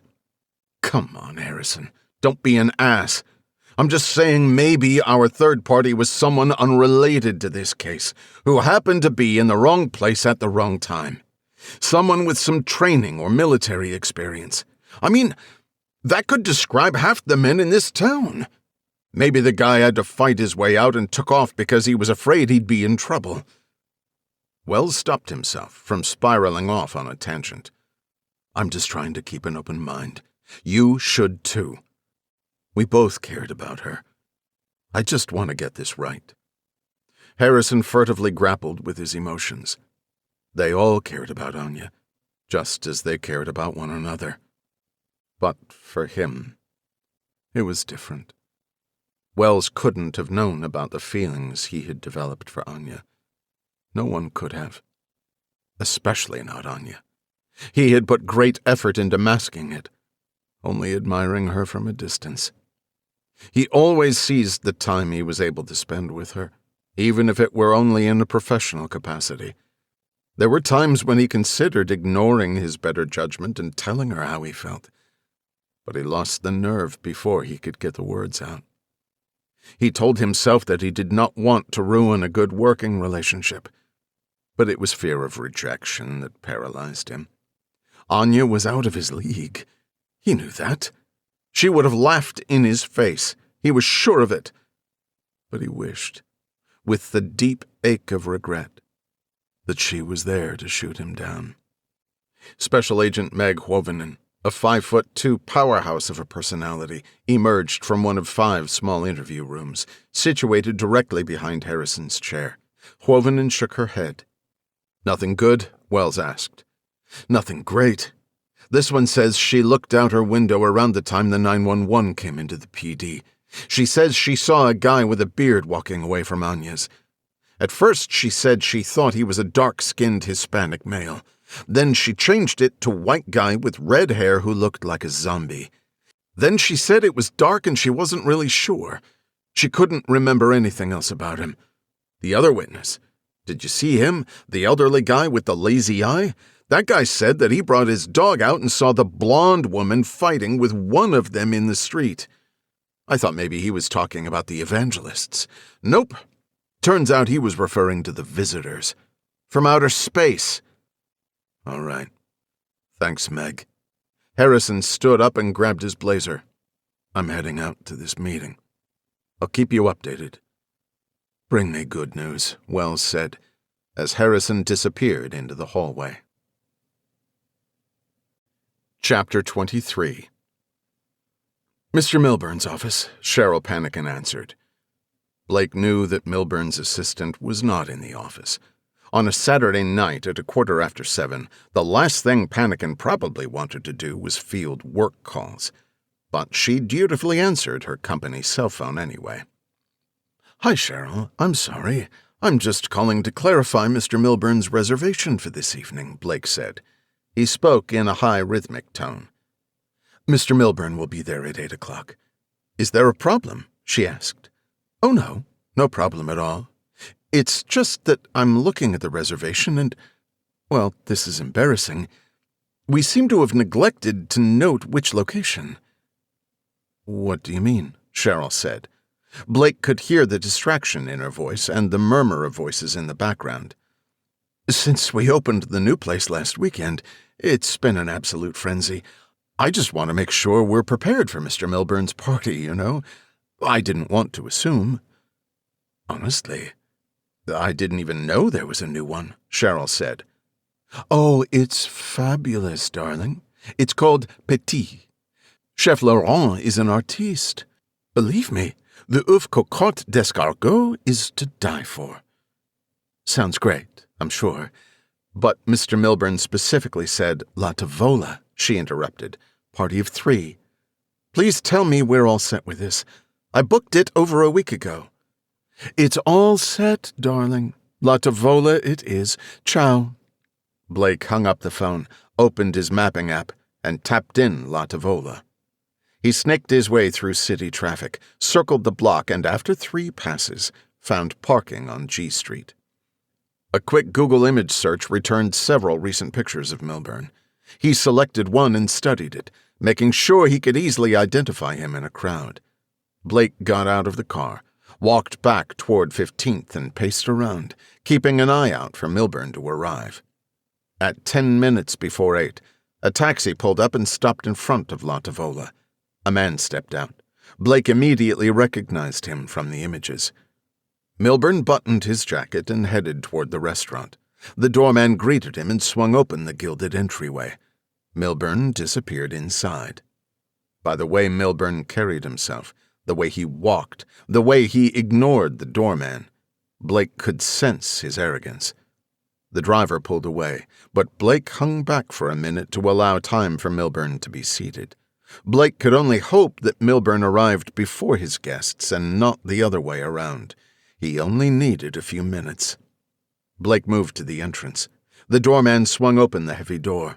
Blake thanked him and slid inside, bypassing the coat check and moving directly toward the dining room.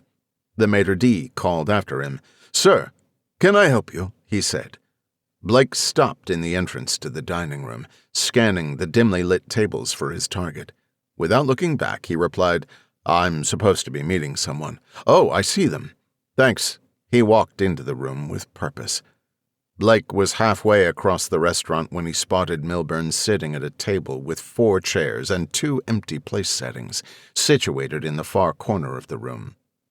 The restaurant was busy, nearly full, but the patrons, including Milburn himself, were so consumed with their menus, their appetizers, their witty conversations, they had not given Blake a second glance.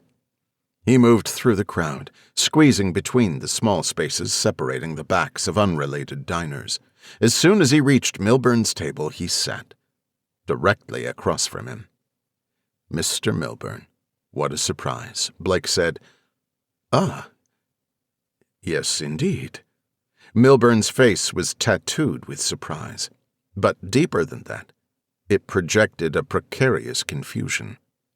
Blake could tell the wheels were turning in his head, grinding out an inner monologue consisting of 100 overlapping questions. Do I know this person? Am I supposed to know this person? Why don't I remember? Where did I meet him? Was it a friendly encounter? Is he important? Did I promise him something? When it came to his personal life, Blake himself had been in the same predicament more times than he could count. But the stakes were different for a man like Milburn. For Blake, it was an awkward moment that he would laugh off and jokingly attribute to his ADD. For Milburn, it could mean multi-million-dollar deals going south, powerful feathers being ruffled. "I'll save you the drama. You don't know me. I don't know you. We've never met," Blake said. Milburn's spine straightened. The bravado rushed back into his flaccid shell, puffing him up like a balloon.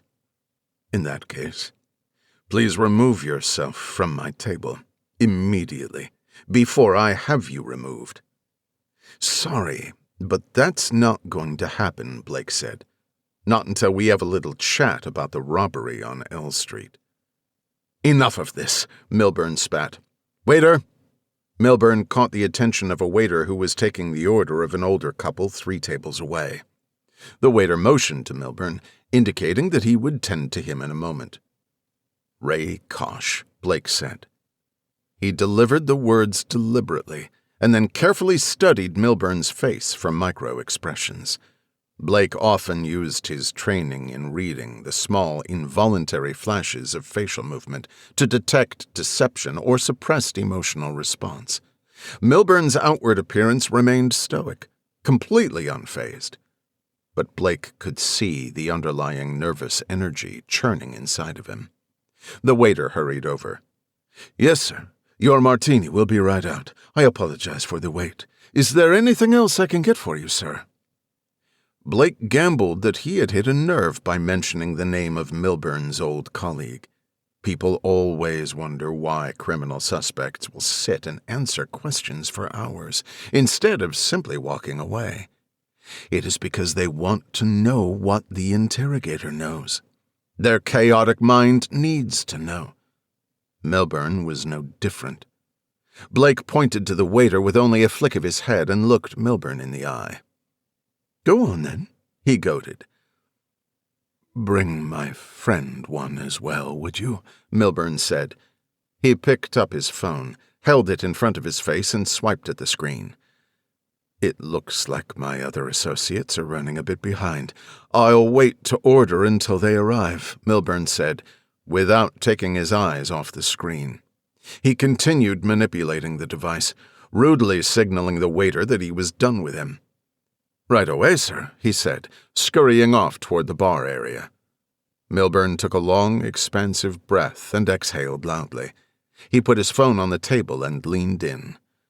"Ray Kosh is dead."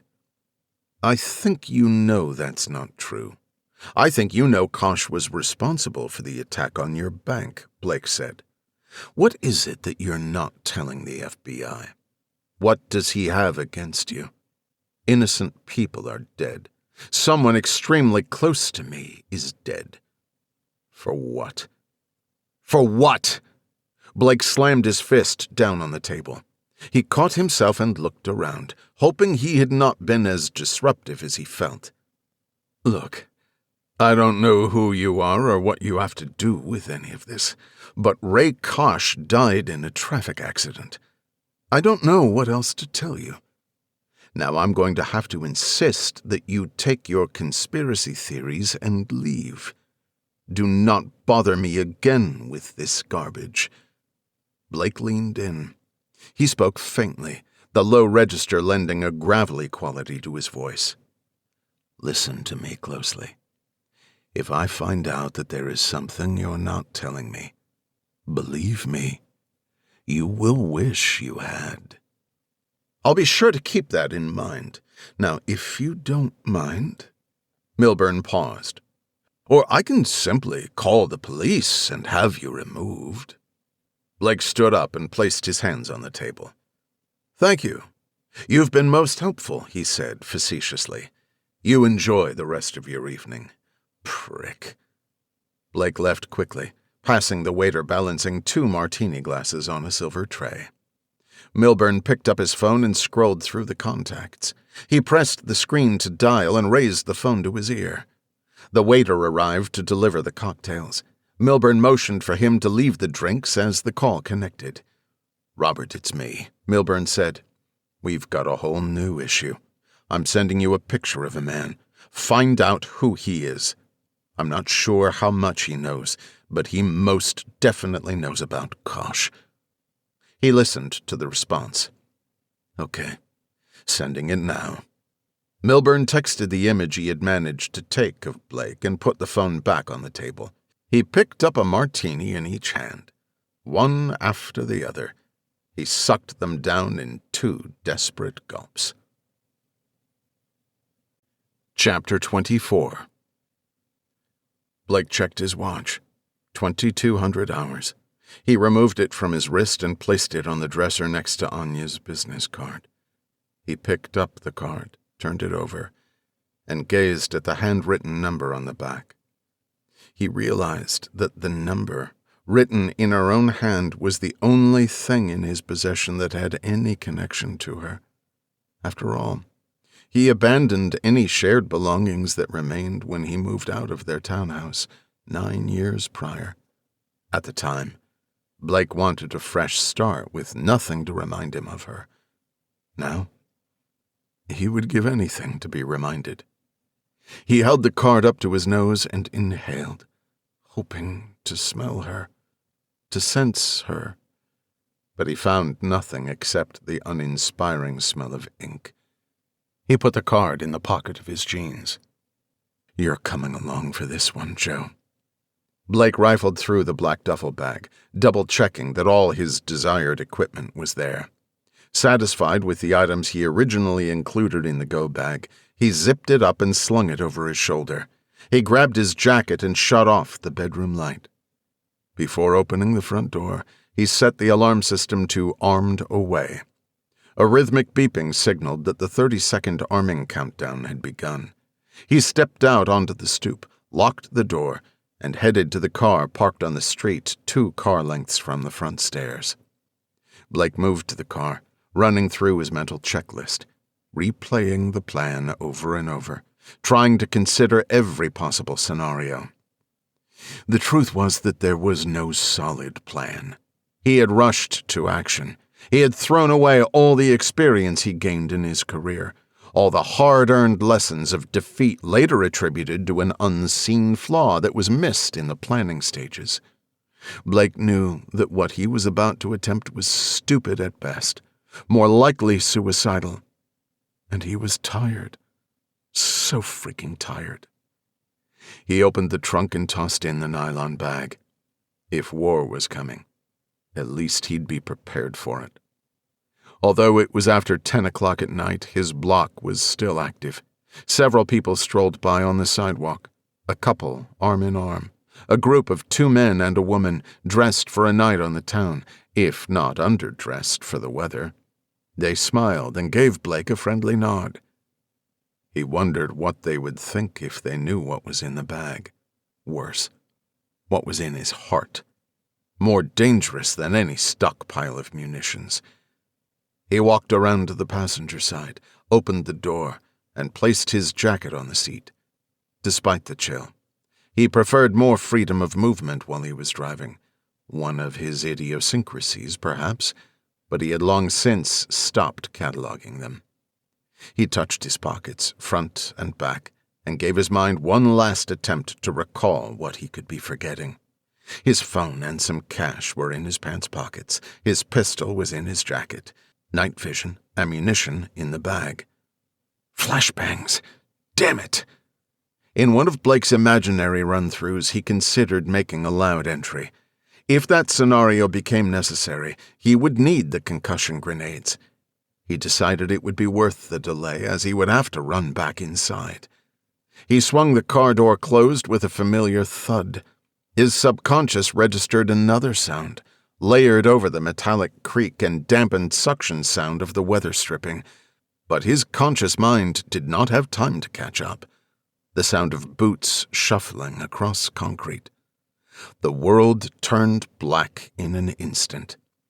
He felt the tugging at his neck as he heard the distinct ratcheting sound of the zip tie. He clawed at his face, trying to find a weakness in the heavy fabric bag that enveloped his head. In the half-second it took Blake to get his bearings, his mind generated 100 thoughts. How could he have been so foolish and let his guard down? He was fully aware of the possibility they were watching him, waiting for him to present an opportunity, and he had given it to them. He was supposed to bring the reckoning, not the other way around. But he could still breathe. The zip tie was fastened tight enough to make it impossible to slip the bag off his head, but not so tight that it cut off his air or the blood flow to his brain. That was something. And if they really wanted to kill him, why not just shoot him from behind? No, they wanted to take him. He could work with that. Even blind, he could fight them off, at least long enough for some bystander to happen by. Just hold them off.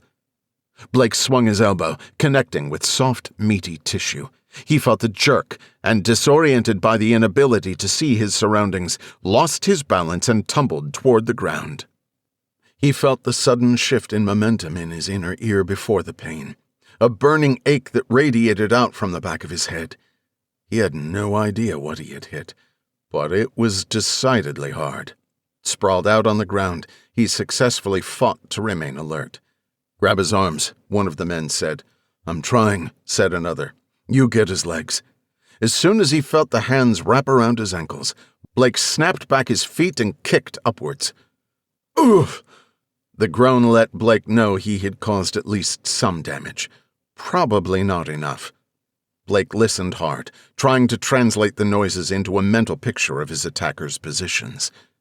He listened, but heard nothing more until the unforgiving steel slide of a pistol slammed into the side of his head and set off the screeching ring in his ears. He tried to push himself off the ground, but his body refused to obey. He struggled to make sense of the situation. How long had he been down? Was he dreaming? One by one, his senses went quiet as he drifted in and out of consciousness. He felt the weightlessness of being lifted, he thought. He heard the slamming of the trunk above him, didn't he? It would not matter. The intensity of the urge to sleep entangled him, and finally dragged him to its depths. Chapter 25. "Don't touch that." Fez batted Cott's hand away from the tuning knob on the Ford's car stereo. "Sinead O'Connor. Seriously," Cott said. "I'm embarrassed to know you right now." "What's wrong with Sinead?" Fez turned up the volume. "I haven't heard this song in forever. Reminds me of a bus trip to D.C. that I went on in the 8th grade. For 2 days they drove us around to see crap we didn't care about. National Archives, Smithsonian, the Capitol. Every time we would get back on that coach bus, this song was playing. Whatever station that driver listened to was playing this thing on a loop. Every time I hear it, it brings back memories. Mostly I'm making out with Becky Ernst in the back of the bus. The song still sucks." Kant spun the dial in search of something worth listening to. After auditioning a few stations, he found nothing. Where the hell is Mick? He'll be here. He's 5 minutes late. When is Mick ever late? There was no need for a response. They both knew the answer was never. A silence fell over the passenger compartment. Both men stared out the windshield at the lake. The trees swayed. Ripples moved across the reflection of the moonlight, which streaked through the black water as if it were trying to touch them. Tragedy, loss, sacrifice. Those things came with the mission, with the calling. But the festering doubt they promoted did not live in the moments of terror. Not in the gunfight or narrow escape. Not in the rushing air of a high-altitude jump or the discomfort of a foxhole. No. It lived in the quiet, serene moments. The moments when the mind had the time and space to finally make the connections. To consider the gravity. "He's not taking it well," Cott finally said. "No, he's not. But he'll be all right. He's just gonna need time. You know how we felt about her." Cott nodded. "We've all got to work this kind of stuff out in our own way. Remember when Bonzo died? After we got home, you, me, and Mick went to that place with the street signs hanging all over the walls. Damn, I forget the name of that place. Anyway, you got all cocked up and slugged that random dude who was just sitting there minding his own business. Then you said that was for Bonzo. The guy was like, who the hell is Bonzo? Grief does weird stuff, man. It did make me feel better. Didn't make me feel better. It started a damn brawl. Blake and I had to fend off 20 dudes to get you out of there." "It wasn't 20 dudes. It was like 4, Cott protested. "Okay, maybe 12, Fez compromised. Every time you tell that story, the number gets bigger." Cott twisted to look out of the rear window. "Seriously, Fez, I don't like that he's not here yet." "Give him a call," Fez suggested. Cott did. He gave it 3 attempts, but was greeted by Blake's voicemail recording each time. Nothing? Fez asked. He unlocked his own phone. Here, we should be able to pull up his location. The app displayed a mile radius around them. Fez could see the 2 dots, placing him and Cot precisely at their location. No Blake. He zoomed out to a 20-mile radius and swiped his thumb over and over, moving the view closer and closer to Blake's house. I don't see him at all, Fez said. Not even at his place. Maybe his phone's dead and he lost track of time. He texted me and said he was running home quickly and then heading out, Cot explained. Text him again. Tell him we're on our way to him, unless he says otherwise. Okay. Just start driving, Cot said. I'll text him. Fez flicked on the headlights and pulled onto the road. He headed back toward Alexandria, expertly handling the car at speeds far too fast for the narrow, windy road. They made the entire 30-minute trip without receiving a response from Blake. His car's here, Cot announced. I see that, Fez drawled. He must have fallen asleep. I'll stay with the car. You run up to the door. Cot hopped out, ran up the steps, and rang the bell. He smiled and waved at the miniature camera mounted inside the doorbell housing. Wake up! There was no response. Cot rang a few more times.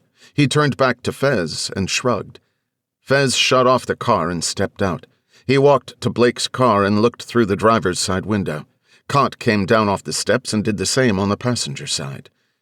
His jacket is in there, Fez said. Cot tried the door. It's open. He picked up the jacket and immediately felt the sagging weight of the pistol and suppressor. I told you something was wrong.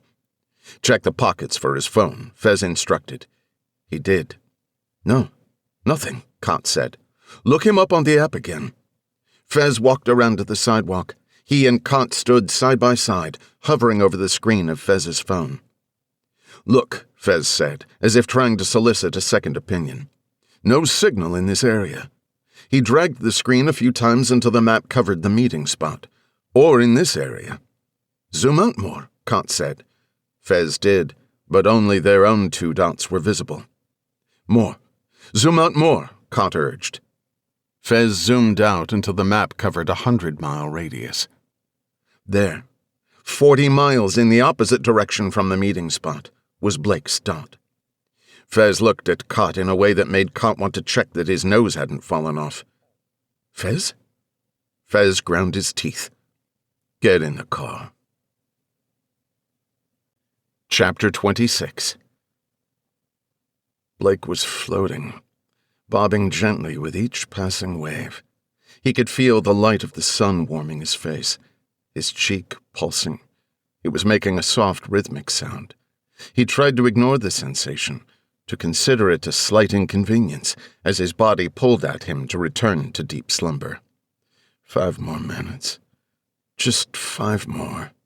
The dull thumping sound morphed like an envelope filter, rising to a high treble.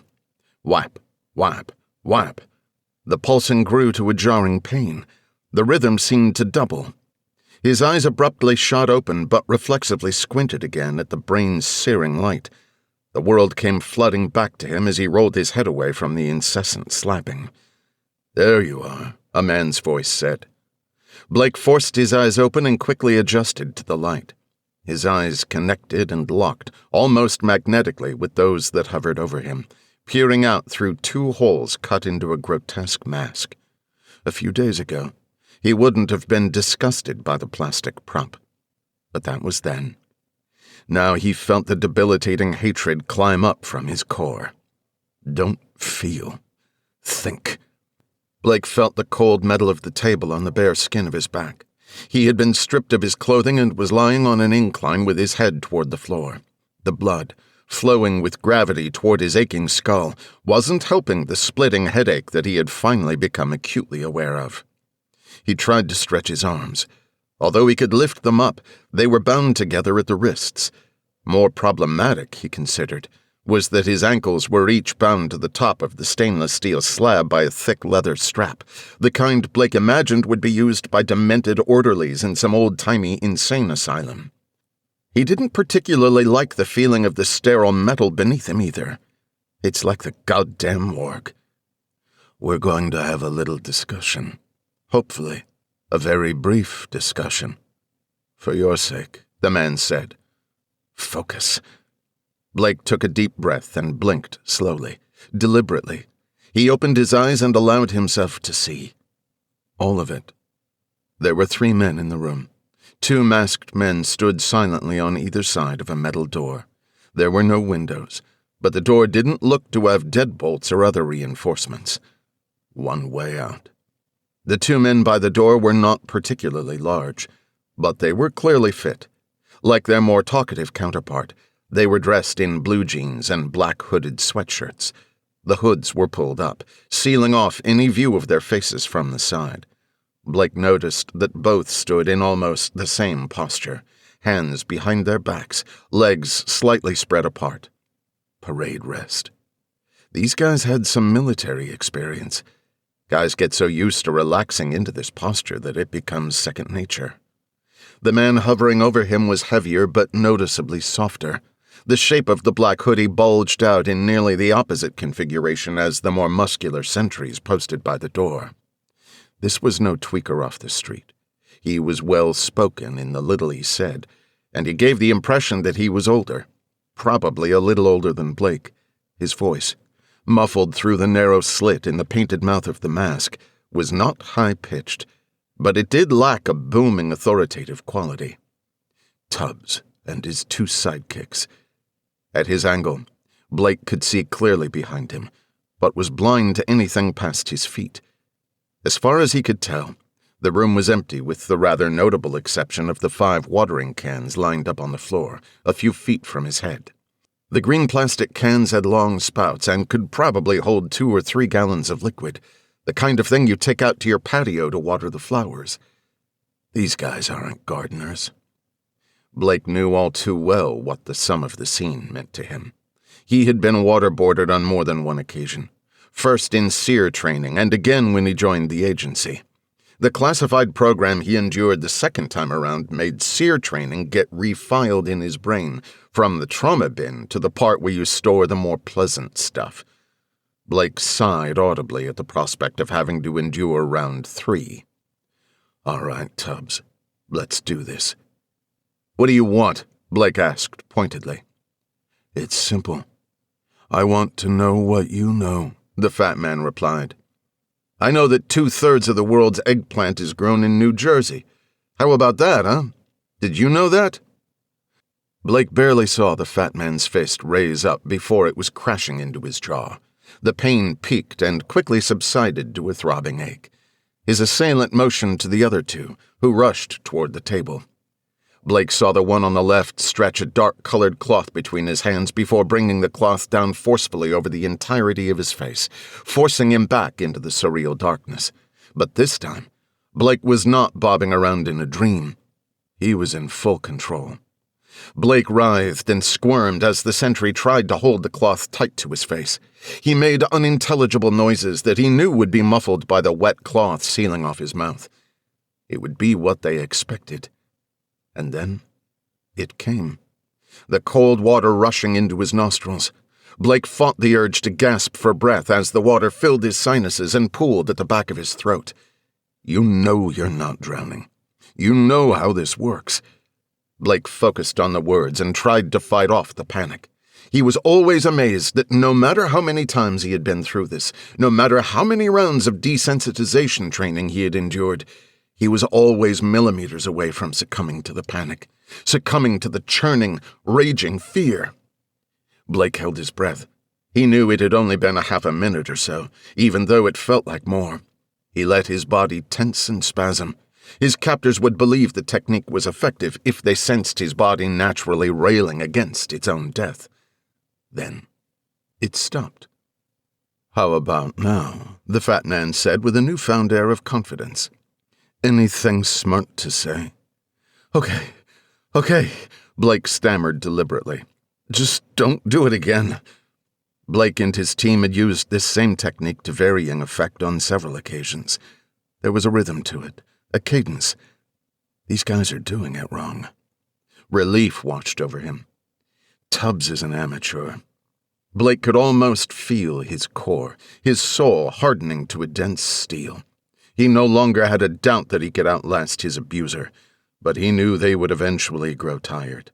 They would eventually decide to kill him. "We know you've been snooping around. What did you find? That's all I need to know. You tell me that, and you walk out that door. If not, well, then I hope you don't drown before coming to your senses." By how the fat man phrased the question, "What did you find?" Blake calculated that the three amateurs didn't know much about his past, if anything at all. To them, he must have been an aging software engineer with too much curiosity, a monkey that mistakenly opened the wrong digital doorway. If that were true, he surmised, they probably have not discovered that their compatriots were not coming back with a pulse. Blake decided not to answer the fat man's question at all. He laid his head back, closed his eyes, and waited. Think. How the hell do you get out of here? Behind his eyelids, he pictured himself lying beneath a piece of rusted industrial equipment that had been discarded on a metal platform outside the second-level offices of a shipbuilding facility in Kerch. The imagery, recorded in his memory many years before, was as tangible as the table he was bound to. He could smell damp air. He could feel pressure on his knees and elbows as he lay prone. The metal floor was nothing more than 1-inch-wide grates which, when he looked down, made him feel like he was suspended 30 feet in the air. He, Fez, Cott, and Bonzo had gotten pinned down while trying to exfiltrate with documents Cott had located in one of the dingy offices. The four, each huddled in their own dark blind, could see each other across the platform. They laid still for 9 hours, only occasionally communicating with each other using hand signals, while dozens of armed, Russian-speaking guards came and went. The guards gathered in clusters, smoking, laughing, patrolling. At one point, Blake counted a dozen men on, under, or in sight of the platform where the team had taken up temporary residence. In the end, it was patience that proved the most useful skill. It was waiting for the perfect moment, and being ready to seize it swiftly without hesitation. In one instant, a fleeting moment, when all that stood between them and the notion of quietly slipping off into pre-dawn oblivion was one guard. One unsuspecting and unlucky guard. Fez silently slipped behind the poor kid and snapped his neck. He let the limp body slide down the steep graded staircase to the ground. An unfortunate accident, his comrades would later say. After stepping over the contorted corpse and sprinting into the fog, not one of them looked back as they slipped over a chain-link fence and into the undergrowth of an adjacent vacant lot. Like in Kerch, Blake knew that what he needed was patience. He needed time to let his options unfold. Most of all, he needed to be ever ready to strike. The memory faded. Blake settled in for a long and trying night as the cold, wet cloth enveloped his world once more. Chapter 27. Fez watched the GPS on his phone, directing Cott on how to approach. "Pull over here," Cott said. "Is that it down there?" Fez asked, as he slowed to a stop and switched off the headlights. "Has to be," Cott answered, still examining the screen. They could see the top of a long brick building from the shoulder of the desolate roadway. "It's some kind of factory," Fez guessed. "Google lists it as Brennan Place Industrial Condos. From what I can tell, companies can rent space to use for manufacturing and that kind of thing. The website says each unit has offices, warehouse space, and a loading dock. Great. Now we have to find out which one he's in." "Are you sure he's inside?" Fez questioned. "I think so. It looks like the last known location that was logged before the phone lost contact with the tower was right here." Kant pointed out a small blue dot that was overlaid on a satellite image of the building. The dot appeared to be well inside the perimeter of the structure.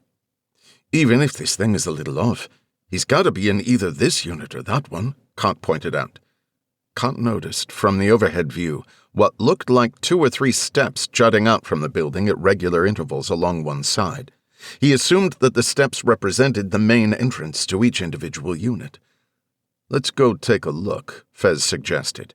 Cott agreed. Fez grabbed his binoculars and stepped out onto the shoulder. Cott pulled a black duffel bag out of the back seat and caught up as Fez was stepping over the guardrail and moving into the wooded area just off the road. 50 feet in, the flat ground gave way to a steep slope.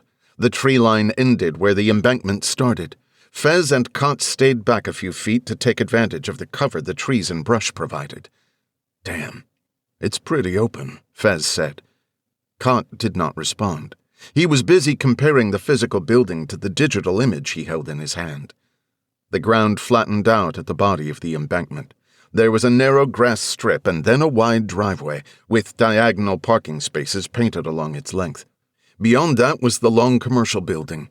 There were doorways every 50 feet or so. A few of the doorways had signs mounted above them, but not all. Fez could see no activity below. There were 3 cars parked in adjacent spaces. A dark-colored Escalate, a silver SUV that Fez guessed was an old Suburban, and a Cadillac sedan. The driveway was lit by lampposts, planted along the long driveway.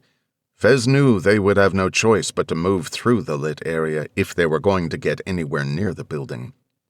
"Look there," Cott said abruptly. "We've got movement." A figure had emerged from one of the doors, located at about the midpoint of the building. Fez did not have to use the binoculars he was holding. The light from the lampposts reflected off the white theatrical mask, and both Fez and Cott knew what it meant. "We're at the right place," Fez said. "I'd say that's an affirmative. We've got to get in there now, Fez. If it's not too late already, who knows how much time Mick's got." Fez lifted the binoculars and examined the costumed character. "This one's armed," Fez said. He dropped the binoculars. "All right, we need a workable plan. You realize we're going to have to go hot. You good with that, Fez? I was good with it before they had Mick. Now I'm looking forward to it." Cott slapped his hands together as if they were cymbals. A wide, beaming smile covered his face. "Hot damn, Fez. How about this?" He started unpacking the duffel, pulling out a laptop and 2 pairs of EOTech night vision goggles. "We get close enough and we hijack the signal off the digital meter. If Vepco can kill your electricity from their truck when you don't pay your bill, we can too. Not making any promises, but I can probably make it work. Where the hell is Mick when you need him?" Fez laughed, both at the dumb joke and at Cott's asinine plan. "Why don't we just truck it down there and pull the meters by hand?" Fez suggested. Cott stared at him blankly. "Yeah? Or that," he said, cracking a smile.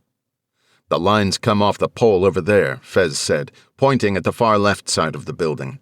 "The panel's going to be in that area."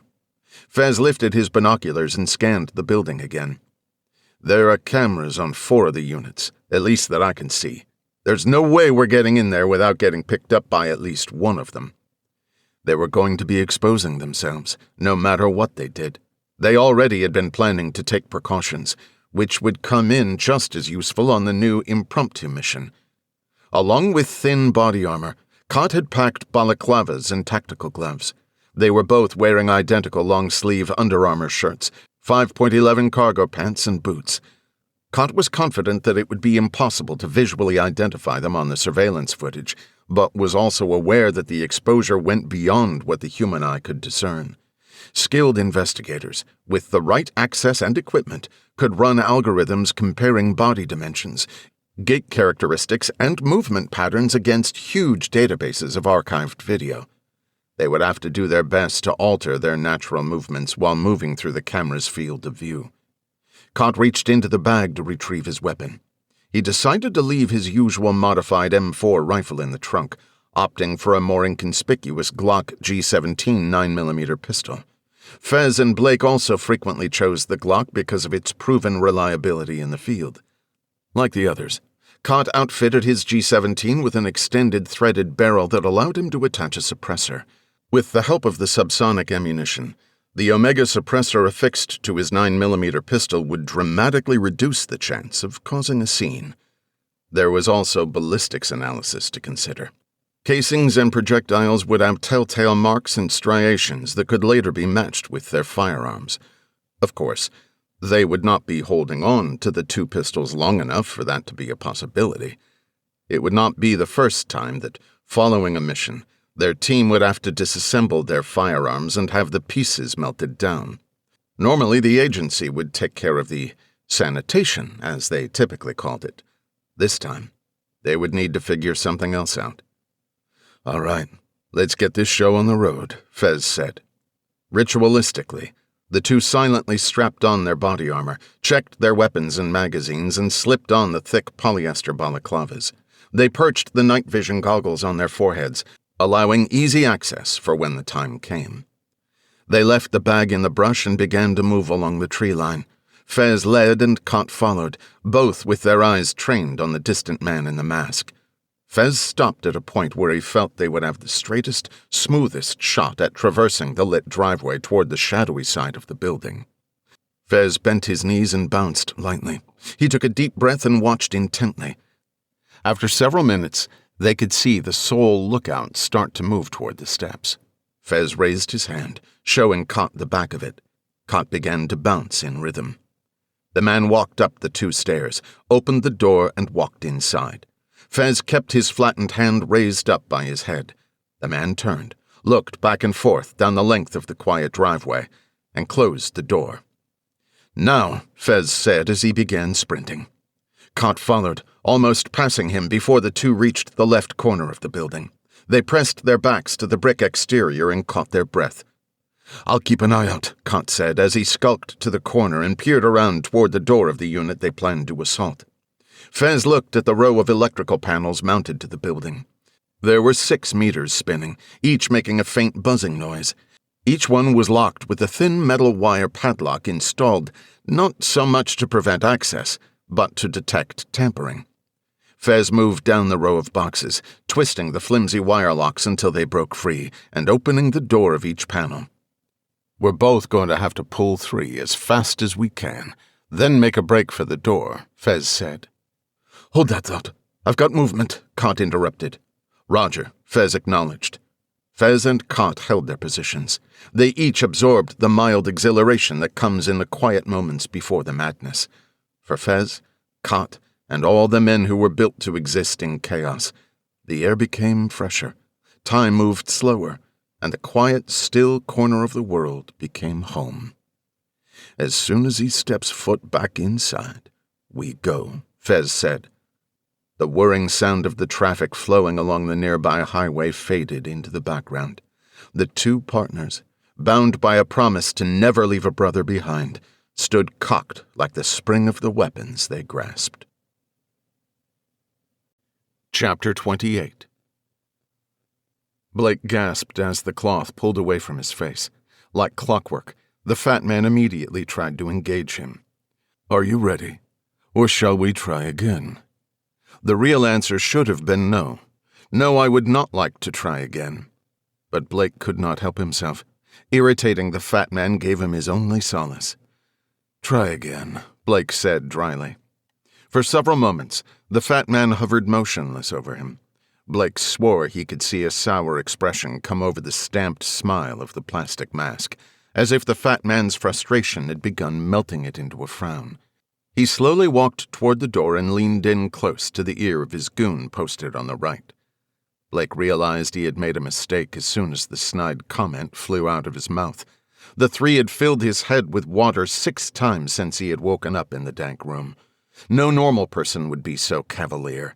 He had carefully feigned his distress up until that point, escalating his outward emotions appropriately. Blake decided it was time to feed them a little information, to plant the seed that there was light at the end of the tunnel for them. He knew as well as anybody that everybody has a boss. He considered it a good bet that these guys were getting worried about going back empty-handed. Maybe, if he started getting chatty, they would not start second-guessing their original assessment of him. The fat man turned and began moving back toward the table. "Okay. Look, man, you don't need to try again. I really don't know much, but I'll tell you what happened, okay?" The fat man glanced over at his men and then leaned against the table. "Go on," he said. "I was just messing around. I wanted to see if I could get in. "I didn't see anything," Blake said. He was intentionally vague. He had not accessed any system, but he knew that if these guys had something to hide, the Fat Man would fill in the blanks with his imagination. "Rubbish," the Fat Man said. "We know what you found." "I swear, I don't know." The Fat Man motioned to his men. Blake exhaled with a slight sense of relief. He was familiar with that signal. It meant round 7, and round 7 meant he had the Fat Man back on the hook. Blake started to consider how, if he played it right, he might be able to extract some information from the Fat Man before the night was over. He hoped he would be around to use it.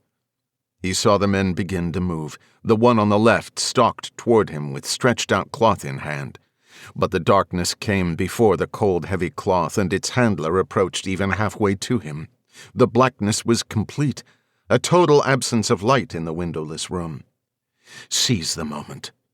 Blake quickly bent his knees, flexed his abdominal muscles, and hoisted his upper body toward his feet. He clawed at the thick strap around his right ankle with both hands, trying to manipulate the buckle.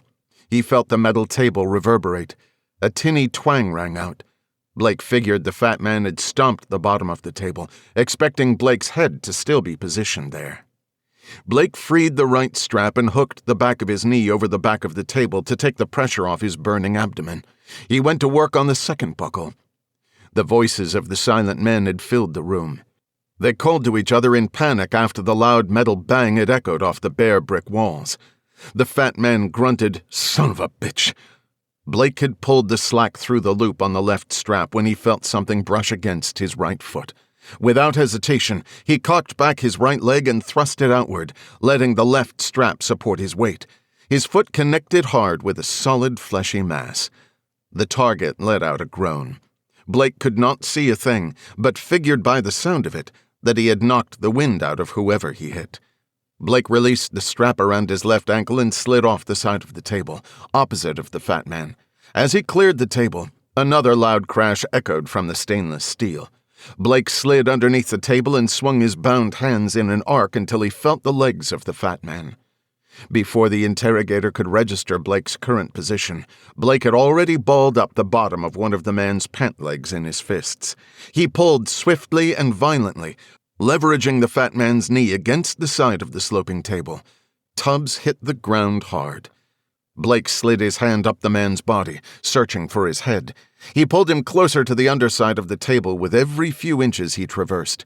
Blake and his adversary were each lying on their side, facing each other. They pawed and manipulated, each trying to get their bearings. Blake tugged at the Fat Man's clothing to keep him from rolling out of reach and receding into the blackness. The Fat Man swung his fist, connecting with Blake's shoulder and upper arm. Blake's arms were impeded by the thick metal table leg before he could reach the man's face. Blake bent his elbows to move his hands around the table leg as a unit. He thrust his hands outward and felt the thin, crinkly plastic of the mask. The disoriented sentries continued calling out, no doubt trying desperately to locate and assist their leader. Blake ran his hand under the mask, over the Fat Man's forehead and toward the back of his head. Blake gritted his teeth as he yanked hard, using all his strength to send the Fat Man's forehead into the heavy metal table leg. He reflexively grasped Blake's hands with his own, struggling to free himself from Blake's clamping grip. He let out a scream as Blake slammed his head again and again. On the third time, Blake felt the rigidity of the man's skull soften. Instead of bouncing off the metal post with a twang, it sunk in quietly. Blake's abuser was dead. "I will cut you," Blake heard a nervous voice yell out. He figured that the remaining two men did not realize that the mortal combat they had witnessed with their ears had been occurring on the floor, halfway under the table. He visualized the pair staggering around the room like they were preparing to fight a ghost who preys on the living in the dark abyss. Blake rolled onto the dead man's body and crawled back toward his feet. He hooked his bound hands under the man's feet and legs, working them toward the man's armpits. Blake stood up, hoisting the man up in front of him. He pulled up quickly so that he could adjust his position and better support the limp, heavy body. "Come get me," Blake taunted. "Rob," one of the voices said. "Rob, you all right?" Tubbs' name is Rob? Really?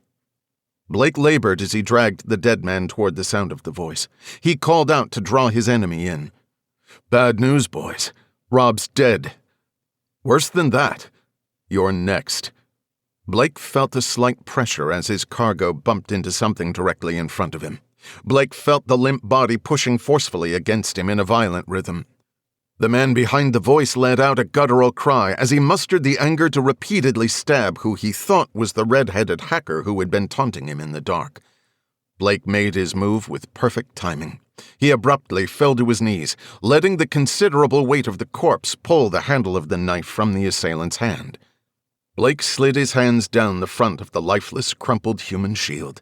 He felt the handle of the knife, the blade buried deep into the ample gut of the dead man. He clutched the handle, pulled the blade from the flesh, and let the body slip through his arms to the floor. "Did you get him?" the second, more high-pitched voice exclaimed. "I think so," the other replied. Blake sprang to his feet, wielding the knife in his right hand. He wrapped his left hand around the back of the right. He quietly moved toward the sound of the voices, swinging the knife back and forth in front of him, as if he were clearing a path through a dense rainforest. Each stroke was with the force that would be needed when he actually connected with his target. "Stay down, unless you want to get stuck again," the deeper voice bluffed. He barely got the words out of his mouth when the 6-inch blade sliced into the side of his neck. Blake felt the resistance, but the momentum carried the blade through, only changing its original trajectory slightly. Blake heard the man's body slap against the concrete floor. He felt a warm slickness on the handle of the knife and gripped it tighter. "One left," Blake goaded. "Come on over." The remaining man did not answer. Blake spun around, swiping at the darkness in wide sweeping arcs. He wished that he could use the blade to cut his wrists free, but that would take some time and dexterity to pull off. He could not take the chance of getting caught off guard. Instead, he continued swiping at the air. Blake heard a metal rattle and the sharp bang of the door flying open somewhere directly in front of him. A flash of light cut through the absolute darkness, and Blake heard the distinct sound of the suppressed 9mm. Fez kept his infrared light trained on the man he had just shot. The man was slumped down in the corner to the left of the door. Fez could see the large spray of blood on the wall behind where the man had been standing. He decided the man was dead. He surveyed the rest of his surroundings and saw the heavy man lying in a heap in the middle of the room. The damage to his face was catastrophic. Fez pointed his light toward Cott, who was checking another man, lying in a pool of blood on the floor to the other side of the door. Cott and Fez called out to Blake, who was still crouched, naked, and furiously swinging the large knife. "Mick, it's us!" The sound of Fez's voice immediately stopped the rapid flow of adrenaline that had been dumping into Blake's system.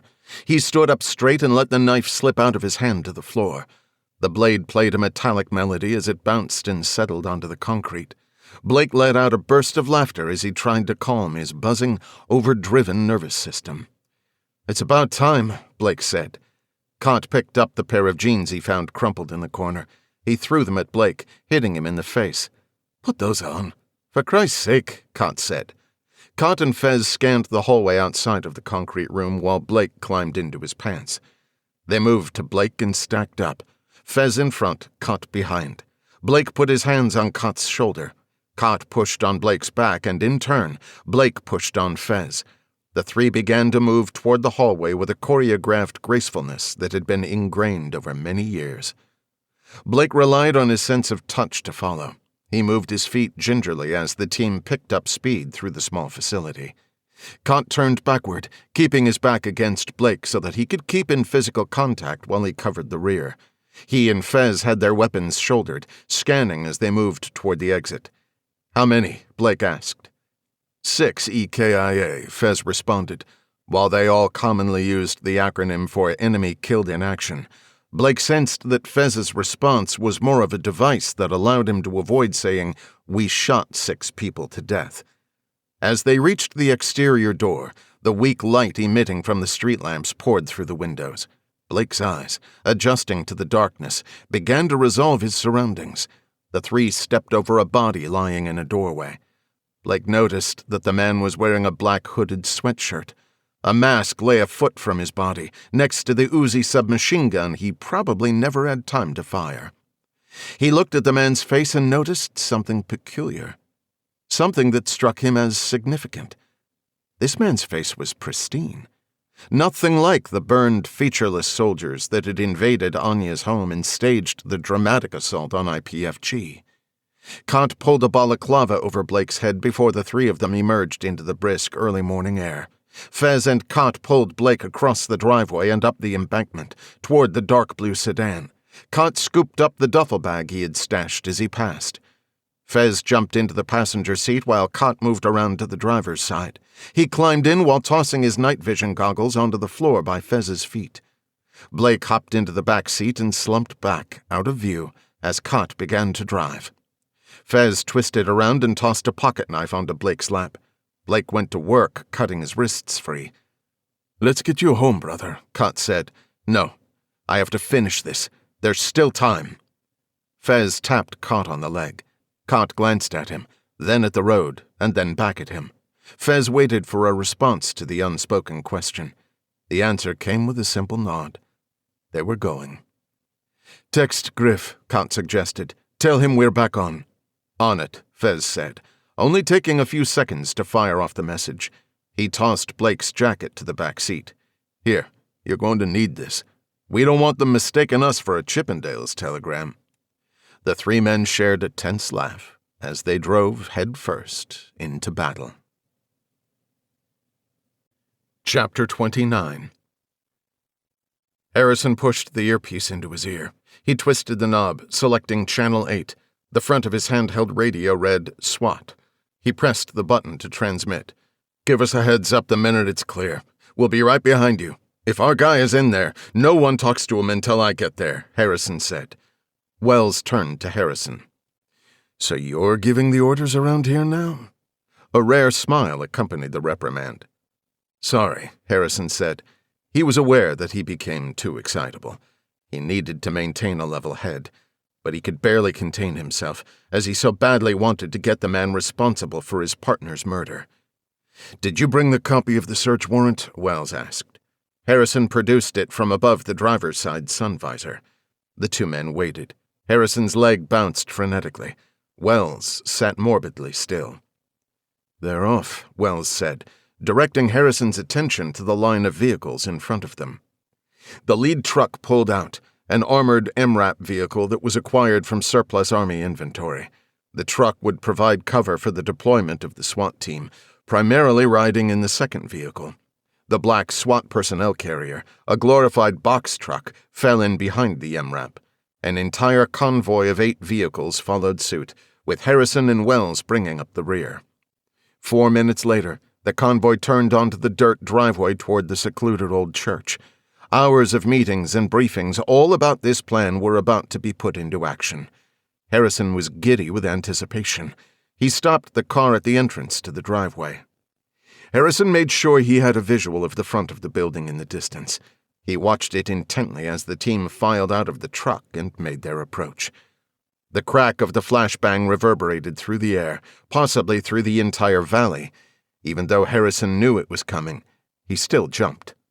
The team disappeared into the building, leaving only a few men to secure the perimeter. The radio fell into an eerie quiet for several minutes. Harrison suppressed the urge to key up and request a status update. Finally, the commander's voice broke the silence. "All clear. Come on in, guys." Harrison sped down the gravel driveway, jumped out, and made it to the door, all before Wells could get both feet out of the car. He pushed aside the splintered door and stepped inside. The dilapidated structure was damp and had an overpowering earthy smell. Rubble was piled in the middle of the room, scraps of soggy wood, trash. The entire place was covered in green mold, empty beer cans, and bright-colored graffiti. Harrison did not need to see more. He already knew. "God damn it!" Harrison yelled to no one in particular. "We screwed up!" Chapter 30. Blake, Fez, and Cott crouched down by the edge of the woodline, northeast of the structure. They could see only the right and front sides of the building. There were several windows along the side, and although many sections were boarded up, They could see the faint colors of the stained glass from the light shining through the panes. "Someone's home," Cott said. "Okay, I'll hike around the wood line and get a visual on the other side of the building. Cott can take the rear. At least we can make sure they don't have someone pulling guard duty on the perimeter. It would suck to have them coming at us from the rear, too." "Then we can converge in the middle and go," Fez said. "Hold up, Fez," Blake interrupted. "Griff, are you still there?" "I'm here," the tinny voice responded. "Griff, do we need to clear the perimeter, or do you have a good enough view? I'd hate to waste the time hiking the loop if it's not necessary. Plus, I don't want us to take an unnecessary risk by separating if there are combatants lurking around out here," Blake suggested. "I can give you better than that, gentlemen," Griff boasted. "I'm using thermal imaging. I can tell you for sure that apart from a few little critters, you are the only living things out there. I can also tell you that there is most definitely heat being emitted from inside the building." "Okay, good. Look, there's no way to know how many, but I'd say there's a good chance whoever is in there is sleeping at this hour. My vote is we go now. Try to make a quiet entry. Move through slowly until we can get a sense of what we're up against. If it goes loud, it goes loud. What do you think?" Blake's impatience was palpable. "Yeah, I say let's just go. Let's get it over with," Cott said. Fez nodded in agreement. "Okay, Griff, we're heading in. I'm going to leave you on speaker with the volume up, so don't sneeze or anything. But do yell if you see anyone racing out that back door." "Will do," Griff said. "Okay, on me," Blake said as he left the concealment and sprinted toward the front doors of the church. Fez and Cott followed. They stacked up on the hefty double doors, Blake, then Fez, then Cott, each gripping an M4 carbine in a low-ready position. The rifles were each equipped with EOTech holographic sights and pressure-triggered lights. Fez and Cott both used a vertical grip, mounted to the underside of the rail. Blake's rifle, one of the backups Fez had packed, was set up in a slightly different configuration than his own custom rig. The borrowed rifle was not equipped with a vertical grip or even a rail system. It did not matter, as he preferred to position his support hand tight against the magazine receiver in a more compact posture. Blake gently pushed the rightmost door. It cracked open. "It's open," Blake whispered. "See you on the other side, boys." Before every operation in the past decade, Blake would give the signal to go by saying, "See you on the other side." He did not mean the afterlife, as his team originally thought. He meant the other side of the mayhem, the victory. He could not remember how it started, but it had become a necessity, a superstition that, if skipped, would most definitely invite disaster. Blake had a sinking feeling that, no matter the talisman, disaster was inevitable. Blake quietly pushed the door open another 2 feet. He leveled his weapon and the three slipped into the vestibule. There was a clear path from the door, but either side of the room was piled with wooden pews and other discarded pieces of furniture. The door directly in front of them was covered by heavy black drapes. Blake reached the door and carefully poked at the center of the drapes with the muzzle of the rifle. He located the break, separating the 2 sections of curtains. He waited for the tap on his shoulder. When it came, he pushed through into the main hall of the church. At every door, the team would enter the same way. The lead man would roll to the right, the next to the left, while the third and fourth either covered the rear or headed up the middle, depending on if they were moving through the room or clearing the room and returning back the way they came.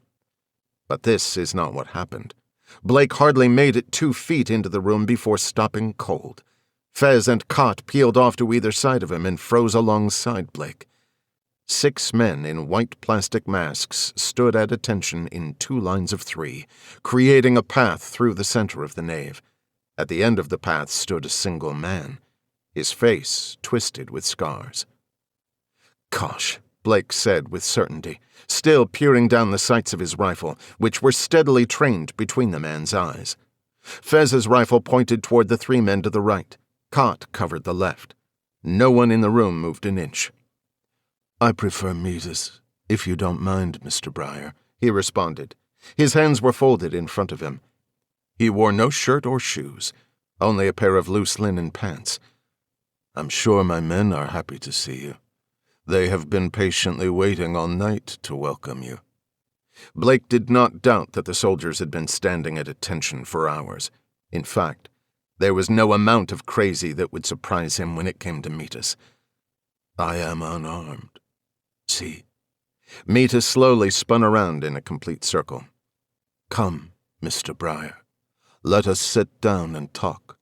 You are looking for answers. I have them. Come." Metis began to walk toward the arched doorway at the far corner of the room. Blake shuffled forward several steps, keeping his sights in good position for a kill shot. "Don't move," Blake ordered. "Are you going to shoot an unarmed man in the back, Mr. Brier? I mean you no harm. Come, let me show you something." Metis moved to the archway and, with a methodically slow effort, crossed into the opening without looking back. Blake darted to the archway and peered down the stone stairway. He could see that the stairs turned to the right in a rounded corner, plunging deeper into the ground. Flickering orange light reached out of the unseen space, rimming Metis's profile with a warm glow. The crooked fieldstone walls gave the scene a surreal, anachronistic quality. If hell exists, Blake thought, it's probably at the bottom of these stairs. Metis approached the corner, 6 steps down, and paused. In the moment before Metis would slip out of view, Blake's mind churned through his options. As it was, Metis was a constant. If he let Metis slip out of his sight for even a second, he would become a variable. But was there an army waiting in the bowels, poised to mount an attack? If that were the plan, wouldn't they have done it already? They had the upper hand from the moment he entered, after all. And he did want answers. Aside from having Anya back, there was nothing he wanted more. There was no choice. He was obligated to follow. Blake descended, following Metis around the corner, the bright holographic circle of his sights glued to the darkening figure. Instinctively, Fez and Cott moved through the human corridor, swinging their rifles back and forth between the rigid men. As they approached the archway, Fez waved his hand, signaling Cott to follow Blake. Fez took 2 steps down, just far enough to get some cover while maintaining the 6 men in his line of sight. He lowered himself onto one knee and supported his rifle on the other, a comfortable position that would give him a stable shooting platform and allow him to hold steady for a longer time. At the bottom of the staircase, Blake entered the room. He was struck by the power of the atmosphere, as if the stones themselves were calling out from antiquity. A massive stone, laid across 2 uprights, formed an altar embellished with an ornate altar cloth, candles, chalices, and a brass incense censer. Carved pillars and flaming sconces rounded out the effect. But Blake was not fooled. The archaic temple was nothing more than the stage of a deranged production, fashioned from an old crypt, or maybe a wine cellar. The dramatic manifestation of a sick mind. Metis was no prophet. No Knight Templar guarding the secrets of the old religion. He was not a supernatural force of evil, as he apparently fancied himself. He was just evil. Hearing Cott reaching the bottom of the stairs, Blake looked over his shoulder, dropped his hand from the grip of the rifle, and made a pushing motion. Cott received the message and maintained his position at the bottom of the staircase, just outside the temple room. From Cott's current position, Blake figured, Cott could be at the side of either him or Fez in seconds, depending upon the direction in which the situation started circling the drain. Blake hoped it was not both at once. There were 2 chairs placed in the middle of the room facing each other. Metis sat. "Please, take a seat," Metis said. He held out his hand in a cordial gesture. Blake kept his rifle trained on his adversary. He vowed to himself that he would not lower his weapon no matter what happened, no matter what was said. "I'll stand," Blake insisted. "Why don't you start enlightening me with all of these answers?" "You haven't asked a question, Mr. Brier." Blake had a million questions, but the one that rose to the top, that monopolized his mind during every waking moment, he was not ready to ask, nor was he ready to hear the answer. "What do you have against IPFG? What were you looking for? I know you were the CTO. Was it revenge? Did they have something to do with your accident?" The questions came to him in a wave and flew out of his mouth just as soon as they popped into his mind. That's a poorly formed question, Mr. Brier, but I'll do my best. Blake wanted nothing more than to break the smug, condescending bastard into pieces, but that would not serve his purpose. Not yet. I admit, Metis started, I do harbor some animosity toward the company. I know it is sinful, but I'm only human. At least he acknowledges that much. After all, they did try to kill me. I mean, I'm sure he wouldn't admit it, but I have no doubt that Jacob Milburn and his little band of minions sabotaged my car to get rid of me, silence me. See, I was getting suspicious. Milburn was giving outside contractors access to our systems, locking me out of certain facets of our infrastructure. I knew something was wrong, and I said as much. It wasn't till after the wreck that I figured it out. Figured what out? As I lay there, washed up on the rocky beach, a half-mile from the wreck and a half-inch from death, it dawned on me. Milburn was obsessed with the rising power of cryptocurrency, constantly complaining that the board was not doing enough to stem the tide. The resurgence of a cash-type economy meant the bank couldn't take its cut, couldn't manipulate the market. Like the board of directors, I was of the mind that we embrace the trends, figure out a way to support the emerging technology, even contribute to its growth. That's what it was all about. What I stumbled onto without knowing. I don't follow, Blake said. Let me put it this way. I realized two things that day on the beach. The first being that Ray Koch had to stay dead. There was no question about it. If they knew I was alive, they would almost certainly finish the job. And the second being, I realized that cryptocurrency was more than a fad, more than an experiment. It was a revolution, a chance to purify the greed and sin perpetrated by the financial industry. Everything happens for a reason, Mr. Brier. If I hadn't hit that water, I would surely be dead. Even still, it was an honest-to-God miracle that I survived. God's hand reached out and saved me. But why? The answer was simple. To give me the knowledge, Mr. Brier. To give me the power to lead a revolution. Blake's inclination was to say something to the effect of, "You're an absolute loon." Instead, he prodded further. So, you got involved in the cause. The cryptocurrency evangelist army. I get that. Sort of. But why the robbery? What was the purpose? You don't get it, Mr. Brier. The future is at stake. We needed to act. Time is running out. Metis pulled the thumb drive from the pocket of his pants. This is what we were after. Metis tossed the thumb drive in the air. Blake released his support hand and snatched the memory stick out of the air. "What's on it?" Blake asked. Before I tell you that, I have a question for you. Metis leaned forward in his chair. Will you help me? Blake did not know whether to scream or to laugh. Help you? And why would I do that?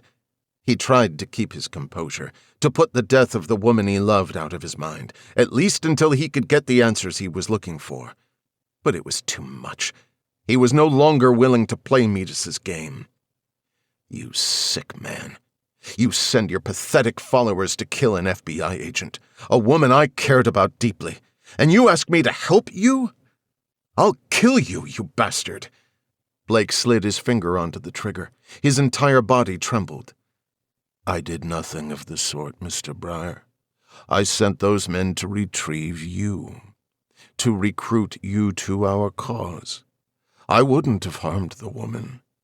You see, we have a mutual friend, someone close to the cause, who seemed to think you would be a substantial asset to us.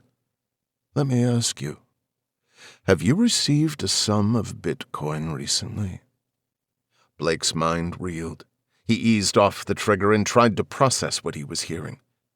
Was it true? Were those men there for him? If so, would they have just taken him and let Anya be? He would make that trade in a second. But how could he have known? True or not, the mere suggestion plunged him into a bottomless pit of regret. How could he ever be sure that he was not responsible? He tried to save her, but instead, he killed her. Just as sure as if he had pulled the trigger himself. "You're lying," Blake said. His anger intensified. "I got a taste of your hospitality last night. Don't sit here and tell me that your men were not going to kill me after they finished torturing me. But that didn't turn out as you planned either, did it? Because all your so-called soldiers are dead, and yet here I stand." "I don't know what you were referring to. I assure you, none of my men were involved in whatever happened to you last night. I told you, Mr. Brier, I am not your enemy. The enemy is Jacob Milburn. You must see that. Do you know why our friend converted your money into Bitcoin? To prevent Milburn from having leverage. If your money were tied up in the banks, Milburn and his associates could erase your financial history, bankrupt you, just as he did me. But even he can't reach Bitcoin. Do you see the power, the freedom of cryptocurrency? We saved you." Metis shifted in his chair. "Okay, I will admit, I also hoped it would give you a little incentive, give you some skin in the game, so to speak. But if you were as good as your reputation, you could make a difference to the world. Do you believe in God, Mr. Brier?" Blake had stopped listening, no longer able to process the words that were coming out of Metis's mouth. He retreated inside his own head, grappling with the gravity of the circumstances surrounding Anya's death. "They came in with guns. They came to kill her," he said. "No. I swear to you and to God, that was never my intention." "You murderous asshole," Blake said.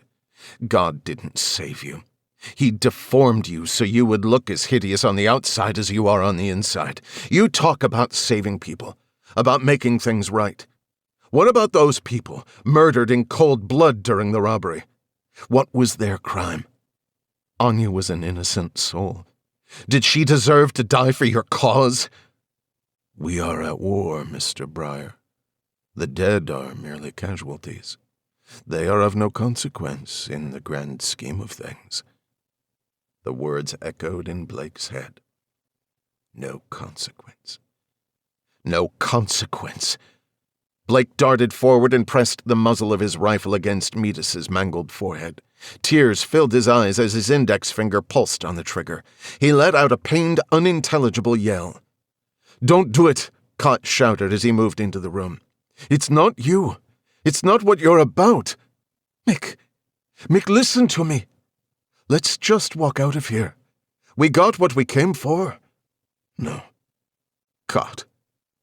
"I didn't." Tears streamed down Blake's face. His skin was a crimson color, a physical presentation of the limitless rage that festered inside of him. "I promised her." Metis sat completely still, his eyes closed, his posture relaxed, as if he were indifferent to death. Blake pulled the slack out of the trigger, his conscience in an epic battle with his savage instinct. If he pulled the trigger, would he be just as bad as the soulless creature before him? He had spent his life fighting for the good guys, for freedom, for justice. He knew he could kill Metis with a flick of his finger, avenge Anya and the rest. But he could never go back.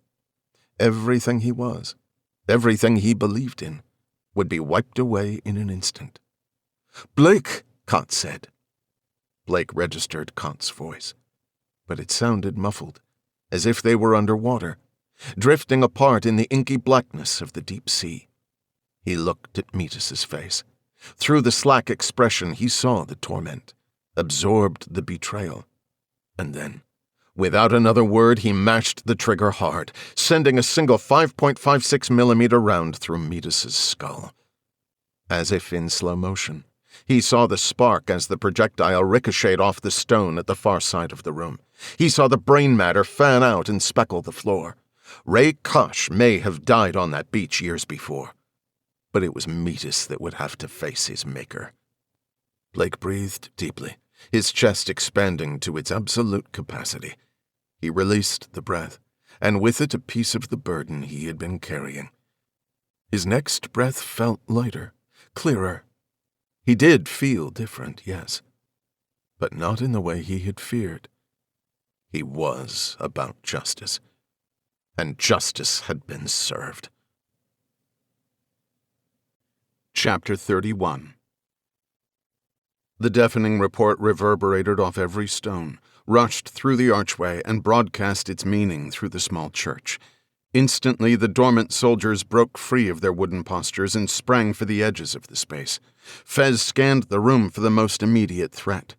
One of the men who had reached behind an olive-colored cot propped up against the far wall spun around with a pistol in his hand. Fez double-tapped, dropping the combatant before he could fire a shot.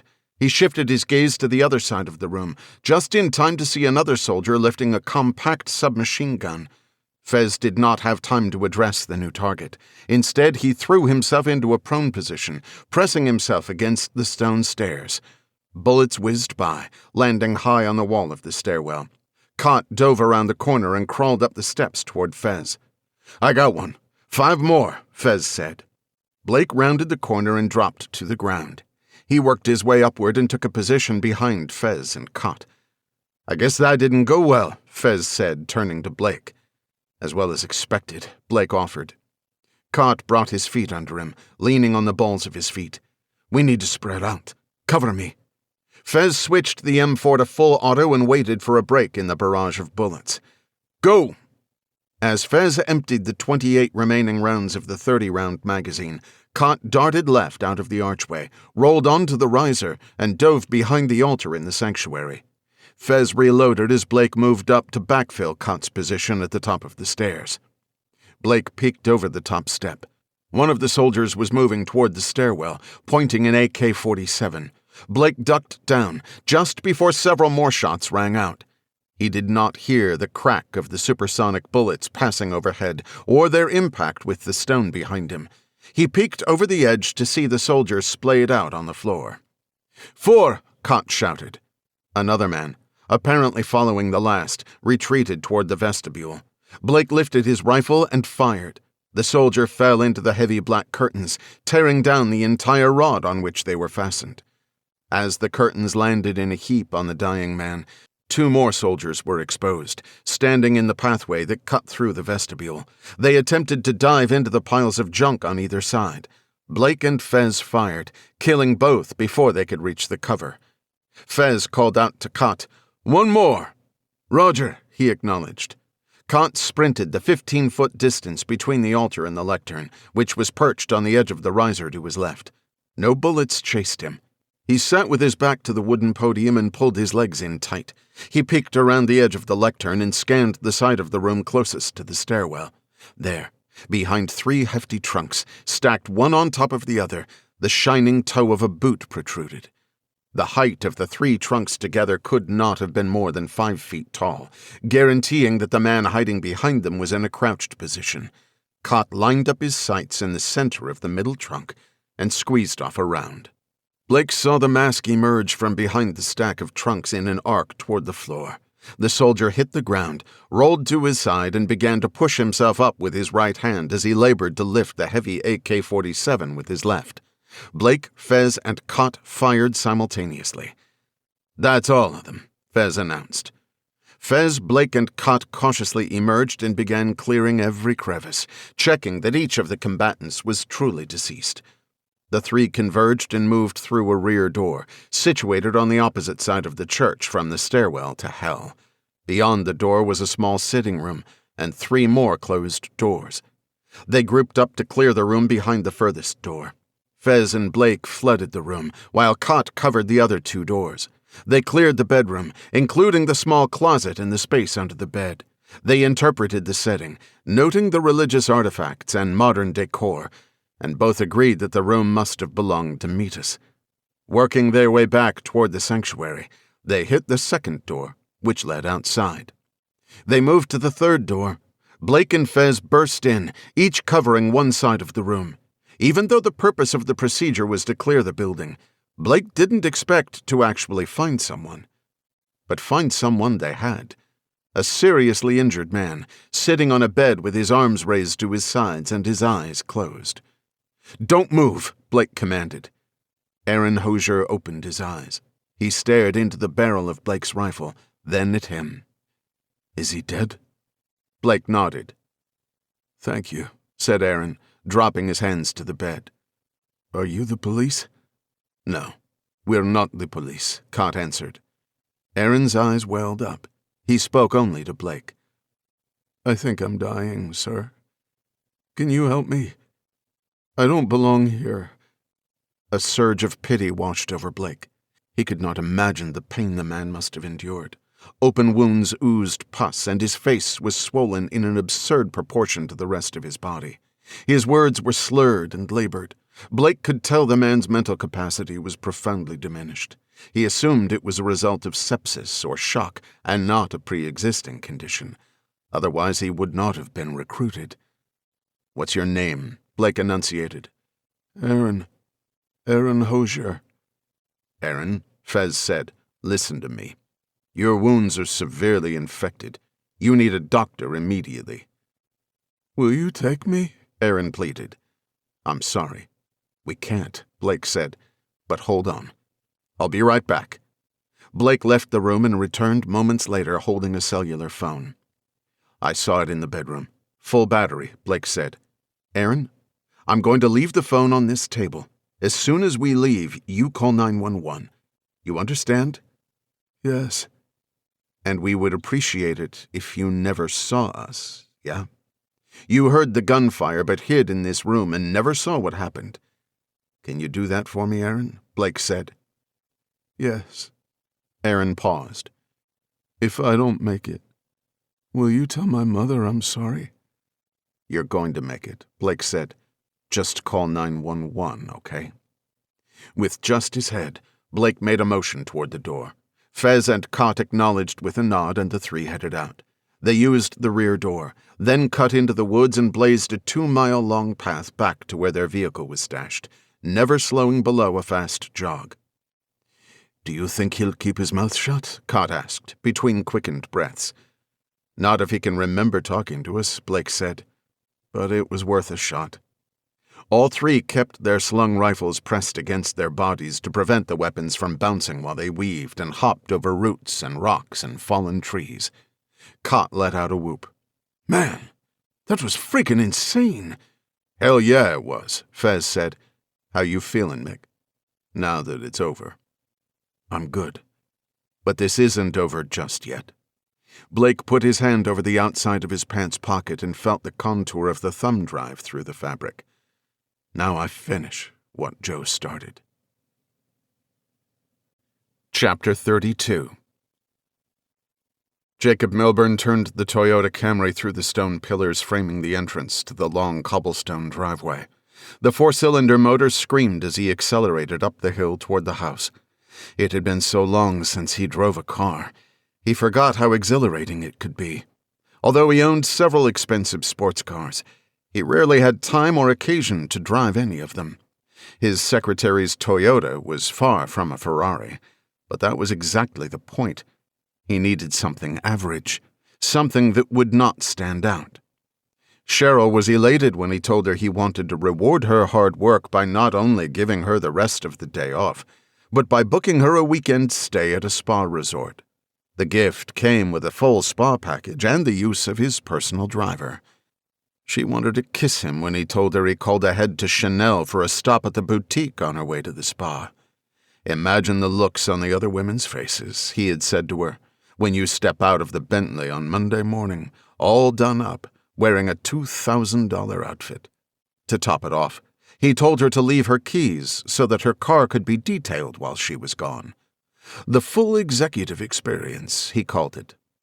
In truth, Milburn was completely against showing any type of generosity, especially when it came to his employees.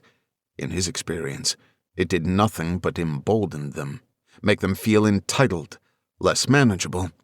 Like everything else in his life, he made an exception when it served his own agenda. And while, in hindsight, he probably could have dialed it back a bit and still gotten the same result, he was satisfied with how well the simple ruse had worked. The driveway terminated in a loop that circled around a well-manicured patch of topiaries. Following the example of the other 4 cars that were already parked in front, Milburn traveled halfway around the circle, pulled to the right, and parked at the back of the line. He glanced at his watch. 3 minutes late. Milburn could feel his blood pressure rising. Normally, if he was 15 minutes early, he considered himself late. But he had misjudged how long it would take to drive there. The roads he could once navigate in his sleep as a young commuter appeared strangely unfamiliar. If he had taken his phone with him, the turn-by-turn directions would have prevented him from taking the wrong exit and having to backtrack 10 minutes. But Milburn was cognizant that even if he had not specifically called up directions, the mobile device would be tracking his movement, creating a silent record of his journey. As he approached the house, he was greeted by the butler, a slender man with an angular jaw and a rigid posture. He was ushered through the grand foyer to a set of mahogany doors. As his guide swung open the doors, the echoey expanse filled with the clamor of voices embroiled in debate. Milburn rushed in and took his place at the head of the long table. The chatter ground to a halt as the 3 men and 2 women registered his presence. All 5 sets of deadpan eyes settled on him. Milburn cleared his throat. "I assume you gentlemen and ladies have some concerns in light of recent events. Let me start by assuring you that I am handling it. I have been monitoring the numbers, and on our end, investor confidence has not taken a significant hit." Milburn chose his words carefully. "Screw the confidence," said Arthur Ben III. "You've got the FBI poking around, for God's sake. This is going off the rails, isn't it?" "Look, Art, I understand your anxiety, but the FBI is a non-factor." Milburn caught himself drying his sweaty palms against his legs.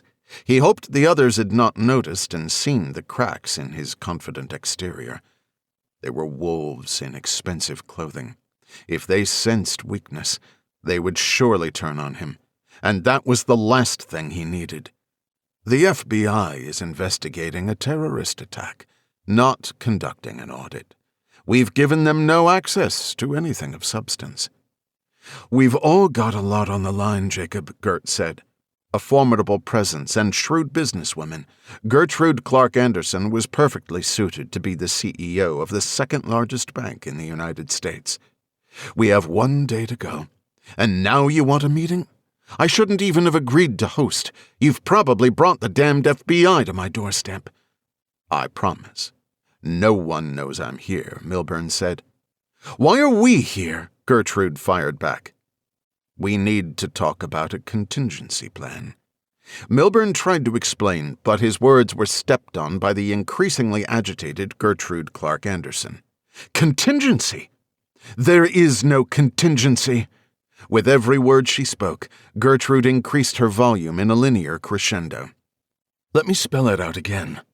If this doesn't go off, the stock doesn't spike, and the investors don't make the money they were promised. We do not get the performance bonuses that took 3 bloody years to negotiate. We're certainly not buying the controlling shares without it, which means—" Gertrude tilted her head, keeping her eyes fixed on Milburn, her face filled with aggravation. He sat in defiance, refusing to answer the rhetorical question. He was aware of the consequences, including many that Gertrude probably had not even considered.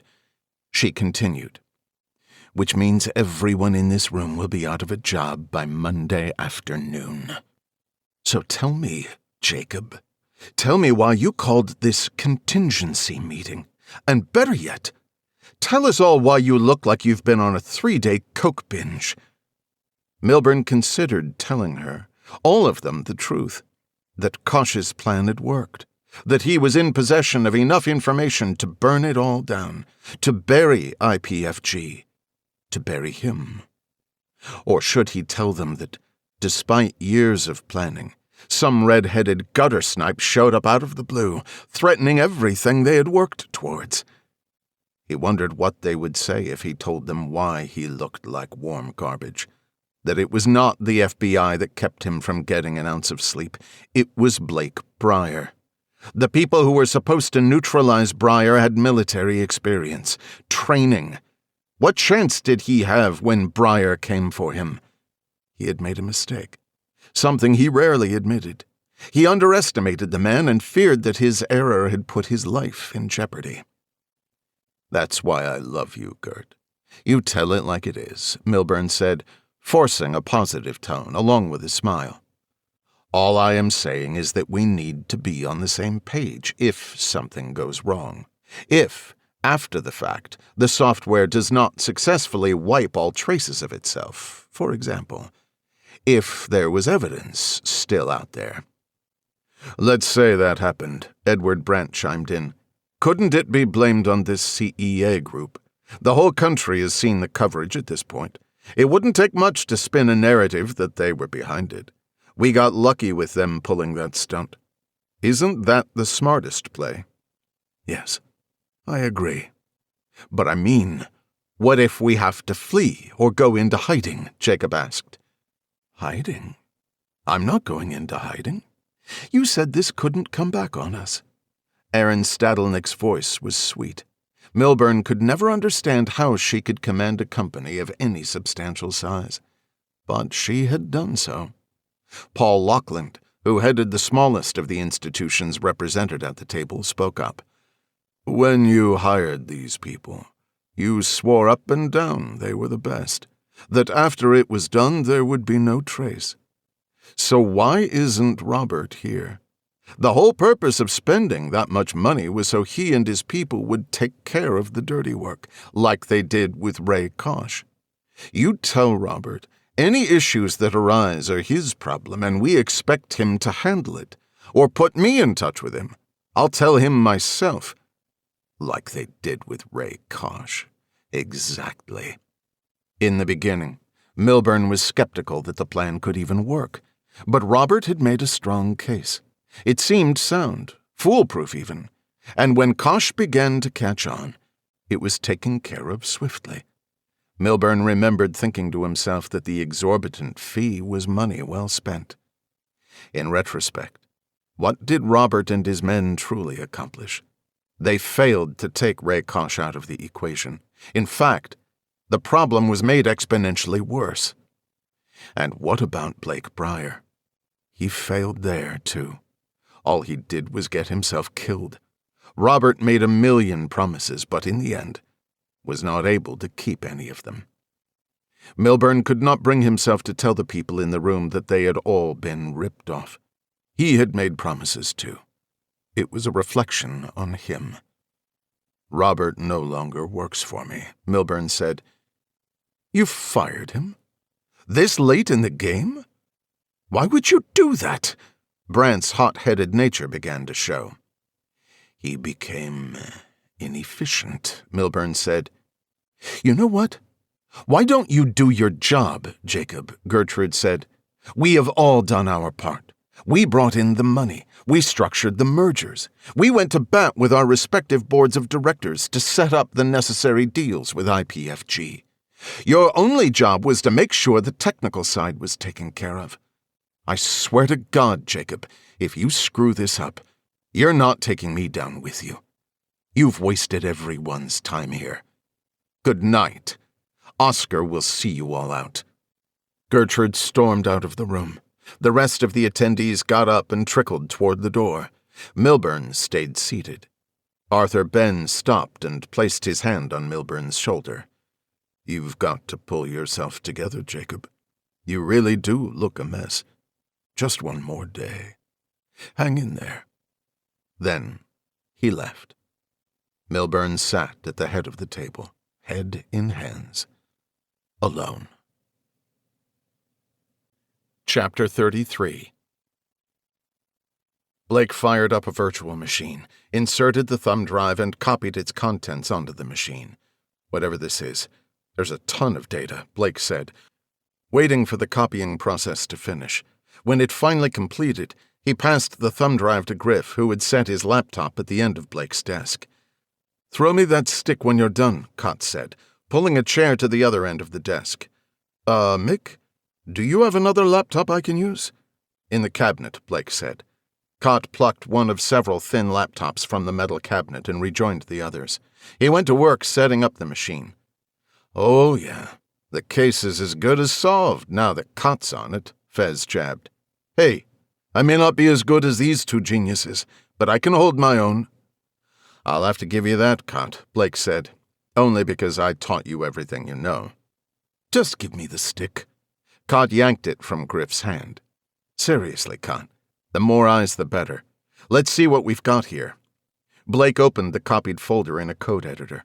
The language-aware software intelligently colored textual code to make it easier to read. Blake browsed through the files. "Well, it's JavaScript, I can tell you that much. Some kind of web client software." "Do you have any beer in your fridge?" Fez asked. "Yeah, grab me one too," Blake said. "I'll take one," Cott added. "Make it a full round, barkeep," Griff said.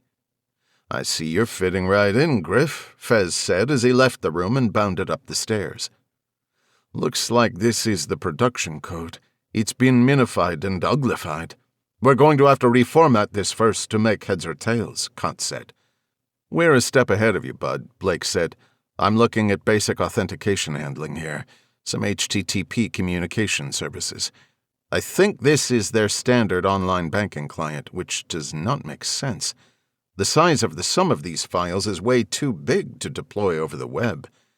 Maybe there's a couple of years' worth of backups on here." "I agree," Griff said, "but it's definitely a banking client. Look at the main routine. The first method called loads modules based on the access URL. See the module file names? IPFG, United Bank, Midwestern. There's dozens of them. These are big banks. Are they really outsourcing their online platforms to IPFG?" "That is peculiar," Blake agreed. "What am I looking at here?" Cott turned his screen toward Blake. "There's some cryptographic stuff here. This section's doing some hashing, right?" "What's the name of that file?" Blake said. "Service-worker.js," Cott responded. Blake and Griff both brought up the file on their machines. So, a typical service worker runs in the background in the browser. It usually handles caching and push notifications for progressive web apps, Blake explained. "Holy crap!" Griff slapped the table. "Cott's right. The service worker is doing cryptographic work. Look here. This line is comparing hashes. This thing is looking for a nonce. This is mining software. How much you want to bet it's mining Bitcoin?" "Wait a minute. IPFG is mining Bitcoin?" Blake thought out loud. "Is that what this has all been about? I mean, between all the banks, there must be millions of users. So I guess, even though the browser is not going to have access to the hardware level, when you put millions of slower processes together, you'd still have a pretty powerful mining network, and the customers would have no idea they're participating." "This should have been noticed already," Griff said. "A network like this should be mining most of the blocks on the blockchain. They'd be pulling in millions of dollars." "Unless—" Blake paused. He sorted the subfolders by size. One stood out as being incredibly large. He opened the folder and looked at its contents. "Look at this. DAT files, index, chain state. This is the blockchain." "So? That would make sense, wouldn't it?" Cott asked. Fez entered, carrying 4 tall yellow cans. "I love this stuff. Man, do they know how to make a badass beer in Vermont."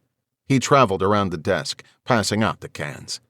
"You were just in time, my friend," Blake said, accepting the cold can. "I think I know what's going on here. They're not mining Bitcoin. Not exactly. Griff, download the current blockchain. We're going to have to do some comparisons." As Fez looked on, Cott and Griff prepared the necessary software to comb through the 2 chains, block by block. The one obtained by the CEA from the IPFG servers, and the one downloaded from the official public source. They worked backwards, starting at the newest common block. None of them drank even half of their beer before the pattern became evident, even to Fez. "I knew it. It's a 51% attack," Blake exclaimed. "They've been maintaining a separate blockchain.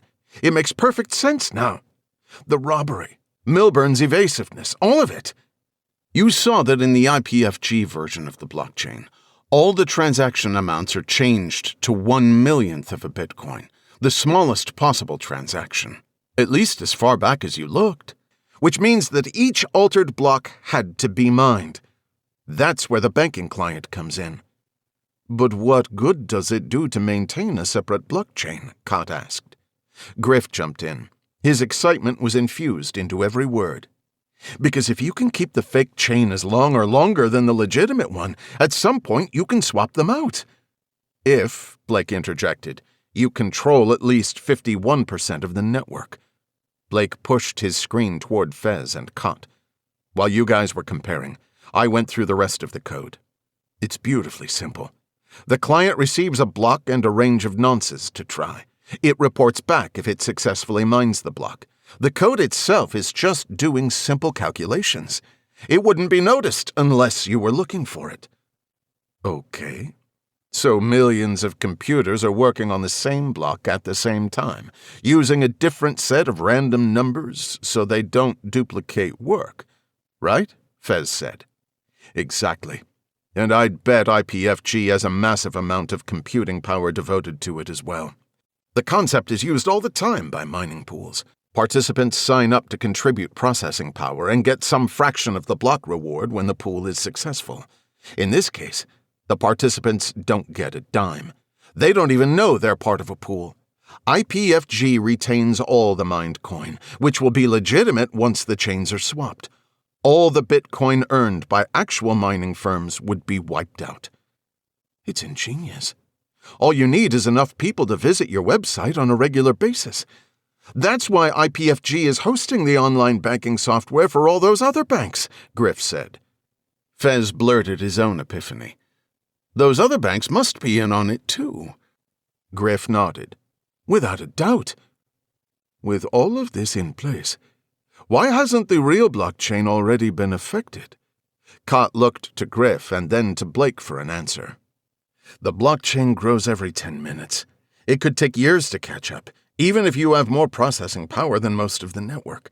It seems like they did the math. The timeline is hard-coded.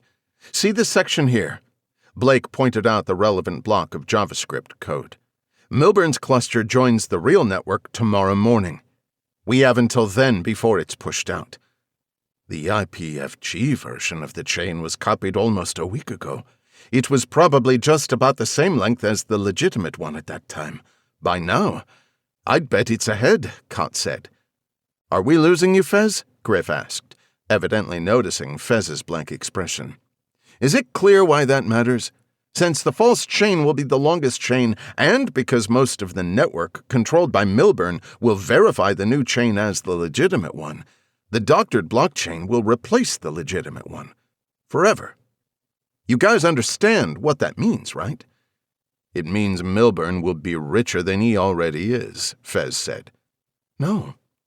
It means that anyone who spent Bitcoin, for who knows how long, can re-spend the same coin, because the history would be permanently changed. The network would continue building on the false chain, solidifying it, irreversibly," Griff explained. "In which case, Bitcoin would essentially be worth nothing," Cott said. Blake hopped out of his chair. "Yes, not only Bitcoin, but all cryptocurrency would be suspect. The demonstration of the vulnerability would essentially kill cryptocurrency. It would bankrupt its users and drive everyone back to the banks." So Metis was actually trying to save Bitcoin. He may have been right. Milburn probably did try to have him killed when he started noticing that something was up, Cott said. "That's likely," Blake said, but he took it too far. He could have gone to the authorities. He could have done any number of reasonable things. Instead, he murdered innocent people. "I'm not justifying his actions, just remarking that he wasn't lying about Milburn," Cott clarified. So how do we stop this? Fez asked. We have to rewrite the software to neutralize it. But we'll need to deploy it to every customer before it's triggered, Blake said. In order to do that, we'll need to gain access to IPFG's systems, just as the CEA did, Griff suggested. Well, we're certainly not staging a robbery, Griff, if that's what you mean. Fez's demeanor took on a serious undertone. That won't be necessary, Blake said. I have another idea. Chapter 34. Blake got off the elevator on the 12th floor, a stark contrast to the bustling ground floor. The area featured a more quiet, swank atmosphere. Plush couches and potted plants filled the open expanse in front of him. Two men in expensive suits, legs crossed, sat engrossed in stacks of paper, printed in colorful ink. Dressed in a Brooks Brothers suit with a salmon-colored tie and matching square breast pocket, Blake blended in. As he moved about the building, his presence had not garnered a second look. He approached the two men. "I'm here to see Mr. Milburn. Would you mind directing me to his office?" Blake said. "Get in line," one of the men said. The other chuckled. "Are you from accounting?" Blake said. "Marketing," one of the men replied. "And you are?" "The name's Shea. I'm with the SEC," Blake replied. "Oh, my apologies," the younger man said. "End of the hall on the right." He pointed out the direction. "Much obliged," Blake said, heading off toward the wide hallway. He approached the double doors, conveniently marked with a placard that read, "Jacob Milburn, CEO." Blake straightened his tie and entered. "Can I help you?" a smartly dressed woman said from behind a high counter that bordered her L-shaped desk. "You must be Cheryl," Blake said. "Yes, that's right." "And you are?" Cheryl inquired. "Jacob is expecting me." Blake barreled through the reception area, throwing open a second set of double doors. "You can't just—" Cheryl started in protest, but Blake had already disappeared into Jacob Milburn's office. Jacob Milburn sat at his desk, the receiver of his phone to his ear. Blake sat in one of two leather-upholstered chairs, positioned directly in front of Milburn's desk. The look on Milburn's face was one of complete surprise, if not terror. Milburn took the phone away from his ear, but still spoke into the handset. "I've gotta go," he said, and hung up the phone. "What do you want from me?" Milburn asked. His voice wavered. Blake almost did not recognize him as the same man he had spoken to only 2 days before. The confidence— no, the hubris— gone, replaced by a crazed anxiety. "I just want to have a conversation, Mr. Milburn. Nothing more," Blake said. "Are you here to kill me?" "Kill you?" Blake laughed. "Oh, I see. You're worried that I took offense to you sending your mercenaries to torture and kill me. Is that it? Water under the bridge, Jacob. Can I call you Jacob?" "Sure," Milburn said. He most certainly was not going to say no. "About that? Forget it. Like I said, water under the bridge. What I really want to talk to you about is investment opportunities. I've got some cash to spend, see, and I hear you're the guy to talk to about making some wise investments." Milburn perked up. The apprehension began to melt away from his face. Just as Blake predicted, the fear of violent retribution began to subside, giving way to the arrogance lying dormant beneath. Milburn did not understand motives of loyalty or righteousness, but he was well acquainted with the motive of money. All the wickedness in his world was driven by it. "Cash? Mr. Brier, I'm sure you're not serious. I don't know what you may own in stocks, but I'm pretty sure you don't have much in the way of liquid assets. You don't even have a checking account, do you, Mr. Brier?" "No, you're right. I don't. You've done your homework. I expected that. The thing is, I'm pretty heavy in Bitcoin. Are you familiar with Bitcoin?" "A bit," Milburn lied. "Let me tell you a story about Bitcoin," Blake said. Milburn squirmed in his seat at the mention of the word. Blake reveled in his discomfort. If Blake were Jacob Milburn, he would be thinking about how to summon his secretary, or anyone, without offending the dangerous lunatic sitting in front of him. Once there was a man who ran a bank, Blake continued. It was a big bank that controlled a lot of money. But he wasn't satisfied with that, because this cryptocurrency started gaining popularity, started trading at astronomical prices. The man, let's call him Jacob, started thinking that there must be a way to leverage all of his power to kill this trend, to undermine it. He was a smart man, you understand? A real innovator. He had devised a way to exploit the technology that would surely kill it. He enlisted the help of other powerful people, the heads of other large banks, and it was foolproof. Except he had enemies. Enemies of his own creation. "I've heard enough, Mr. Brier," Milburn said. "I'm not finished," Blake snarled. What this bank executive didn't count on was that a woman, an FBI agent, had his number. She knew he was shady, and she set in motion a chain of events that would take him down. "Enough of this," Milburn said. "If you've come to kill me, do it already. Otherwise, get out of my office. I get it. You've worked it all out. Except you have no proof, and you never will. The thing is, in a few minutes, it will all be done, and there's nothing you can do about it." "Well, that's where you're wrong, Jacob. It is already done, just not the way you expected. You see, overnight, I replaced your software, rendered it useless to your purpose. At least half of your users will be logging in this morning and inadvertently updating the service workers with the new version. In 30 minutes, when the timer hits 0, you won't have 51%. Blake sat back in the chair. "Isn't that a bitch?" "Not possible. You would need access to our systems. I spared no expense in security. It's just not possible." "You're right. I mean, the security surrounding customer data is abysmal. You probably should have been making that your priority, huh? But the servers hosting the web client, top-notch, really impressive. You'd have to get physical access. And Ray Kosh knew that, didn't he? Luckily, I had a little help." Milburn sat dumbfounded, as if watching an opera being performed in a language he could not understand. "Steve, come on in," Blake said. The door opened and Stephen Reed appeared, a satisfied smile on his face.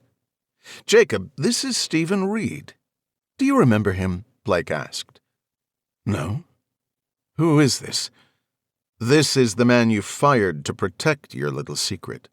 Ring a bell?" "Last night I gave Steve a call, and as it turns out, he was more than happy to help. The best part, you're going to love this, his access key fob was never deactivated. That was a hell of an oversight on your end, right?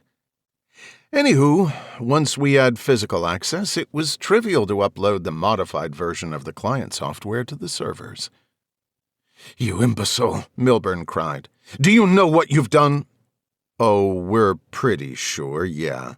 We've gone and screwed up your plans pretty good," Blake said. "You screwed yourself, Mr. Brier. You are a murderer. You killed my associates. You're threatening my life. I've been working with the FBI, you know. All I have to do is make a call and you're finished," Milburn said. "No need, Jacob," Blake said. "You can tell them in person." Blake paused, waiting for the big entrance, the grand reveal. After contacting Reed, Blake reached out to Andrew Harrison and told him everything. Well, a lot of it. He told Harrison about his relationship with Anya and the events that led up to her murder. He filled in the backstory about Ray Kosh's assassination attempt and the birth of the CEA. And most importantly, he explained Milburn's plot and his own plan to stop it. Together, they came up with the idea of wiring Blake with a microphone and sending him into Milburn's office. In a visual display of his mental process, Milburn's expression morphed from confusion to dejection. "There you go, Jacob. Now you get it." Finally, the door opened, and Harrison stepped into the room. "Jacob Milburn, you are under arrest," Harrison said. Blake basked in Harrison's obvious joy as he applied handcuffs to Milburn's wrists. "Justice. You are making a mistake, Agent Harrison. These men are working with the CIA. They planted software on our systems. You should be arresting them." Harrison pulled Milburn close. "This morning I had a little meeting with a Gertrude Clark Anderson. Lovely lady. You wouldn't believe how quickly she took the offer. Full immunity if she steps down from her position and testifies against you and the others. She was quite detailed, Mr. Milburn. Dates, times, names. I don't know how someone is that organized. I guess that's how she became so successful, huh?" The color drained from Milburn's skin. He lowered his eyes to the floor and avoided any further eye contact with Blake or Reed as Harrison escorted him out of the office. In a way, Blake understood the relief that Milburn must have felt. Considering the circumstances, there was no longer a need to propagate the lie, to wear the mask. Blake had experienced the same feeling when he reconnected with Anya, revealed his own past. The freedom of being able to own the truth was liberating. "Thank you, Steve," Blake said with a handshake. "Very glad to help." "So, are you back on the clock?" Blake asked. "Not officially until tomorrow. The board met this morning and already appointed Mills as interim CEO. Not only did he agree to rehire me, but he gave me a promotion. I'm actually going downstairs to fill out the paperwork after this." "That's fantastic. Joe, Agent Kohler would be glad to know that. She wanted to make it right." "You know it wasn't her fault, right?" "Yeah, I know. Still, I'm glad it worked out." Blake opened the door. "Take care, Steve." Blake called the elevator and turned back toward Cheryl Panikin. "May I say, you look stunning." Cheryl's face reddened. "Thank you." Blake stepped into the elevator. "Oh, and I love the Bentley." Chapter 35. Blake shifted his weight. The soles of his polished Oxfords dug further into the soft, mossy ground. Residual droplets, left on the leaves of the sycamore by a brief morning rain, trickled down on him. Hardly able to recall what it felt like to sleep, he leaned against the sturdy trunk. 100 feet away, a few dozen people huddled in a loose circle, each clutching a single white rose that contrasted with their obligatory black clothing. A thin fog gave the entire scene a surreal quality, a nightmarish painting, immortalizing a twist of fate that upset the balance of true justice in the world. Blake swallowed hard. He could feel the lump of grief and guilt sink to his stomach. But it was not the guilt that kept him lurking in the shadows. It was longing. When he was with Anya, when he felt her body pressed against his, he felt like they were the only two people in the world. He needed his goodbye to share the same intimacy. Just her. Just him. One last time. Blake was relieved that Anya's family had arranged for the private burial ceremony. Earlier that morning, the public funeral held at St. John's Church drew an enormous crowd. Hundreds of federal agents, politicians, and average citizens showed up to pay their respects. With the small church quickly filling to capacity, many gathered in Lafayette Square, standing vigil with candles as they watched live coverage on their cell phones. Blake had to hand it to the FBI and the federal government. They could not have done more to honor Anya's life and career. The ceremony included full military-style honors and a poignant speech by the director himself. She deserved every bit of it, and more. But Blake could not help but think that Anya would have disapproved of this scale, especially the media circus that accompanied it. It eased his heart to know that, in the end, she would be sent off into eternity in a setting of modesty and tranquility. From where he stood, Blake could hear the words of the priest, He could sense the agony of the friends and family that gathered around the ornate white casket as it was lowered into the muddy ground. He took solace in knowing that their grief would one day subside, eventually giving way to warm memories. But he was not sure it would be the same for him. He could not imagine a path that would lead beyond the guilt. He had no doubt that it would haunt him for the rest of his life. Tears welled in his eyes as he watched the crowd thin. One by one, each approached the gaping hole in the earth and tossed a rose on top of Anya's casket. Each had lingered in silence for varying amounts of time before turning away and walking off to their cars. Blake wondered what they had said to themselves in those fleeting moments. Had they spoken to their god? Had they spoken to Anya? What did they say to her? What would he have said? Blake watched as Fez, Cott, and Griff stepped toward the grave. They paid their respects and then somberly walked past the few remaining people. Fez glanced over at Blake and tapped his fist on his chest.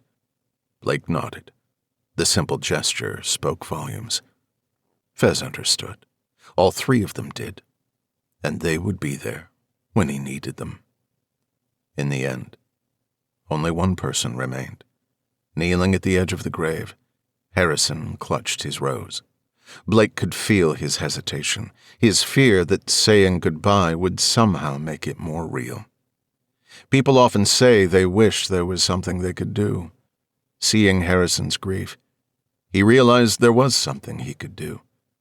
He knew what Harrison needed, and for Anya, he would give it to him. Blake left the cover of the sycamore and weaved through the stone markers until he stood beside Harrison. Neither said a word for the better part of a minute. Harrison started, but fell silent again.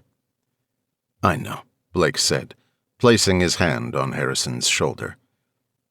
I never got to tell her. You didn't have to. She already knew, Blake said.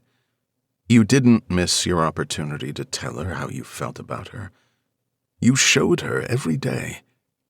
She cared for you deeply, not just as a partner, but as a person. She loved you. I could tell by the way she talked about you, and I know she'd want you to know that. Harrison smiled, put his hands over his face, and sobbed.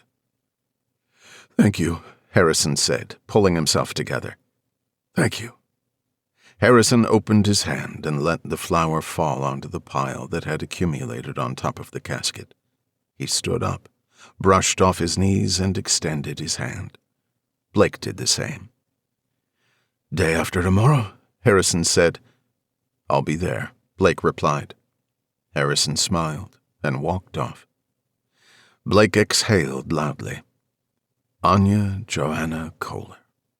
The letters, carved into the solid granite headstone, seemed like a mistake.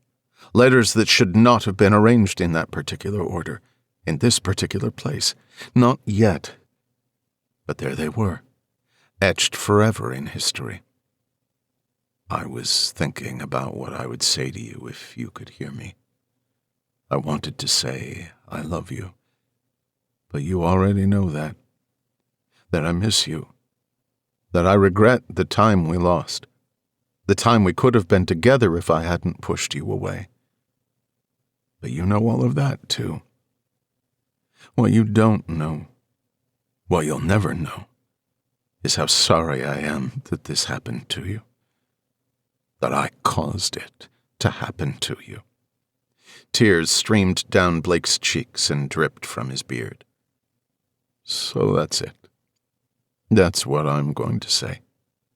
Blake cleared his throat and wiped the moisture from under his eyes. I'm sorry, Joe.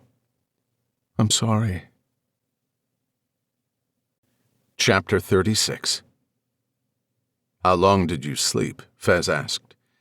18 hours straight, no lie, Blake said. Cott flagged the bartender. Can we get another round? Thanks. Yeah, Griff said. You were pretty useless cleaning up the church.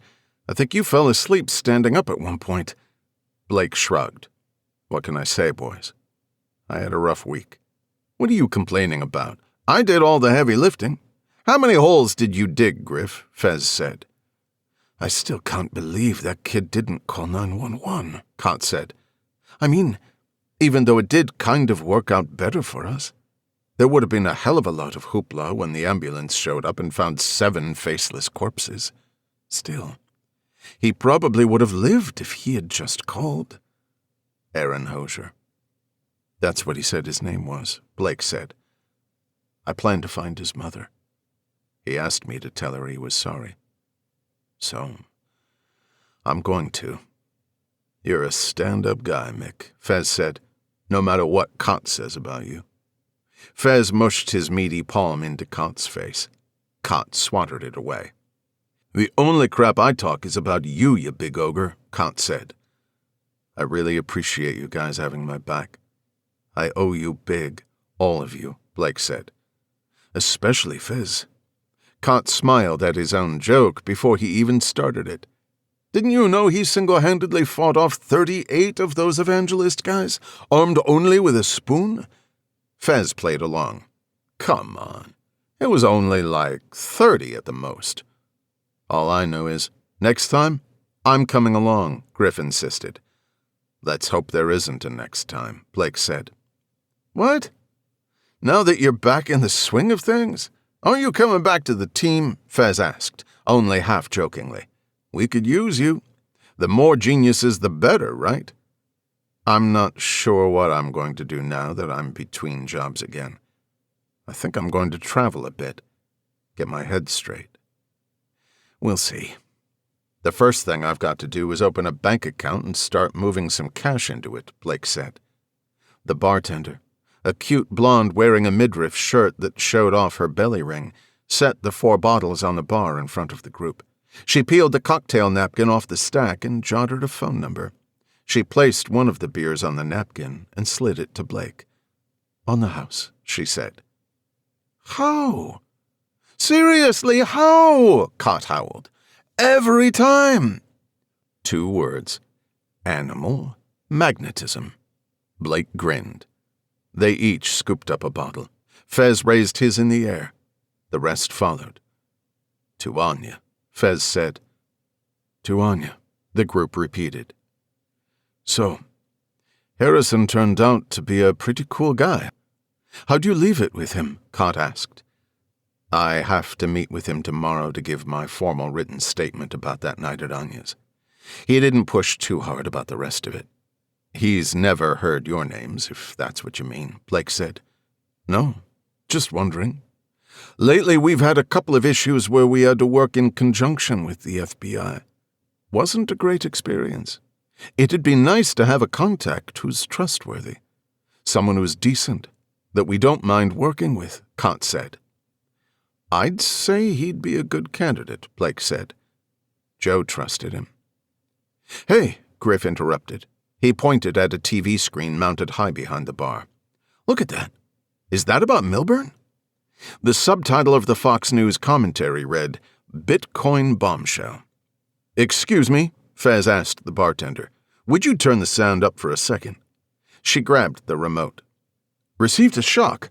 A Nakamoto fan club has long been monitoring Bitcoin addresses, believed to belong to Satoshi Nakamoto himself, hoping to catch any activity.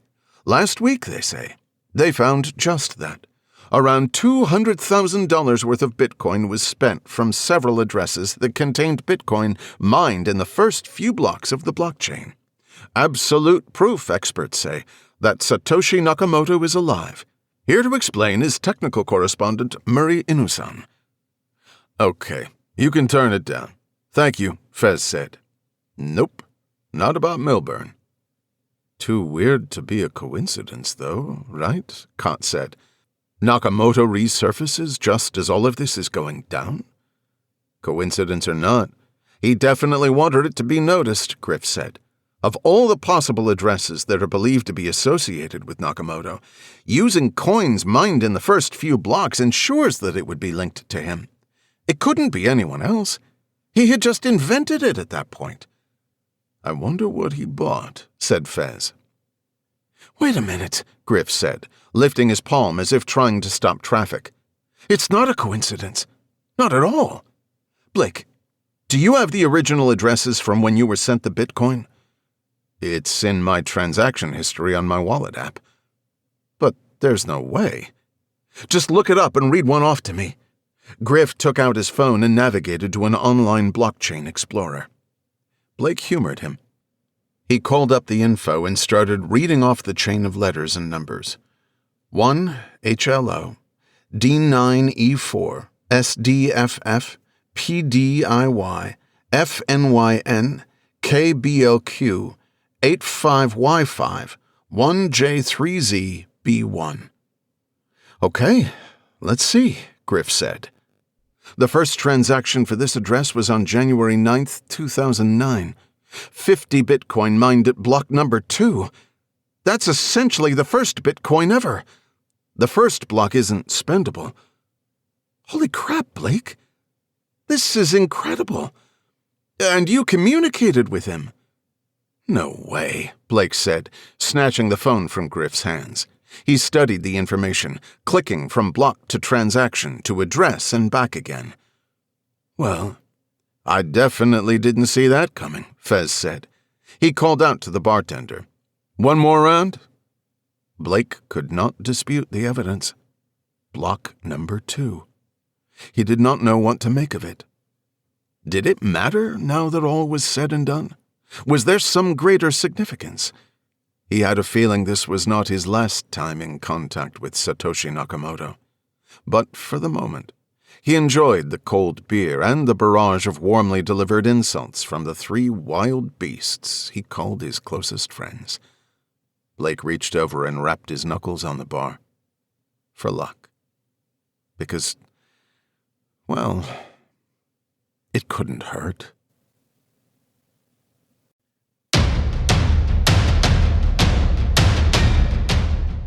We hope you have enjoyed this unabridged production of Unmasked, Blake Brier Book 1, written by L.T. Ryan and Gregory Scott, narrated by Scott Brick.